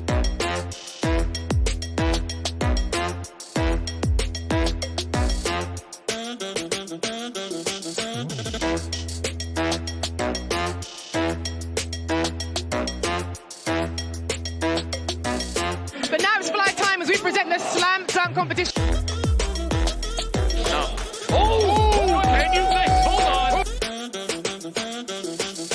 Oh, wow. Got Obi out of his seat. Uh-oh. All right, we're down to business. Josh Sharma at 7. Boom! Josh Sharma holding off Trajan Jacobs. We've now got the first presentation of the Hall of Fame. I mean, it's been incredibly busy here at the Copper Box Arena at the Olympic Park, London. Jordan Taylor alongside me. We saw Josh Sharma there in the dunk competition, and he was showing off, wasn't he, today? Hey, he's showing off, and I love that for him. He don't get enough credit for what he does for our team, so I'm really happy for him to see him show out today. What's been your favorite moment so far? Three-way tie. Matt Morgan winning the three-point contest. Sharma with the under-the-basket dunk. And then Temi Fongbele walking in here like a Nubian queen and then playing like a champ. She was looking good, wasn't she? It has been amazing. And just on that, with Temi, that Women's All-Star Game was something, you know, the first ever Women's All-Star Game. Such a great event to have as part of the British Basketball League. Absolutely. You know, the excitement around the game has grown, and we're seeing it here sort of personified. The atmosphere today has been absolutely incredible, and I'm enjoying it. But that's the main thing, isn't it? The energy, the atmosphere. This is what sells the game, right, Jordan? And for you, this is your home court, but equally as exciting to welcome everybody here. It's amazing. It's amazing to see so many people come together in the UK about basketball, but then also as an American to be away from your family and see so many people come appreciate the players and the coaches. It's amazing. Okay, well, we can head courtside down to Gareth Murray alongside Drew. He's made a long trip down here to London. I'm not used to seeing you like this. Where's the suit, man? A bit more relaxed today. The atmosphere is a good atmosphere, so I want to be relaxed, enjoy myself on the bench, get too hot and sweaty, and that suit jumping about the place, right? Well, we've seen your locker room speeches on the BBC. Keep it PG-13. What'd you tell the guys out there? Just have fun, enjoy yourselves. All right, we want to win. It's good to see you in a good mood, Coach. All right, thank you, appreciate it. Thank you. Back to you guys. Well, Caledonia are actually in action next week. We will have that game for you live on Sky from 7:30 next Friday. But you can see there, it is very, very busy in the British Basketball League as always. And we can head down now courtside again. Petar Bozic is with Azania. Coach Bozic, what did you tell the boys in the locker room at halftime? Get serious. Get serious. No. Too much fun out there? No, it is fun. I think this is well-deserved basketball event, the British basketball. Really deserved, and I think everybody have fun on the court and off the court. Well, you hardly smile, so are you sure you're having fun?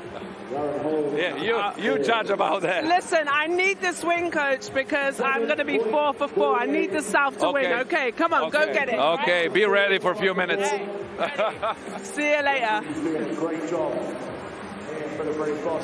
Well, let's get back to the action now and join the second half of the men's All-Star Game in the company of your commentary team of Todd Harris, Rob Paternoster, and I've just sent him off there, Jordan Taylor. Thank you very much, Jeanette. We are excited for the second half to bring a close to the All-Star weekend here at the Copper Box in London. Just so happy to have the All-Star game back in the mix. We have the trophy. We've got the All-Star game coach. It's a great season. It's a great time to be involved with the British Basketball League. Yeah, no doubt about it. I mean, again, you know, the energy in here is phenomenal, and I think hopefully the second half will get some more great play. So the South starting off the way they began the game with Matt Morgan, Brad Green, Holmes, Decker, and Teddy Allen. Aaron Rise going to feed it out to the outside of the floor general, Jordan Johnson. And it's going to take a little while for the legs and the arms to warm up a bit. Yeah, struggling from the three today, these guys. Not a lot going in. Good pass. Brad Green scored the first bucket of the game, and he gets the first bucket of the second half. 7-point lead for the South after the first quarter, and they lead it by 7 at halftime. All right, Coach, be honest. Take us inside behind the curtain. What do the coaches say to these guys, or do they say anything? Just get your orange slices and your Gatorade in you. Yeah, not much to say, really. I think in the timeouts later in the game, it'll be a little bit more coaching going on. But no, it's about staying healthy and enjoying yourself. Matt Morgan. Yeah, Matt Morgan, this guy is so fast. What a career he had in college as well at Cornell. I mean, you know, doing the research on the game, you start looking at him, he's like 2,300 points at Cornell. Second all-time Ivy League scorer in history behind Bill Bradley. He was a pretty good player in his day. Bill Bradley did away with moving on to the NBA and the Knicks as well, as that's a big three-pointer coming out, and it pushes the lead back to 10 for the South. Just looking across the board, Teddy Allen's got 16 points as we start the second half. On the other side, Pippen's got 11, Anderson's got 10, and Green's got 13. Balanced scoring early. Another good pass from Holmes. And Morgan, you know, if you ever watch Matt Morgan warm up before the game, right before we tip it up, he sprints from half court to the baseline. He's fast. Aaron Rye saying he's not the only Ivy Leaguer in the house. Aaron Rye, certainly a guy that can score. The three-point shot's there sometimes, but he's such a mismatch. Driving to the basket. No one's been able to guard him this year. Jordan Johnson guarding Sam Decker. Not going to see that very often, and that's why. 6'9", all of 6'9", Sam Decker. And he has such a good ability to fade away and score, which makes him hard to defend. Jaron Holmes zips the pass down. Matt Morgan has had 3 layups in a row. And you know, if Jordan Taylor was on comms with Red, I'd say, come on, man, you got to dunk that.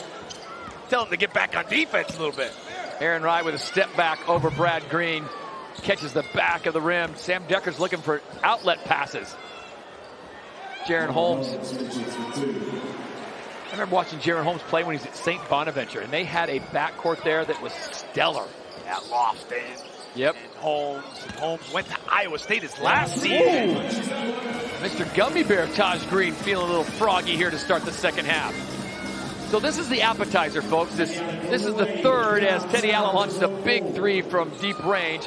And then when they get to the fourth, it's going to get serious business time. Whoa! Oh, Shaquar left it short. Johnson trying to make the dish there. He's a good passer. Holmes showing his ball handling. Teddy Allen with a putback once, twice, 3 times. Talk about Jordan Johnson, number 11 for the North. Right here with the ball. He was second in the NCAA in assists when he was at Milwaukee. So he's always been a guy that's been able to put up numbers wherever he's been. Transferred to UNLV after that. Remember those teams back in UNLV with Jerry Tarkanian and Larry Johnson? I mean, they were just Stacey Augman. Those teams were special. Yeah, that basketball was great. Late 80s, early 90s. Running Rebels. Oh, that was a very ambitious lob to Aaron Rye. He's got some hops, but not quite like that. Teddy Bucket's going to find himself a little corner. No. TB! He can dunk every once in a while. We've seen that. Teddy Allen now on 20 points. Taj Green with the flush with a little bit of contact there.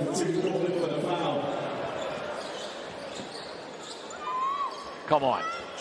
Oh, Teddy. Rate his shooting mechanics. He's a weird type of shooter. He's got all looks off balance, but he's got such good hand-eye coordination, big hands as well, and his quickness to be able to get the shot from the waist up is really difficult to bend. And he keeps you off balance with the driving, so you really don't know which way he's going, what he's doing. Certainly one of the tougher guys to defend I've seen in this league in a long time. Ooh. Jalen Pipkins needed that in the dunk contest as he comes down the lane. He's one of those dunkers, a great dunker, even better in traffic. Yeah, he is, and that's what you like about a guy like Pipkins. He can go over people. Brad Green showing you that he's not just a pretty big man. Brad Green can do it all. Anderson, he gets that to drop. One thing about Jamel Anderson, I coached him at a young age. He was a guy that never took a jump shot. He was just a rim runner, an offensive rebounder. He's worked so hard on his game over the years. He took so many shots after practice, and now he's one of the deadliest three-point shooters in the league. So that's hard work from Anderson. Look at that. Just going to hold for the post. Tevin Ollinson he's just sitting there willing it in. Ricky McGill back into the game. He'll lob one up. Brad Green will volleyball spike it away, and Kimball McKenzie will give it a little skip pass. Teddy Allen goes up and under. He didn't want any part of that dunk. Kimball McKenzie. I thought that was a pass. I thought he was going to go off glass to Brad Green. That was left-handed, too. I've seen him make that before. And that's what you love about Kimball, putting on a show for the crowd in here. Best haircut in the gym, Kimball McKenzie, with a little bit of acrobatics. Thought it was a pass, called glass, gets the bucket.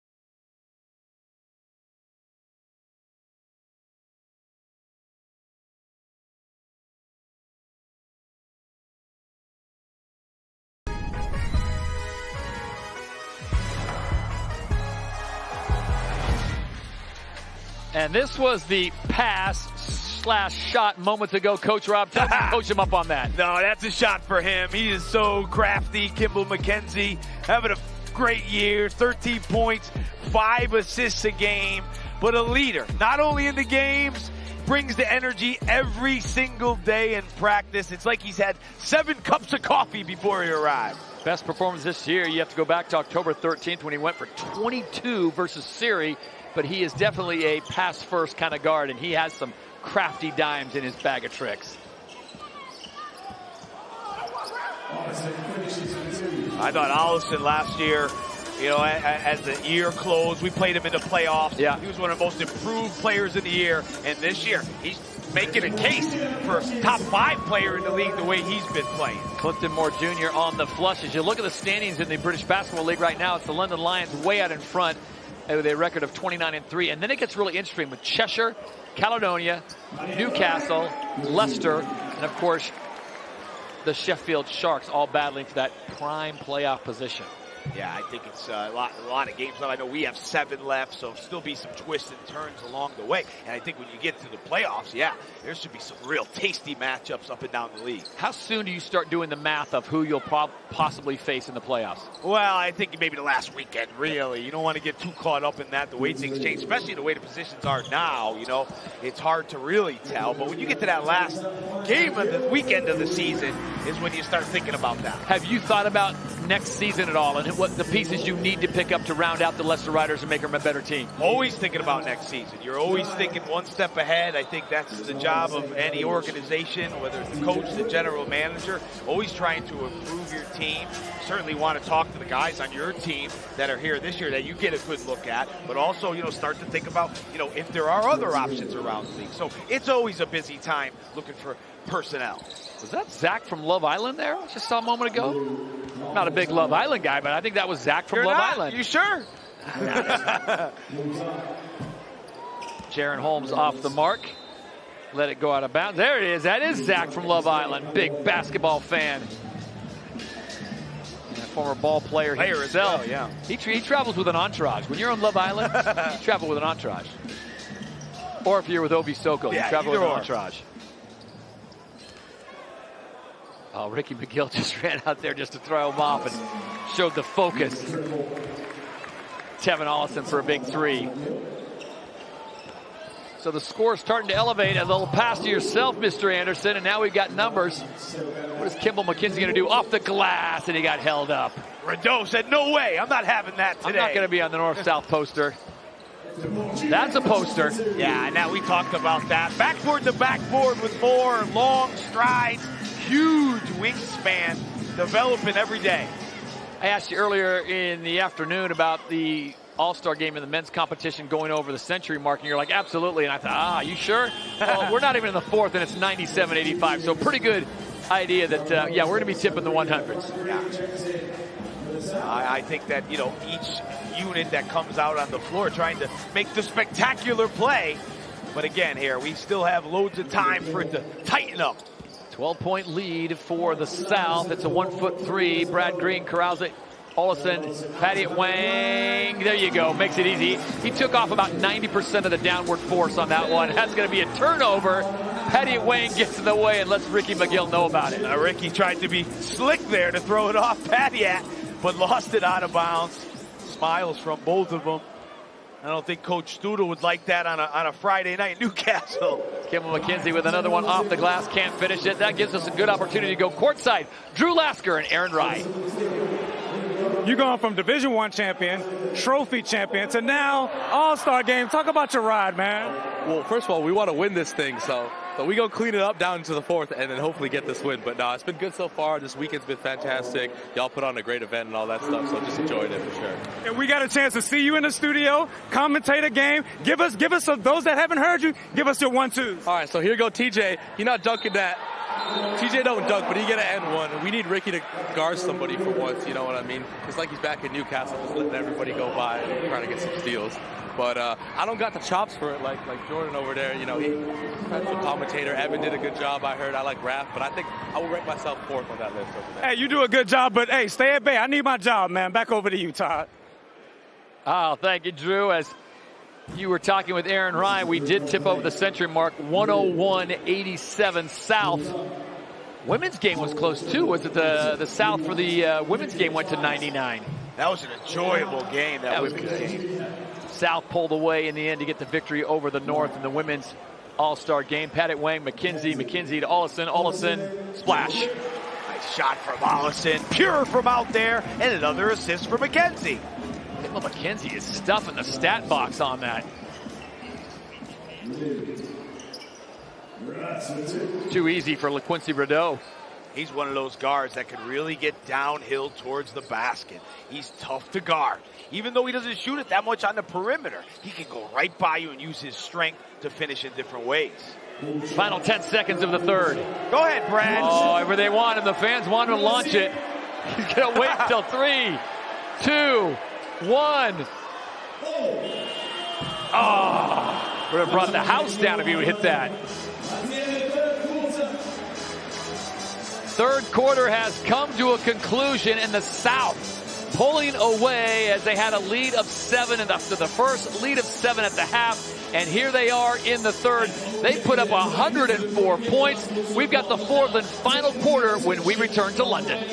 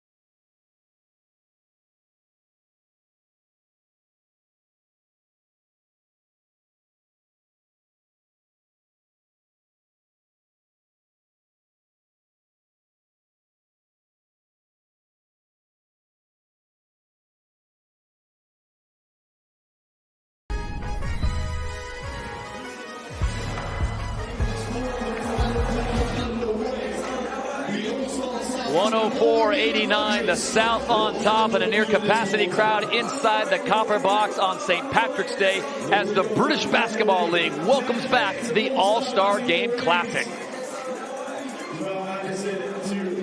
Fans are excited for this fourth and final period. Before we get underway, let's check in courtside as Xavier Stewart with Kimball McKenzie.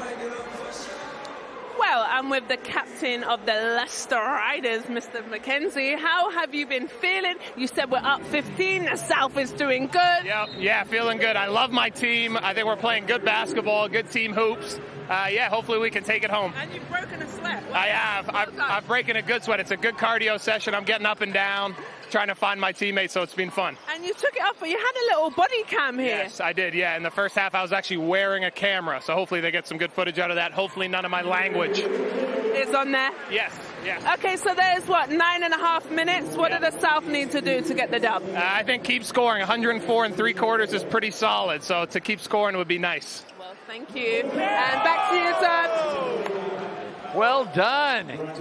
Kimball McKenzie maybe with some of the best passes of the night. Brad Green's three gets the shooter's roll. Of course it does. As we welcome back in the captain, Jordan Michael Taylor. JT, we missed you. Oh my you guys goodness. Too, but in the words of Bryson Tiller, man, I'm back and I'm better.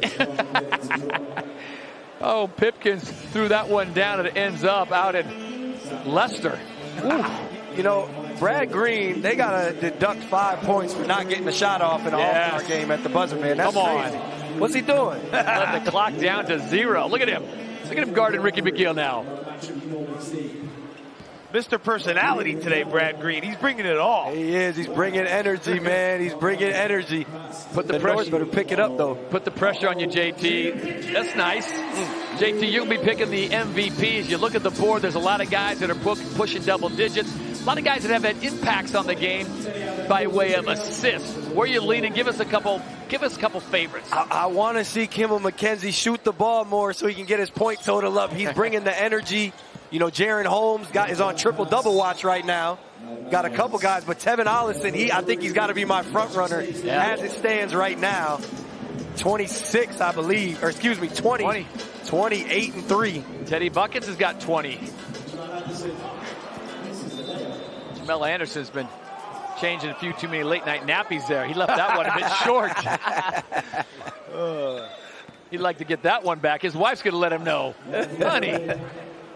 Not the same sleep as a few years ago. Look at Sam Decker running the point. He's taking your job, JT. Sam Decker's running the point. Hey, look, Sam can do anything he puts his mind to, so I'm not even mad at it. Brad Green, he might have to take a step inside.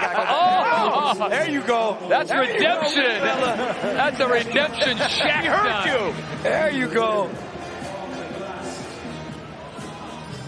I was down there courtside talking to the North. They got to pick it up, man. Taj Green down there eating gummies. You know, Larry Austin, they're feuding over the bad alley-oop pass. That's a layup right there. What I say, that's a layup. Matt Morgan. Now let's keep an eye on his numbers because that's back-to-back buckets for Matt, Mr. Cornell Morgan. He's sitting on now. Look, here we go. Yep. Here we go. That's going up. Yep, and that's get up. Oh, right on the money there. That would have been currently sitting on 14 points. Brad Green sitting on 17 points. Radeau trying to pad his. For those that don't know, Matt's idol is obviously Steph Curry. Hey, Eddie's got it. Teddy. With the blowout hair today, too. I love that. He's got to keep that. Teddy with 2 dunks now. How many dunks does he have on the season? Oh, he's got a couple. Does he? Okay, good. He's got a couple here and there. I actually love that about his game. It feels like he doesn't jump over a piece of paper and he averages 25. He sure does. And he's so big, though. That's the other thing about it. You're 6'6", big, strong, able to manipulate the defender. And seriously is a guy that if you were playing one-on-one, you could have a hard time stopping him. Hey, I figured it out quick. Your best bet is just get in front of him and fall down. Throw your arms up. Ask for a charge, man. Hope and pray. Can you hear this, referees? Can you hear this from him? And when he does it? It's not going to matter.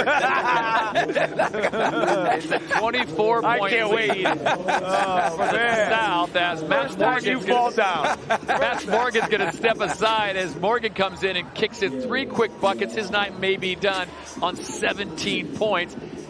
Allen's now the leading overall scorer, 22. Teddy Buckets living up to the name. Got to go back to Decker a bit. You know, he played for his father, Todd, in high school. His father was his coach, Wisconsin Player of the Year. I met Todd when he was down here at the London game, and boy, was he giving it to me on the baseline. Man, I looked up, this guy, he was like 1 minute into the game.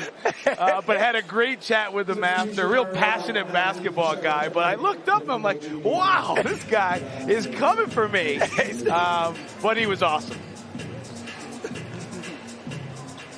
120-98, 6:30 left to play in the ball game. What has been a very fun weekend. We started off with the women's competition, of course, the South beating the North in that one. Then we had the three-point shootout, and it went the way of Matt Morgan, much to the appreciation of one captain, Jordan Taylor.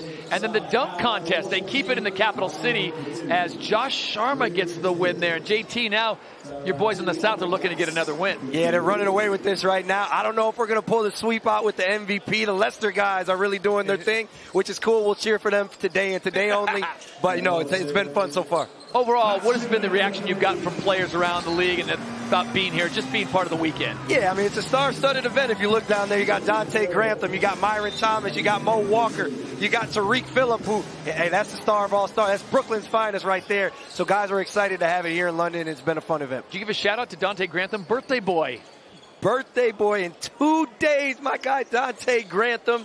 I know he's going to celebrate. That's all he knows how to do. One of the best guys I know. He's going to have an Azania Stewart-style birthday party. He's a fantastic player, Grantham. Been so impressed with him this year.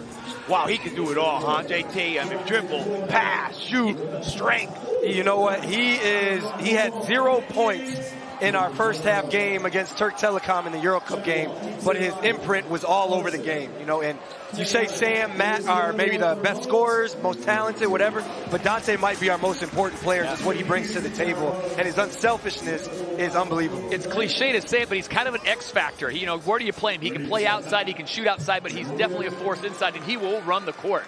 Oh, he'll run the court, he'll push the ball. I mean, as a coach, I would imagine, as a point guard, I love the fact when they're pressing you, trying to take you out of the game, he gets it off the rim and he's pushing it down court. He's flattening the defense out, making it tough to guard, which is a point guard's dream. Yeah, and I think when you watch him play, he lets the game come to him the right way as well. You know, if they lay off him, he'll make the plays, but he has no problem impacting the game without taking multiple shots. And those are the players as a coach, point guard, teammate that you really want to be around. 100%. He comes from a basketball family as well. His mom played out in San Diego. If we ever get a chance, his mom comes out here, they are the same person, and she taught him at a young age, hey, if you're not getting your shots, you get the ball off the rim and you push it down the court. There you go.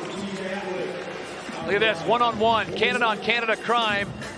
Aaron Wright decides to pull the three-point trigger. He wanted no part of Kimball McKenzie's defense. At least that's what Kimball's saying. South running away with this. I want to go back to Sam's dad. It's crazy. That was a funny encounter. I was over there. Sam was at halftime stressed. Like, my dad's over here arguing with the coach. Sam was stressed. I'm over here. Sam, relax. But, you know, Todd was a great coach. They won a state championship together. You two are actually very similar, super passionate, but off the court, the best dudes you guys could know. Well, he came to me at halftime and said, hey, you know, blah, blah, blah. But we really had a great chat at halftime. And then Sam came to me, too. He said, don't worry about my dad. I said, I loved it. I said it was fantastic. So you love that passion whenever you're out on the court. Hey, that's what the game's all about. You got to talk a little, you got to talk a lot. But, you know, after it's all love. Yeah. JT, no one, though, chews a pack of gum like Coach Rob Paternostro. I mean, he will tear it up. 6 pieces at a time. Shout out to his dentist. He gets it done.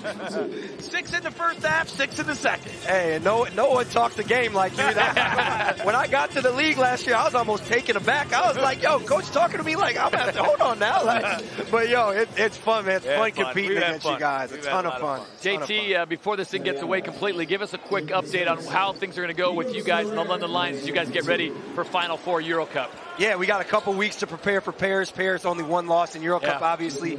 Really talented team that plays well together. They've been together for a couple years, but they haven't seen us at full strength. So for us, it's going to be about, oh, that's tough. Good pass from Teddy Buckets, but it's going to be about coming in, locked in on the defensive end, energy. The ball will go in the basket for us. So if we can bring that energy and bring that aggressiveness, I think we'll be all right. Devin Olison with a highlight dunk there, and now it's a run and gun time. Teddy Allen He's just patting it. Come on, Save Teddy some of Allen. those, Teddy. Save those. Teddy Save Allen those. at 31 now. He don't got to save none. Teddy Allen on 31 points. Started off slow, and now he is heating up like a microwave. Going into the crowd, shaking some hands.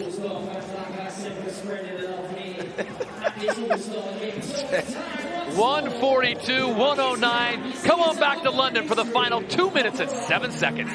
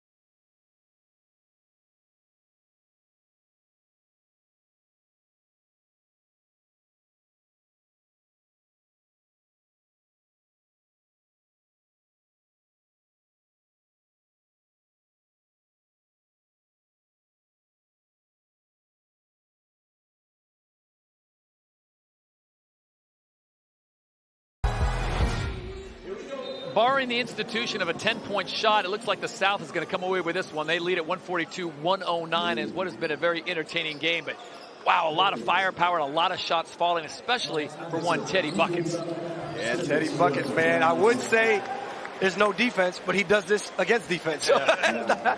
Not really skipping a beat for him. He's been in a great rhythm since he's got here and just keeping it going.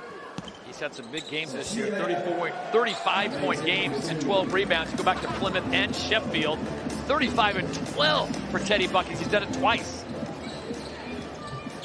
31, 6 and 5 right now, and a couple of tomahawk dunks.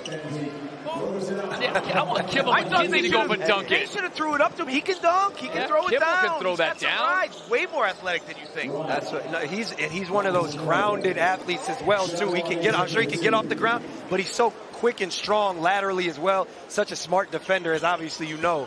And the thing with Kimball is when he attacks the rim, he's going straight towards the rim. North and south. North and south. Especially in the air. Yeah. One of those things, you talk about modern basketball, you mentioned Ethan Chargois, the 6'10", as Teddy Buckets right there, enjoying the fruits of his labor, but you talk about, he's kind of that old school mold. I'd say similar to myself, you know, just really solid IQ, but probably underrated in a lot of aspects, including athleticism, scoring the ball. And Patty Wang, of all people, figured out the half-court shot. Yeah. He's had a couple missed dunks. Look at this. This is how you do it, Matty Morgan. He was practicing pregame on that. I was watching him and giving the business. And he said, oh, watch this. Oh, look at this. Come on. Oh, that would have been a showstopper if he'd have put that in. The two dunkers trying to go outside their wheelhouse, but just to finish off on Kimball, man, he's the type of guy that if you're a player, you want him on your team 100%, man. Every team is better with him on it.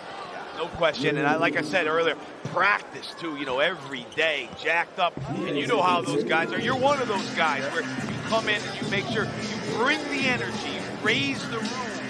And he's done that for the last 3 seasons for us every day. Yep. This is going to take us to the business. Oh, I thought Kimball was going for the putback flush. This is going to take us to the business end of the league. Coach Rob, you talked about it, less than 10 games to play in the season, and then it's on to the playoffs. We've had the trophy, we've had the All-Star game, and now it's on to the serious business. Yep, it's going to be a fun end of the season. And I think, like I said before, best of 3 in the playoffs. There's going to be some real good matchups. Very, very good. I'm excited, looking forward to it.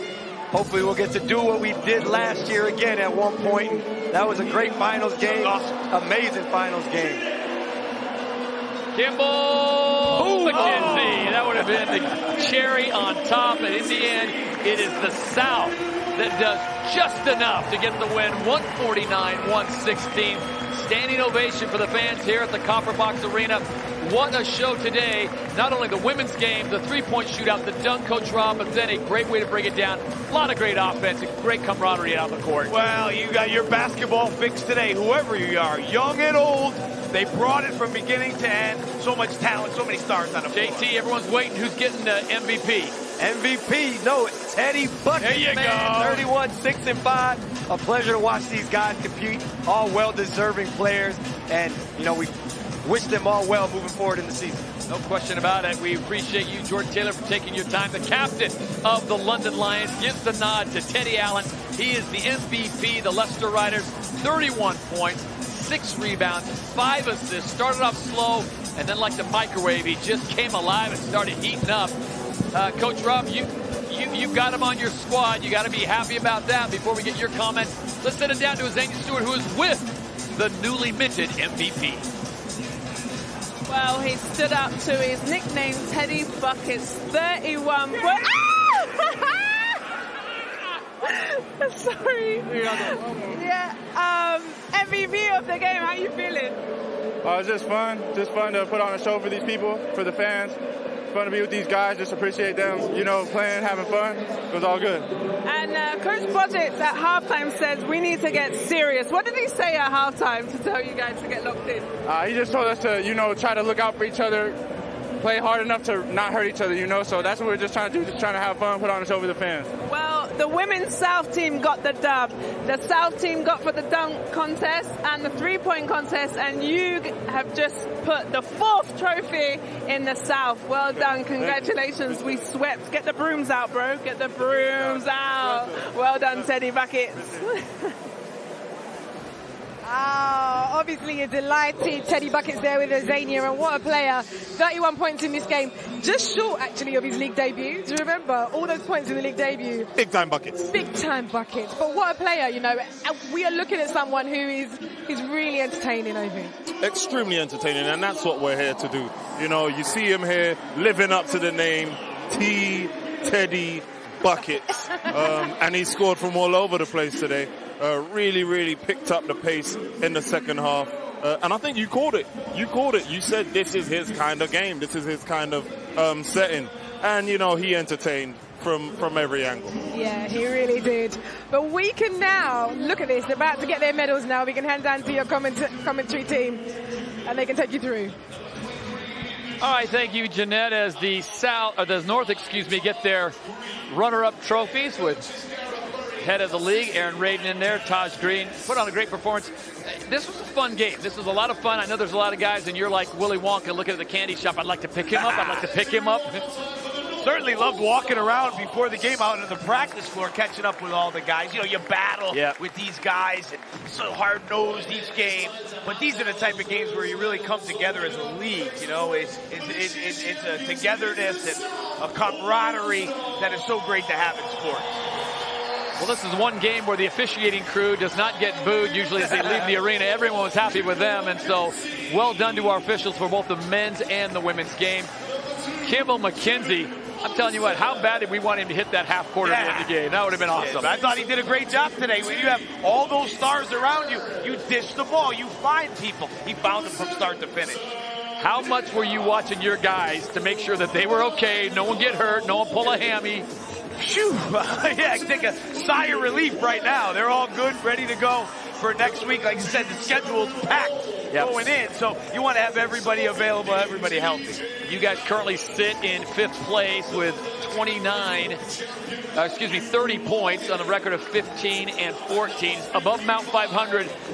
do you see your team at this point making maybe a surge, pushing for those top 3 or 4 spots? Well, it's definitely possible, you know. It all depends on health. You got to stay healthy going forward. But, you know, every game is a grind in this league. And I think, you know, past seasons there are some teams where you look at it and you go, that's a W, that's not now. You better bring it every single night. So certainly a lot of twists and turns to come. But, yeah, I've talked about it time and time again. Those playoffs, get ready for those because those are going to be fun.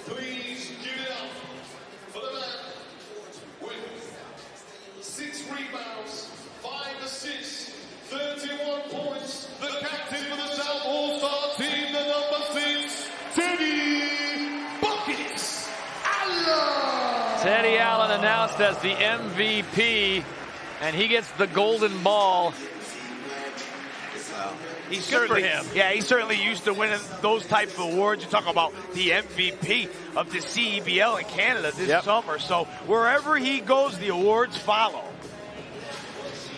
Teddy Allen, a nice pickup for the Leicester Riders and their coach, head coach Rob Paternoster. I remember talking to you at the start of the season, and everyone was like, wait till you see this guy we're getting. Wait till you see Teddy Buckets. Yeah, he has delivered, and hopefully he's got a bunch of those points left in him for the rest of the season. 149-116 is the final score. Congratulations to the South All-Stars, and now they turn their attention to the remainder of the 2024 season, and then we're all geared up for the playoffs. It has been a great run, a great weekend. We thank everyone who has been a part of it and made it such a special weekend. Coach Rob, always fun working with you, my friend. Awesome, buddy. Look forward to working again. Thank you so much. As always, Todd Harris, Rob Paternostro calling that for us today. And I'm wondering how Coach Rob is feeling, seeing his player there ball out the way that he did. I bet he's back straight to training, JT. Yeah, he got to go straight back to training. He was saying save some of those buckets. I was saying shoot them out. Shoot them all out, man. We don't need to see none of those. And one of the guys that was also part of that MVP conversation and so close as well in terms of points is Tevin Ollison, and he's with the Zania. I'm with Tevin Ollison. I felt like you and Teddy Buckets were going at it trying to get that MVP award right there. Nah, it was just a good, friendly game. You know, we just having fun. I feel like me and him were sharing the ball a lot together, so it was just a lot of fun playing with these guys. Well, flash your little hardware, your little All-Star. How was it today playing in your first All-Star game? It was great. It was a great experience. I think that everybody just enjoyed themselves. I think everybody came with a great attitude.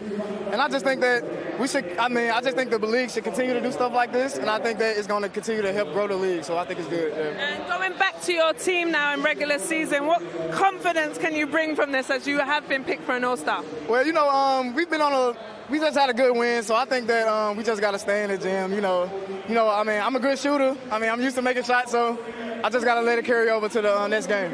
Well, shoot, and congratulations. The South absolutely dominated the North. Congratulations. Have a good night. You too. Happy Sunday.